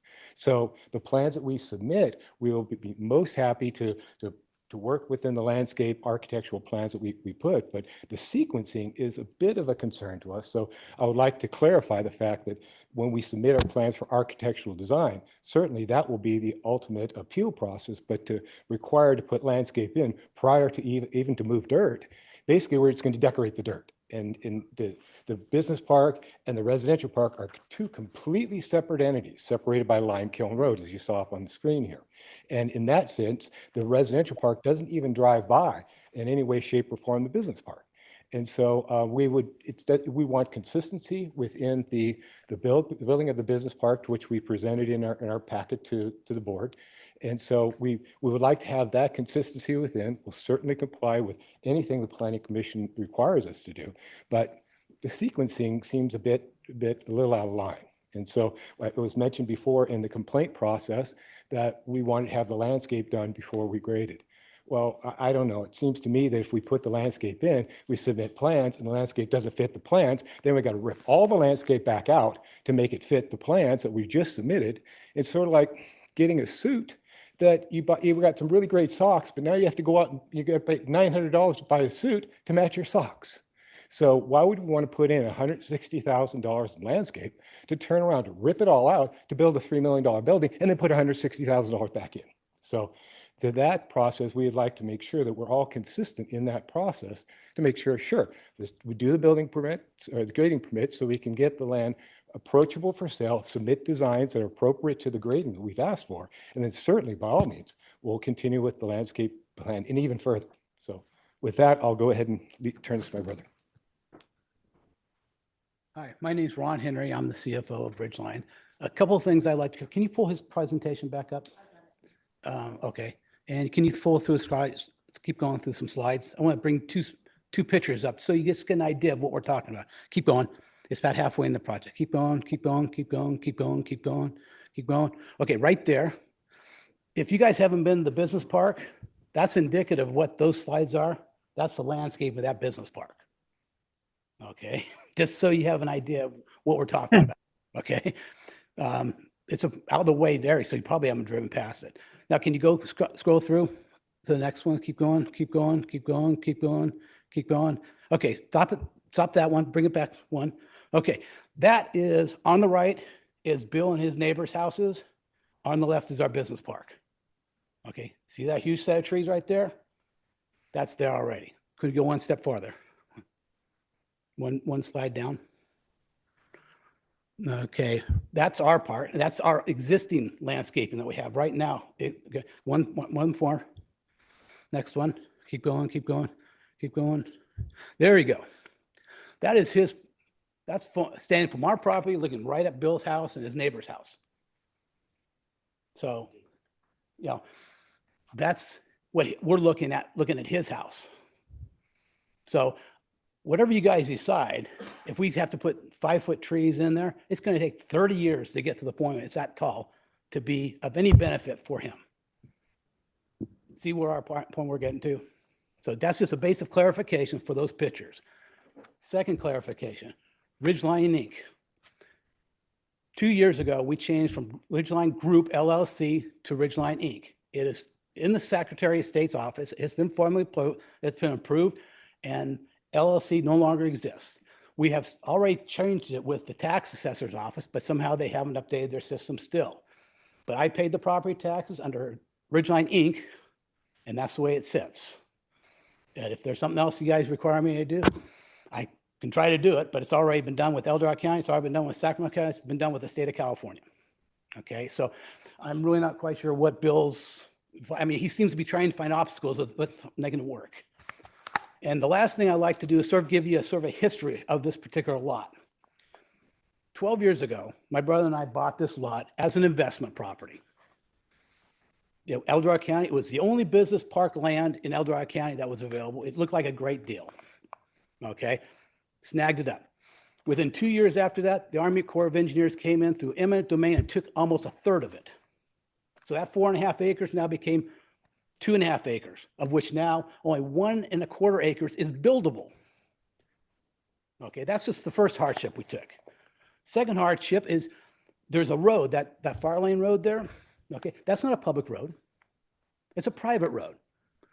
However, we've had the DOT tell us we have to maintain it. Your county vehicles, including the county's trash trucks and all their service vehicles, use it and tear it up. But it's our job to fix it.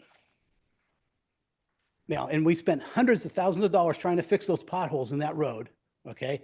And yet it's still our responsibility. The third part of it is the fact that that is used as a trash can there. That place, it seems to be, I've taken 35 trips to the dump since we've owned that. A trailer full of a truckload of stuff because I get these notices from Alameda County finding me because someone's dumped a couch or a refrigerator or multiple tires there. Okay. These are the problems we've had. We've been in this process for 2.5 years. Okay. And all I want to do is take 5 feet, move the dirt on top, and move it to the bottom. That is it. Okay. Can you bring me 2 slides up with the building? Oh, I'm sorry. It's not in the presentation. It's the one I submitted other than that. Craig, the second one I gave you?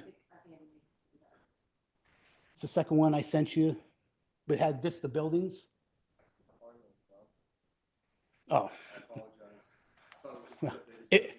Basically, it's a small administrative building in front with a warehouse in back with a fence going around it. Very simple, nothing else. That's our idea of either making it into some type of property to sell or own it or whatever we're going to do. Okay. All we want to do is get the thing graded. And so far, we spent over $100,000 just in the process. We're upwards north of that, just to take 5 feet of dirt from one side to the other. I had 5 viable offers to sell it when I started this thing. I have none now. just because of this appeal process. This is the economic impact it's had on our property alone. Now we got to put in $150,000, $160,000 worth of irrigation on a piece of dirt. Tell me there's some fairness in that whole process and you got my vote. But this does not sound like an industrial park. And to close my comments, it's equivalent of moving next to an airport and then complaining about the noise. This has been a business park for 25 years. Why Bill waited till the last one to bring this up, I don't know. But it seems like he's pointing out, trying to fix us to fix their problems that should have been addressed 10, 15, 20 years ago. And before the county board released the owners of this property, they should have maintained that stuff as well. If they thought it was that important, those trees and that barrier should have been put in 20, 15 years ago when they released the property management out of that park. It shouldn't be our job to go in and fix all these errors. I feel for them. I do. But once again, airport and home. If you live in Sacramento, right next to the airport, you can't complain about the noise going around it. You know, as residents, as owners of that property, we will do everything we can to make it beautiful and to make it user for, you know, our neighbor. It's good business to be good friends with your neighbors. We don't want to piss anybody off. But at the same time, it's a business park. It's meant for money, commerce, dollars. Everything so far has been sucking it out. I don't even know if we're going to make any money on this project. And that's sad because that was a good opportunity for us 10 years ago. What I'm asking you is help us make that opportunity work. Make it look like everybody else. Don't point us out to be the exception to the rule and try to fix all those problems that have been solved for 15 years.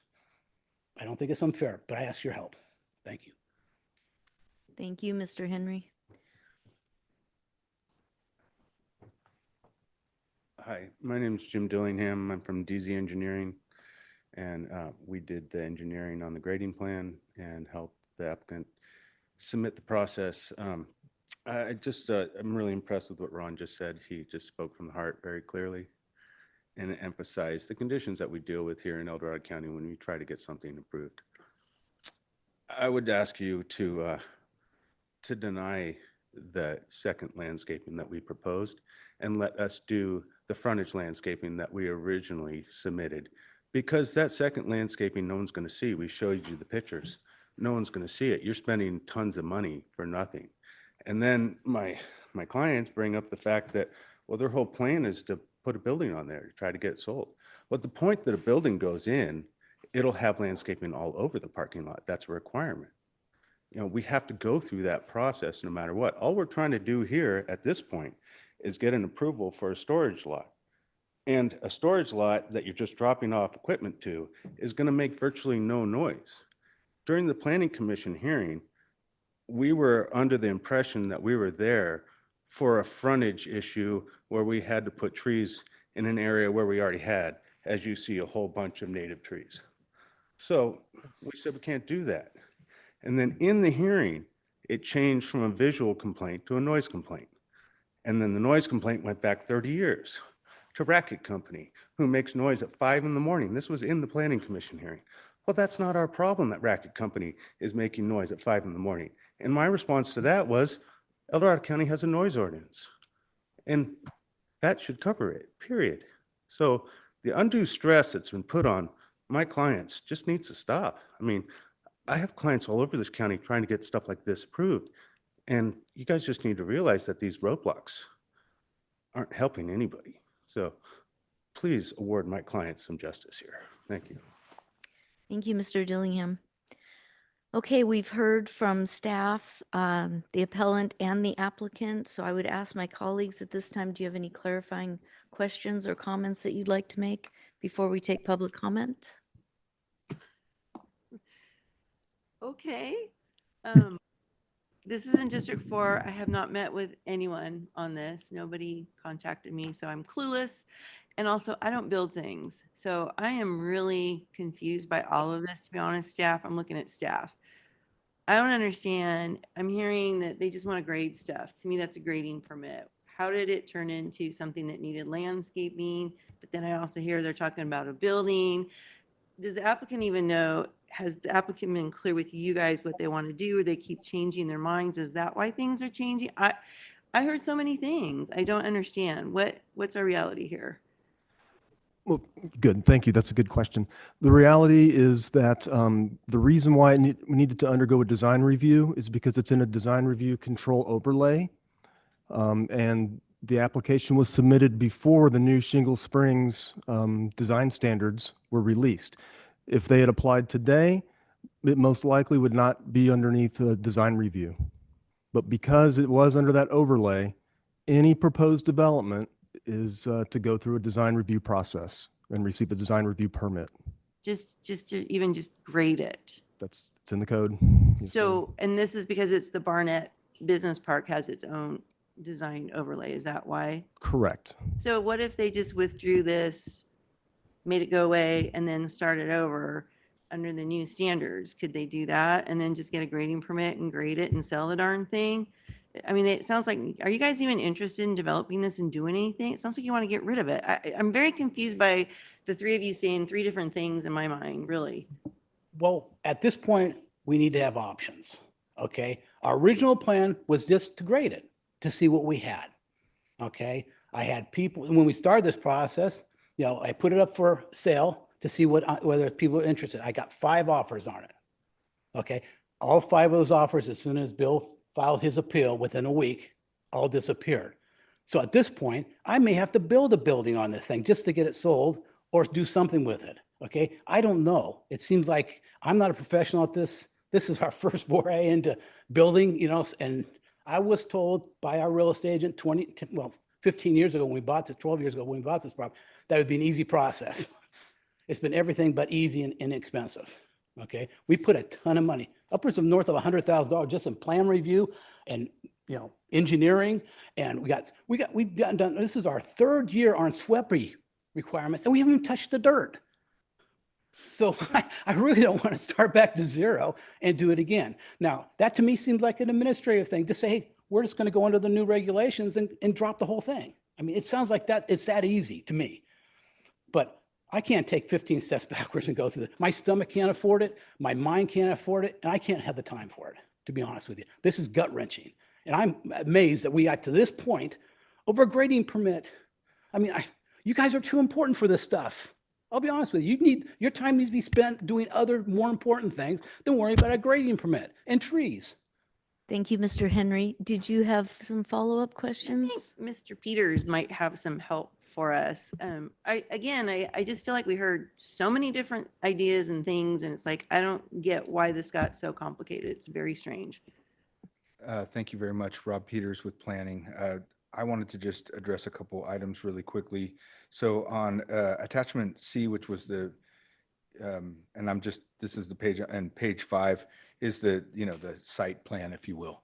And what is identified there and what we understood to be the intent was, and you saw in the public comment that you might have read that there was this temporary and what, sort of what that means. And I think there was some conversations at the Planning Commission about what that means exactly. Our understanding is that they wanted to use this in an interim, let's call it, scenario for open storage on the lot. Storage of equipment and materials in the county requires screening. So you see on that identified is a new chain link fence, which they were proposing to do slats, which was a screening exercise to try to allow for until such time as they came in with a building or a client that would bring in a building, that they would use this lot temporarily for this open storage. And so there is screening requirements in the zoning ordinance related to that. So the intent of that chain link fence and the screening was to do just that. And so it made it where they could, and that is a permissive use as staff mentioned, but the allowance of the use of that lot, as opposed to just grading, that there would be some materials being stored there in the interim, with the idea that they would either develop it or someone else would develop it with a maybe more formal project and building. However, the open space storage is allowed. And so we can't say at what point when that might change. And so our attempt is to bring you, that this use could be allowed with this and meet standards. You heard from staff about the alternative landscaping based on the distance between, the property lines and the proposed grading. And then, that we initially supported this as an sort of existing landscaping as a reasonable alternative to including additional landscaping. At the Planning Commission meeting, they identified that they wanted to see some landscaping on the slope of this pad that would be created. And so again, it's a little bit iterative, but this is to address the, let's call it temporary or interim circumstance, which would be open storage on the lot, with the applicants stating that they have intent to do more. So we're sort of addressing what would be maybe an interim step, but we don't know how long that interim step lasts. So we're trying to ensure that the standards are met for that use at the time at which a building would be coming in. They would have to meet whatever standards are required at that time. Okay. That was helpful. Yeah, Okay. Any further questions, Supervisor Parlin? that was a little bit helpful. Yeah, How a little about bit. you guys? I'm still Supervisor like- Veerkamp? Well, I guess then with what the appellant has offered, where are we at with that? Is that acceptable to you? You may, Bill. And then we'll, if it's okay with you, Chair. Sure. Yeah. I was a little confused by, okay, then if you're offering that, if you guys are good with it, we ought to be done with it. Yeah. Well, that confuses me too, Supervisor Veerkamp. I don't agree with the Henrys on everything, but I do believe they're sincere in wanting to develop their property and be responsible about it. And I think they demonstrated excellent good faith in hiring a qualified landscape architect and putting together a good plan that was not done on the cheap. Now, one of the reasons, and I appreciate that, and that's why I want to accept it, it isn't everything I would have wanted, but it's very reasonable. And part of why it took a while to review it after receiving it a few weeks ago is that the landscaping part of it is proposed on the slope. And I understand that. If I were them, I would propose that too, because you don't want to lose more of your usable area post-Army Corps of Engineers and everything they explained. So for me to come back and say, no, take it off, and I did not ask for it to be on the slope, but for me to come back and say, no, get it all off the slope, if that really isn't necessary. So I contacted professionals, I did research, we looked at the specific trees that were proposed, if they would grow above the berm, what the slope was, and when it was all done, it looked good.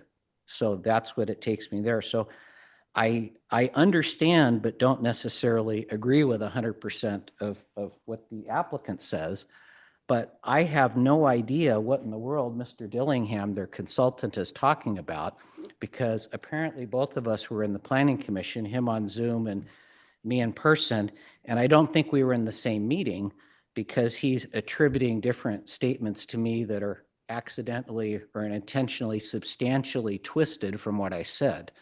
So Supervisor Veerkamp, did he answer your question? You did, but I don't think we need to go back and Yep. forth and go on. If we've got mutual consent here, let's get it done and move on. Well, may I say one Yeah, more? I got to make some comments though before we get.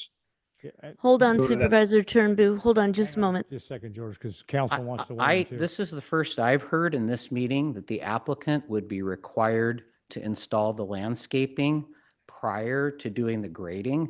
And I think that benefits absolutely no one. And I would be in support of them doing the landscaping after their grading is complete. It doesn't make any sense to me to do that. I think that there's a little bit of a misunderstanding here. This isn't about beautification. It's about blocking the view to the degree that you can. We had a family party on Saturday, and I'm looking right through those trees that are in the photos, and I can perfectly see that. So I'm very appreciative of anything you'll do to help block that view. Which is the Thank screening you. requirement. Thank you, Mr. Walde. Thank you. Supervisor, I'm sorry, did County Council want to say something? Right here. Chair, Down here. I Sorry, was gonna Jefferson, sorry. offer maybe a little bit of translation here. Yeah, Thank you. please.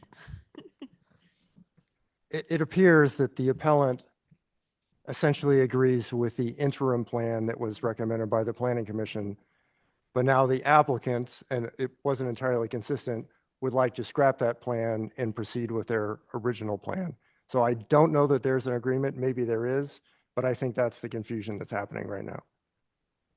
Okay, thank you for that If I may, clarification. if I may add, another bit of Flowers? confusion may be that there's not a requirement that the landscaping be done prior to the grading, but there would be no grading final until the landscaping would be Understood. installed. Okay. Okay. Supervisor Turnbull. Yeah, on this particular lot, on the lower part of that particular property, there's a marsh area. So I'm talking about the drainage issue that occurs there. Is that going to be addressed during this grading permit? Because if not, it's going to end up impacting the other, parcels around there. Like Mike Sproul had to go through and spend a lot of money, especially holding ponds that he had to put in and fix the drainage. And the same thing with Barsodi too. Had to do the same issue with their drainage problem. So I've got some issues, especially with that. Are they going to address that drainage problem when they do this grading? Because if they just level it off, Let me could impact. just ask one quick question, please. Is the drainage part of this appeal? No. Okay. So we can address that at another time. Okay, Supervisor? All right, but I just thought it just. Well, he's I not think it wrong should have though. been. This area is really a problematic drainage area. And I think Supervisor Turnbull is trying to make sure that whatever grading's done, is that reviewed staff in a separate application to make sure that whatever grading's done doesn't cause problems elsewhere? This area is, we very well known for problems. Understood. And I think that's why the Army Corps came in. And so that area, that third of the property is regulated by the Army Corps. It is in a drainage easement that won't be touched by this development at all. Okay, that's all I wanted to know. It's actually an L shape. It's a third of the property to the west, and then it also travels along that EVA. Where, yeah. Great. All Thank right. you for that clarification. Other questions or comments before we take public comment? No? No, I don't think so. Okay. Ms. Dawson, can we please do public comment? We are now taking public comment specifically on item 67. For public comment, each speaker will have 3 minutes to address the board. A timer will alert you when 30 seconds remain, and again when your time has ended. We'll begin with comments from individuals present in the boardroom, followed by those participating via Zoom. If you're joining via Zoom, please ensure you unmute yourself when called upon. If you're joining by phone, press *9 to raise your hand. If you're on Zoom, use the raise hand feature to indicate your interest in speaking. We ask that you voluntarily state your name for the record before beginning your comments. Are there any members of the public in the room that would like to address the board on this item? Okay, seeing none, may we go online, please? Now taking public comment from online participants. Taking public comment from Chris. Good afternoon, board.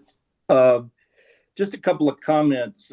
I was the project manager on the flood control project. We graded along the extension of Dividend. We were grading around Business Drive. George knows that the food bank is just across the street from this project. The flood control project has never been maintained. Therefore, you see a lot of the pictures, they're highly vegetated. Not only are they highly vegetated, but nobody comes in periodically to clean them out. So they're not carrying the water that they would normally would if they were completely cleaned, like when the project was originally built. Now, I had to do erosion control in order to be able to take care of the dirt and not allow it to go off site. This road, Shingle Lime Mine Road, is a historic road that went to the Shingle Lime Mine, and it goes from Duroc Road. It is a public road, but not county maintained, from Duroc all the way to the railroad tracks and beyond. You can see that on the exhibits. It's very clear, and no discussion has been at all generated about the ability of the flood control system to function effectively. Essentially, it's a series of ponds that are connected by some channels. And also you have an EID pumping station that is also along that area. Now, why is this important? because I don't see how you can condition a project that's so important to the overall operation, because it's right next to the flood control system easement. And therefore you're grading, you're going to be putting either dirt in or moving dirt around. There's no way that that's going to be stopping from going into the flood control. But until you take care of and maintain the flood control system, this is a suspect for the future. You're setting yourself up, county, in order to be able to create risk, because nobody's taking care of the flood control system. So George, you know what I'm talking about. You and I have talked about it. I was your planning commission for years. We've had many discussions about this. Make sure that flood control system in the condition gets taken care of and cleaned up and operating correctly. And that means all the way down to the railroad tracks, George. Thank you. Thank you. Now taking public comment from Linda Campbell. Hi, Linda Campbell, El Dorado Hills. So I'm a little confused where everybody is with stuff, but I was looking at the amended conditions of approval, and the only thing that had been provided in there is provide landscaping along the western side of the graded area to include some trees and shrubs. Now, I remember being in the Planning Commission hearing for this, and they were concerned about the spacing of the trees, not providing enough coverage on that side, which is why they included the shrubs along with it. I don't see where, and maybe I missed it, where that was going to be required before grading. I could be wrong, but I just want to kind of bring back the fact that it was trees and shrubs so that it filled in the gaps between the trees, so to have a little bit more coverage of the area. So anyways, that's all I had. I just wanted to provide that. Thank you. There's no additional public comment. Okay, thank you for the public comment. We'll bring this back and we'll start the, you have 5 minutes each, the applicant and the appellant. We'll start with the applicant. You can make closing comments. You can respond to things you may have heard that you want to clarify. You have 5 minutes. Thank you. Thank you for the chance to address. I appreciate the public comments. I'm a little concerned about the complainant's last statement about the fact that he said he had a party and he was looking through the trees and he could see our property clearly. As you saw in that presentation, that's a dense forest, and his property, his house, is at least, I don't know how far, 200 feet from the trees. So in order to do that, you got to walk all the way back to the end of your property and look through the trees. Now, if that's the condition a business park has to live with under, then we need to recondition the entire business park, because the pictures that we showed you are inside the business park. We are not asking for anything different. We are the last lot, the final lot in that business park that's been there for 25 years. Now, why would we have to put trees, shrubs, and everything else and build this amazingly beautiful forest? Because that complainant decided he wants to go back to his property 200 feet and look through the trees. You can't even see. We provided you pictures looking from Dividend directly into Shingle Lime Road.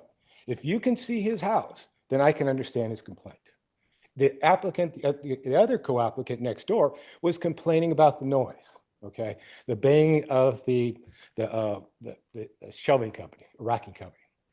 Okay, now why would we have to build, I heard a statement about building a 6-foot masonry wall. Why would we build a 6-foot masonry wall to fix a complainant that is coming from the other direction that's not even in our property, that a complainant can't even see our property, that he's not even in our building unit, he's in a residential area to which you can't even access. In order to get access to that business park, you must go down Duroc Road. And you can put a map up here, but Duroc Road goes north and south, and then take Shingle Lime Road. You've got to go all the way down to Burkett Junction to come around to Coach Lane and go all the way around. It's separated by those 250-foot eucalyptus trees. So if you're driving by it every day, I get it. But there is no through traffic, which we've heard dead ends at a railroad. Okay, it comes from Durock Road. So the only people that are going to take access are people using the business park who are already in that same landscape environment that we showed with pictures directly next to our property. We're not trying to skew the pictures in any way. These are actual pictures. So the people that use that is the private road that we are forced to maintain, okay, that come down, turn right to go down a Shingle Lime Road to go to Durock Road. That gentleman will never see our property unless he intentionally tries to drive by it. So our question is, why is he so upset about it? It's like me going down the street and complaining about another subdivision that I don't even go to. So if it's his property right next door, I get it. But we're separated by Shingle Lime Road, 250-foot trees, dense bushes. He wants us to put more dense bushes and more trees that we can't even cover because it's not 15 feet, it's 30 feet. Yeah, So I'm going to continue on that topic. Okay, thank you. Because we have pictures. Planning department has pictures. There's no visibility to the landscaping that we're being forced to add to that slope. If you could try to speak right into the mic, we've got people online that are listening Got as it. well. Thank you. So from the pictures and from just going out there on the Shingle Lime Road, you'll clearly see that the existing foliage that's in the bioswale area blocks the view that anybody could possibly see of what we're going to do. And not to mention the fact that the neighborhood's blocked by a line of eucalyptus trees that are really tight. So I just don't see the complaint. It doesn't make any sense. Yeah, and let Ron finish it off. Yep, Mr. Henry, you have a little over a minute. I'm a little concerned over this water flow issue that just got brought up at the last minute. Once again, we cannot correct the ills of the park, okay? Up until now, it was Army Corps of Engineers' job to maintain their swell. They took it from us, their job. I was told I cannot touch that. In fact, I pruned the bushes to fix the intersection because we got sued because someone couldn't see it. I was told not to touch them. I was Army Corps Engineers. It's an easement. Nothing, no way, don't have, stop talking about it.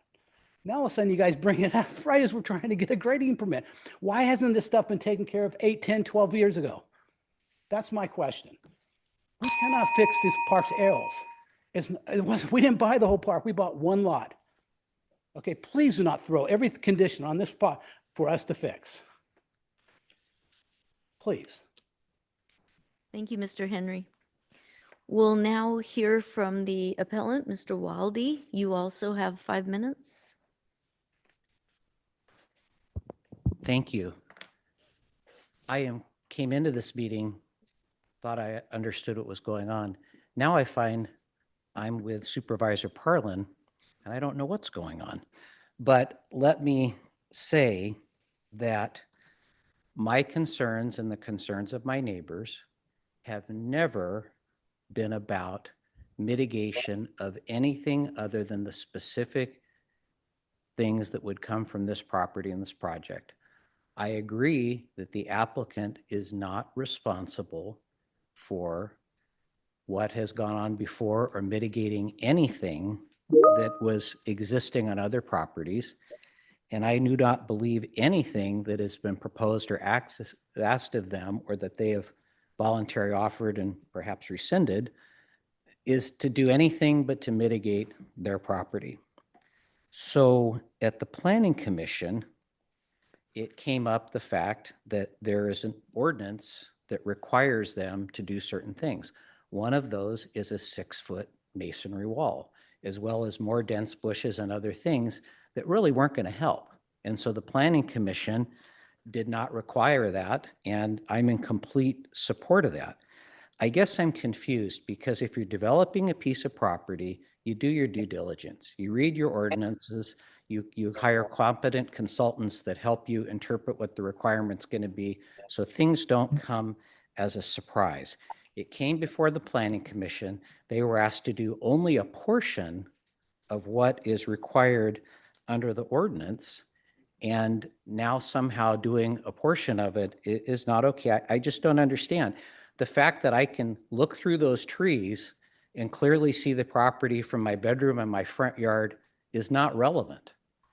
What's relevant is there's an ordinance that says that there has to be proper mitigation where industrial and residential uses interface with each other.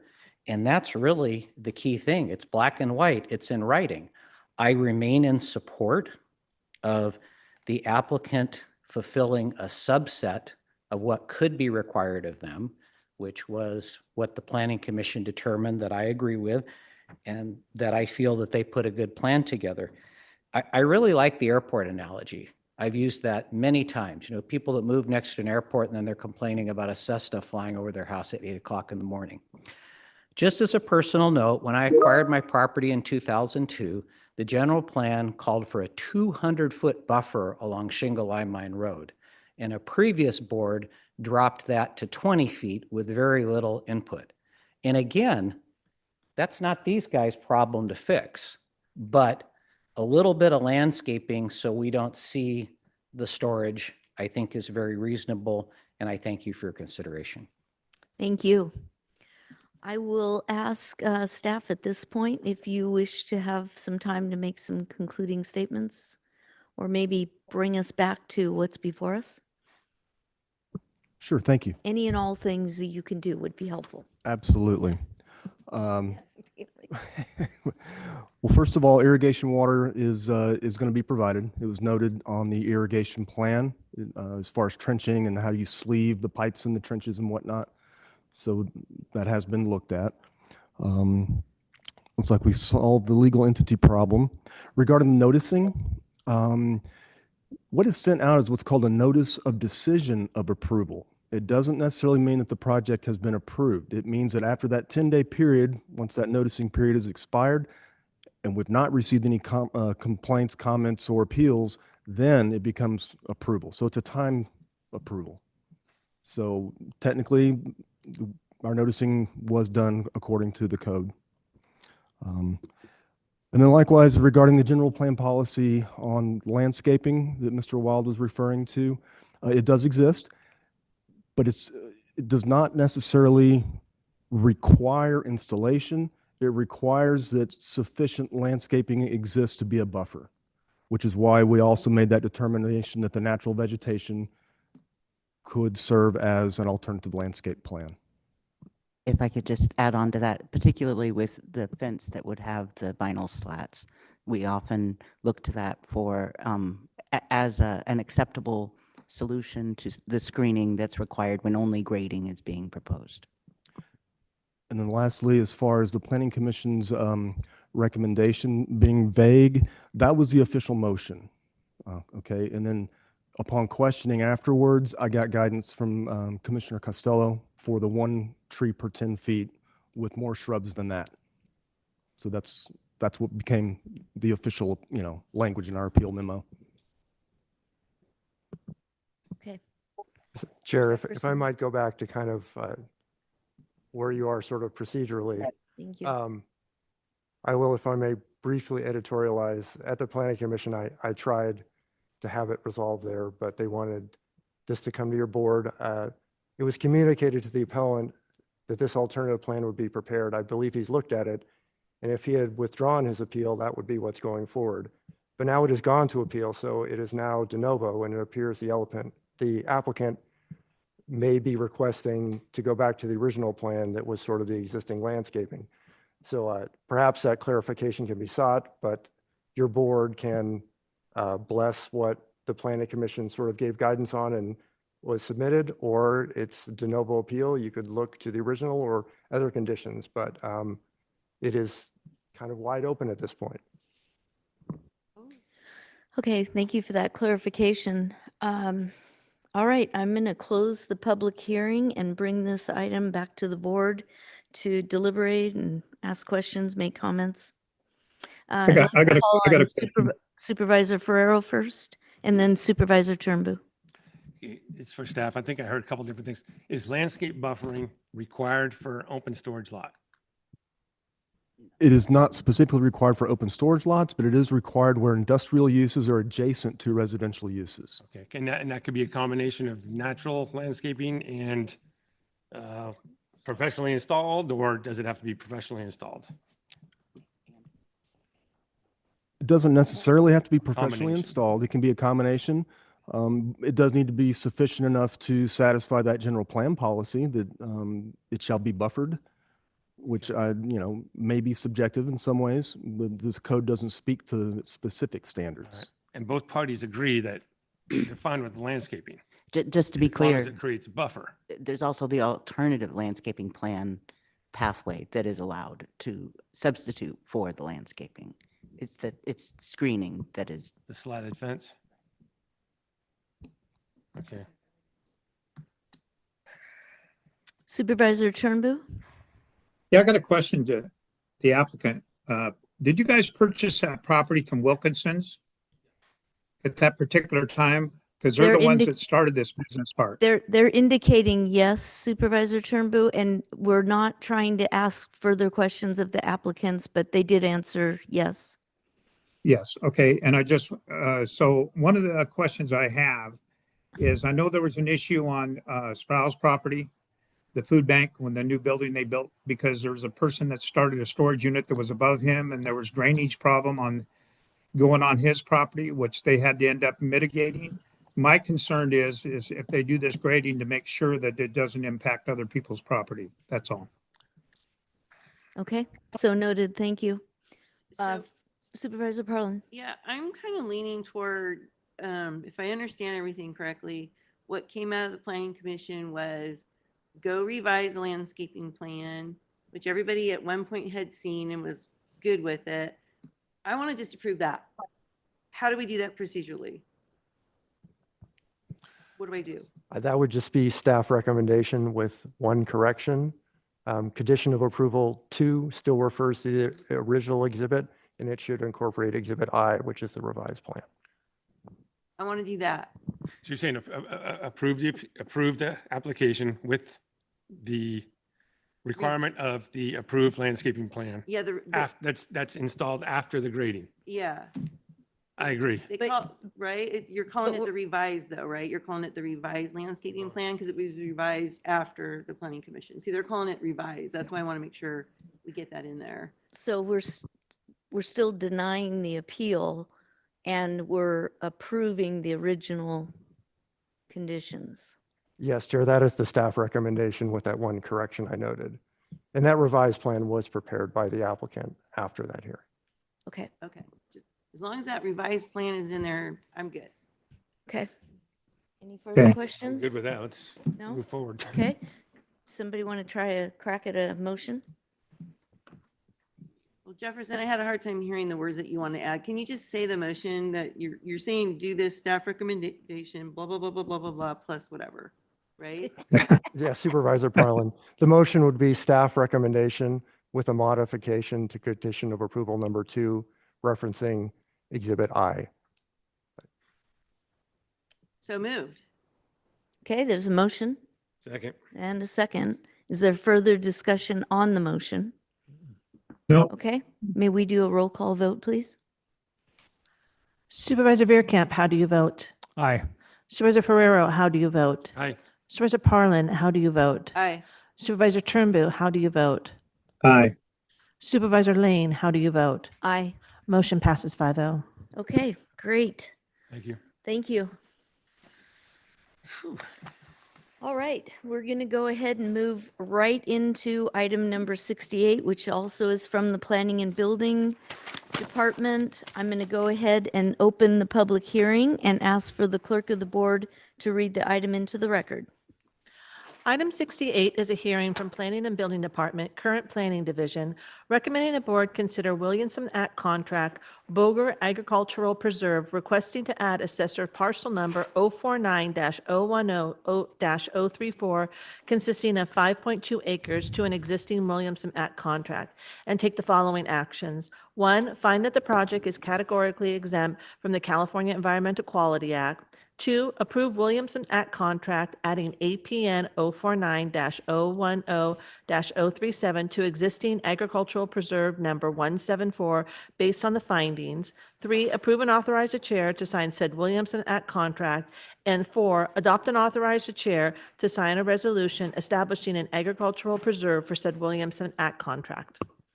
Thank you. I'd like to, Madam Chair, Supervisor Veerkamp. I will disclose that I live within 1,000 feet of the corner of this property, and I will be recusing myself on this item. Okay, thank you for that. Welcome, Planning and Building. Thank you, Supervisors. Evan Mattis, Senior Planner. So this project is requesting an amendment of a Williamson Act contract to add a 5.2 acre parcel to existing agricultural preserve 174. Currently, the agricultural preserve consists of 8 parcels, approximately 74.09 acres. Predominantly on site is existing vineyards for wine production. With the incorporation of the additional parcel, the ag preserve would consist of approximately 79.37 acres. The project was reviewed at a meeting of the Agricultural Commission on January 14th, 2026. During the meeting, the Agricultural Commission determined that the project met the minimum requirements of the agricultural preserve and recommends that the Board of Supervisors approve Williamson Act contract WAC 25-0002. The project is categorically exempt from the requirements of CEQA pursuant to Section 15317, open space contracts or easements, which exempts the establishment of agricultural preserves and the making and renewing of open space contracts under Williamson Act. Before I get into staff's recommendation, I just want to give a brief overview about the Williamson Act and Williamson Act contracts. So the Williamson Act was created in 1965 as a mechanism to protect agricultural farmlands within California. What it does is allows for jurisdictions, counties, and cities to create agricultural preserves where a land area within that area can choose to restrict their land to agricultural and compatible open space uses under a rolling term contract in exchange for the property tax assessment being based on the actual use rather than the potential market value. So effectively, it just limits to what's actually being grown on the site, compatible with the Williamson Act contract. And these contracts are, they run with the land, so any subsequent purchaser of the property would also be subject to the same Williamson Act contract. With that, staff recommends that the Board of Supervisors take the following action to approve WAC 25-0002 based on the findings as presented and adopt and authorize the chair to sign resolution 113-2026. And that concludes staff's presentation, and happy to answer any questions you may have. Excellent, thank you. Are there questions or clarifications by the board? No. No. Okay, seeing none, we'll go ahead and open this up for public comment. Ms. Dawson. We are now taking public comment specifically on item 68. For public comment, each speaker will have 3 minutes to address the board. A timer will alert you when 30 seconds remain and again when your time has ended. We'll begin with comments from individuals present in the boardroom, followed by those participating via Zoom. If you're joining via Zoom, please ensure you unmute yourself when called upon. If you're joining by phone, press *9 to raise your hand. If you're on Zoom, use the raise hand feature to indicate your interest in speaking. We ask that you voluntarily state your name for the record before beginning your comments. Are there any members of the public in the room that would like to address the board? Seeing none, can we go online, please? Now taking public comment from online participants. There is no public comment. Okay, we'll go ahead and close the hearing and bring this item back to the board for further deliberation or action. I'll make a motion that we approve staff's recommendation.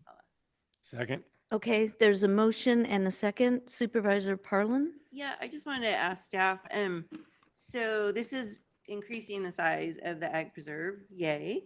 But can you just really briefly explain, how do you get out of a Williamson Act? I mean, it's a commitment, right? For how many years? What if they change their mind? That kind of thing. How do you get out of it? So there's effectively 2 main ways that you can get out of a Williamson Act contract. One of them is an immediate cancellation, but that falls under very, there's unique circumstances that need to apply in order to have an immediate cancellation. And then there's also a rollout, either partial, where you could partially roll out one of the parcels, or a full rollout of all the parcels. And I believe that's on a 10-year rollout. Is that correct? Yeah, it takes 10 years. Yeah. Okay. Because then the other parcels, the existing ones, they've already been in there for the 10 years. So they could potentially roll out if they wanted. But this new one would have to stay for 10 years? The I mean, entirety I of the don't foresee contract the, would. yeah, and the Vogers aren't going to do that, but I'm just trying to get our heads around, these Williamson Act things. We don't do them very often. Yeah. So the rollout would be, the applicant would initiate the rollout, and then it would take 10 years from that initiation. Oh, And it's the entirety of the contract, not the individual parcels. Correct. oh, Yep. wow. Okay, good to know. Thank you for that. So all of the property would be included. Yep. Whatever's in the contract Okay. has a 10-year cycle. Okay, thank you. Yeah, good clarification. Okay, we had a motion by Supervisor Turnbull, seconded by Supervisor Ferrero. Are there any other comments or questions on the motion?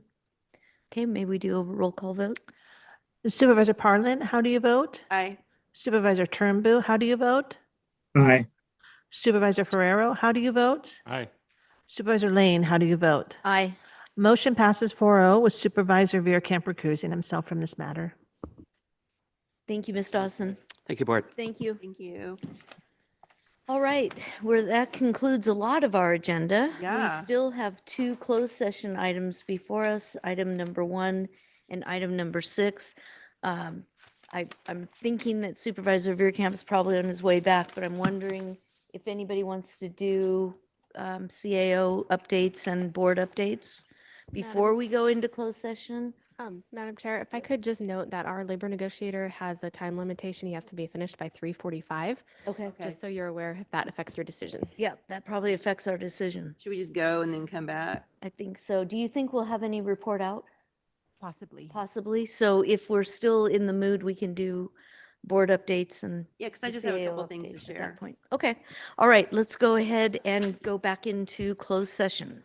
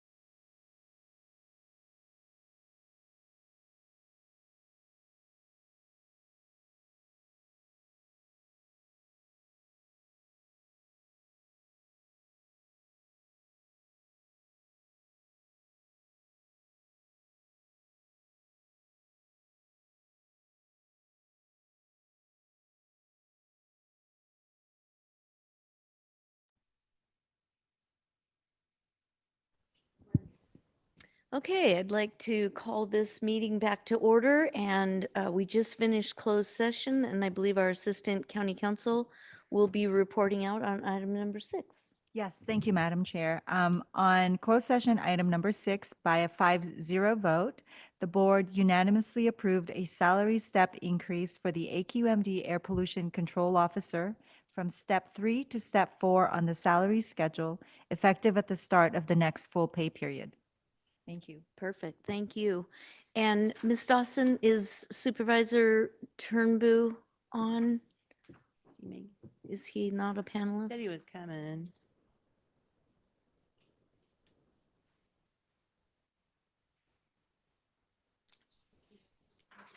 Did he make it?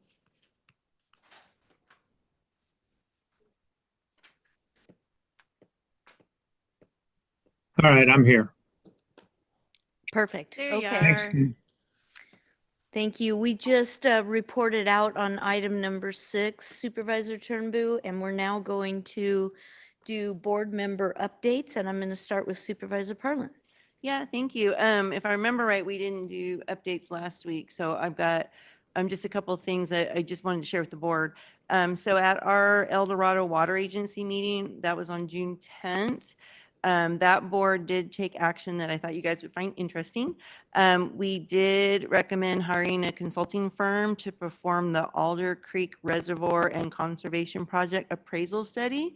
And Supervisor Veerkamp participated in that hiring panel and made the recommendation. And so, for those people that follow Alder Creek, we're still working on it. And hopefully, this project, we're hoping that this study puts all the questions to rest. Either it's a go or no go. So yay, we're doing that one. We also at that meeting hired a consulting firm to assist the South Tahoe Public Utility District with their groundwater sustainability agreement for maintenance. So just wanted to share that out too, because again, showing how the water agency, has countywide responsibilities. And also at that same meeting, the board approved a non-financial MOU with American River Conservancy, just to show kind of like the one that the water agency has with the county, just say, hey, we're collaborative partners, no money exchanging hands, but we work together on things. So that was a good one. And then I will have to say that afternoon, so far had a hybrid in-person and virtual collaborative meeting. I don't know what happened. Something hit me and I just started to feel really bad. I had intended on being there in person, but I ended up just zooming from home and I actually fell asleep. So I don't know. I think I was coming down with something. So I apologize. I know, best intentions, man. I felt really bad because I'm the one that's been pushing them hard to have in-person meetings again. And then I didn't even make it. So I know that was terrible. And then the next day I was feeling better and made it to the Environmental Services JPA. And now I remember who it was. It was Emily Coven of the Circular Action Alliance. That's the organization that is implementing the SB 54, working with jurisdictions, schools, you name it, on finding out what funding do you need from because the manufacturers put this money in a big pool at the state.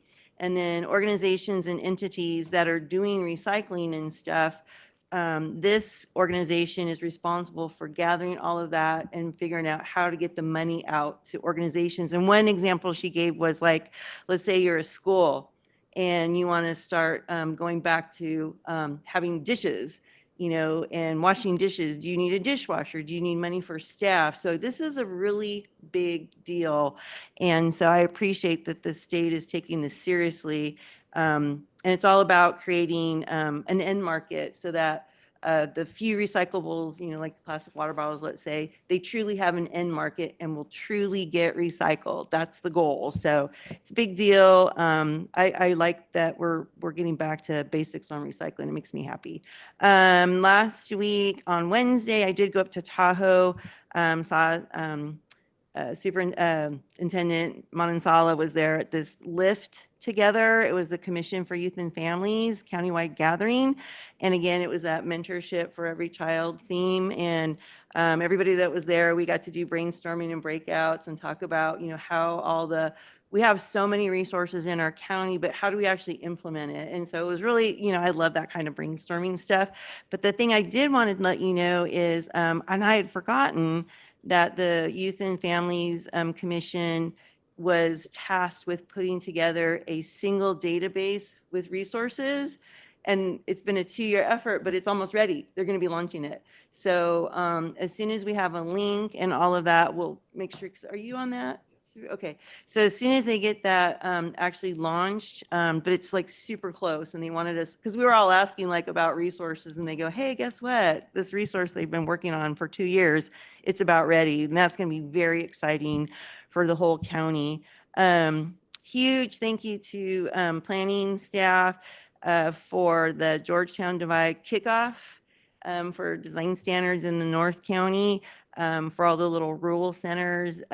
It was well attended, got just a tiny bit heated, not too bad. The community showed up, had really good questions, and I think that we figured out a couple hiccups for next meetings that we work through with staff and things. So, but I really appreciate it, because we were up in Georgetown, from 6 to 8 at night, and that's not everybody's cup of tea. But thank you for Tom and Thea and Ashley. I don't know if you guys have met Ashley, but I just met her. She's rather new to planning down there.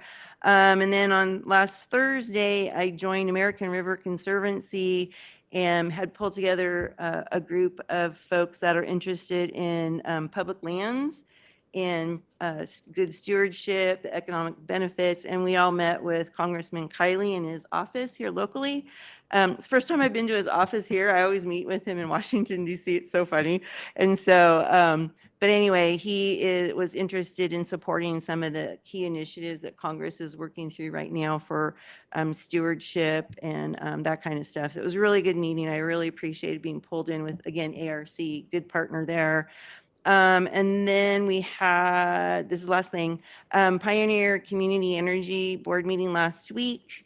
We had a little toast. We do toast to celebrate things with sparkling cider. And we celebrated the successful prepay bond transaction, which basically is, there was huge interest in this bond that Pioneer is doing, and it allows Pioneer to prepay on energy to keep the cost down for customers. And so it was very successful. And so hopefully that'll help us keep our rates down. And then additionally, I wanted to add that the executive director at Pioneer reported out that he had met with Liberty Utilities leadership, and they had a great conversation, and we'll be doing some follow-up with us here at El Dorado County. And they couldn't remember what it was we established, and I said it was an ad hoc. So they'll reach out to us with that info. But he said it was very promising, but there's a lot there with Liberties. But we'll see. That'd be really encouraging. And I think that's it. Excellent. Okay, Supervisor Ferrero. Yeah, first of all, I just want to thank you all for being open-minded today in our Costco discussion. I appreciate that. Let's see. Attended the grand opening of NorCal Spas, conveniently located in town center, owned by a local family in El Dorado Hills. So hot tubs, saunas, things like that. El Dorado Hills APAC was last week. And then last week I also met with Sarah Aquino, a Folsom City Council member. Haven't met with her yet, and we border jurisdiction, so she was interesting to talk to. And then myself and my commissioner on aging, we toured the senior center and met with the staff last week, and it's full house, lots of clients there having a good time. Last week was also Behavioral Health Commission meeting, the same night as the El Dorado County Fair preview night. And then yesterday met with 2 of the CSD board members from El Dorado Hills, talking about kind of what we talked about last week in our last meeting, the Village J, Lot H lot, and options there. So that is it. Enjoy your time off. Yeah. Okay, great. Supervisor Turnbull. Yeah, I got to go back a ways. The 27th, we had the LAFCO meeting. Brian attended that. And then we had on Thursday, on the 28th, we had the Building C courthouse tour. Lori Parlin joined me on that. What a beautiful building it really is. They did a great job down there. They really did. Then Friday, I attended the Southeast Connector JPA. It was a great event. And then let's see. And then I attended Davy Doc's presentation on the wagon train. And I read the proclamation. Thank you for letting me do that, Brian. It was an honor to step in your place to do that. So, and then I had my surgery on the 8th, and I've been home ever since. So, and I'm healing. I'm farther along than they thought I would be at this point right now. Good. It's good news. I will just report briefly a very nice surprise. Vail Resorts decided to do an art contest with Arts and Culture El Dorado. They hired that group to do this. And they wrapped 2 of their gondola cars in the Emerald Bay theme. And inside every single gondola car, they put a huge map on one of the windows so that as you're riding up, it says, if you want to go to Emerald Bay, here's how you do it. And it shows the fixed routes, it shows the shuttles. It was just really a really nice surprise that, you know, a private partner would kind of just pick up on that project and think about what could we do to help. And they leaned in a big way. So a big shout out to Vail Resorts for that support. I would like to ask the CAO if she has an update before we go to Supervisor Veerkamp. Sure. Just remind everyone we're going to have a little bit of a break, so our next meeting's not till July 21st. However, I wanted to note that this morning, our Agricultural Commissioner Leanne Mila was honored by Assembly members Hadwick and Patterson on the Assembly floor with a resolution, and it touched on Leanne's leadership and oversight of particularly challenging issues such as roadside fruit vendors, the glassy wing sharpshooter, and the impact of the Caldor fire on our agriculture and livestock communities. And it commended her for her impressive career and civic achievements, and they extended their best wishes for a fulfilling retirement. So we'll try to get a copy of that resolution, and we'll get that out on social media. Nice. And maybe we can do a round of applause from the board to Ms. Mila. It's awesome. Okay, Supervisor Veerkamp. Yeah, please, thank you for that. We've been gearing up towards our Apple Hill Traffic Group, or that traffic annual, what do I, gear up. We've got a meeting on the 24th this week with Transportation Commission, but in the meantime, I've been meeting with, we call them the big 3, Boa Vista, High Hill, and I've got a meeting with Abels. They're usually the pinch points. So we're talking about hired traffic control and other things. We just can't impede Carson Road. So those discussions are going well. And again, we'll have the meeting on the 24th with the traffic group itself, led by the Transportation Commission. On the 18th, we had a SACOG tour of the Mallard Apartments over off Mallard, and that went very well. And the board meeting was actually up here in Placerville at Town Hall, which went very well. Later on that day, we opened the fair, read a part of the proclamation, and if you all didn't get a chance to get to the fair, you missed out because it was great. The weather was great. The shuttle worked out very well. I had a lot of good comments about the shuttle, direct and getting there and getting them back. So preview night 2 was good for the fair. The wheelbarrow races went off well. The Rubicon Challenge went off well. All of the community events that go on at that fair is what makes it such a great fair. And one other item, and I'd like Kathy to join me down front here. Don't shake your head.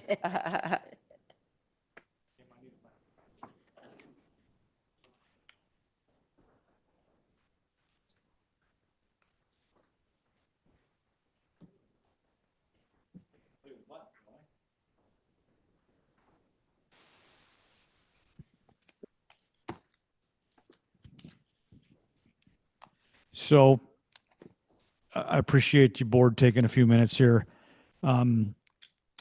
Kathy and I go way back before even thinking about being a supervisor, whether it was Rotary, our families as well. The family interaction that her family had here in El Dorado County was special. Her interaction was special, whether it was running the Home and Garden Club annual thing for the fair, organizing and running it, being on the fair board, being on Marshall Foundation, et cetera, et cetera, et cetera.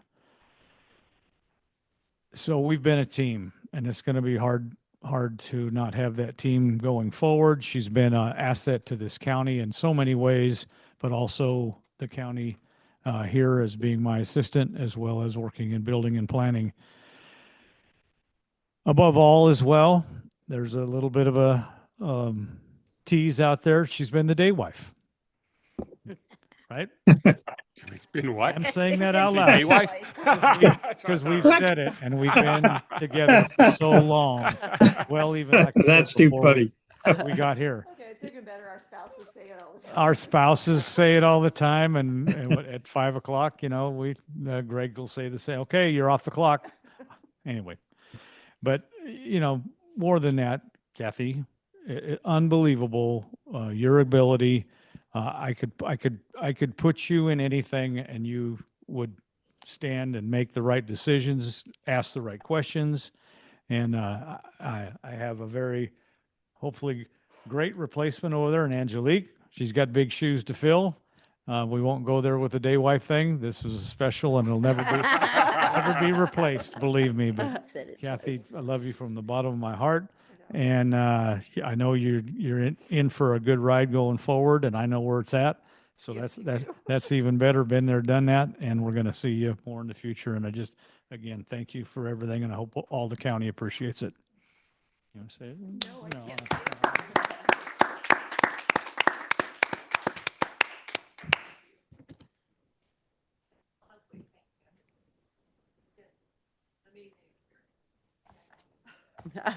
Thank you for everything.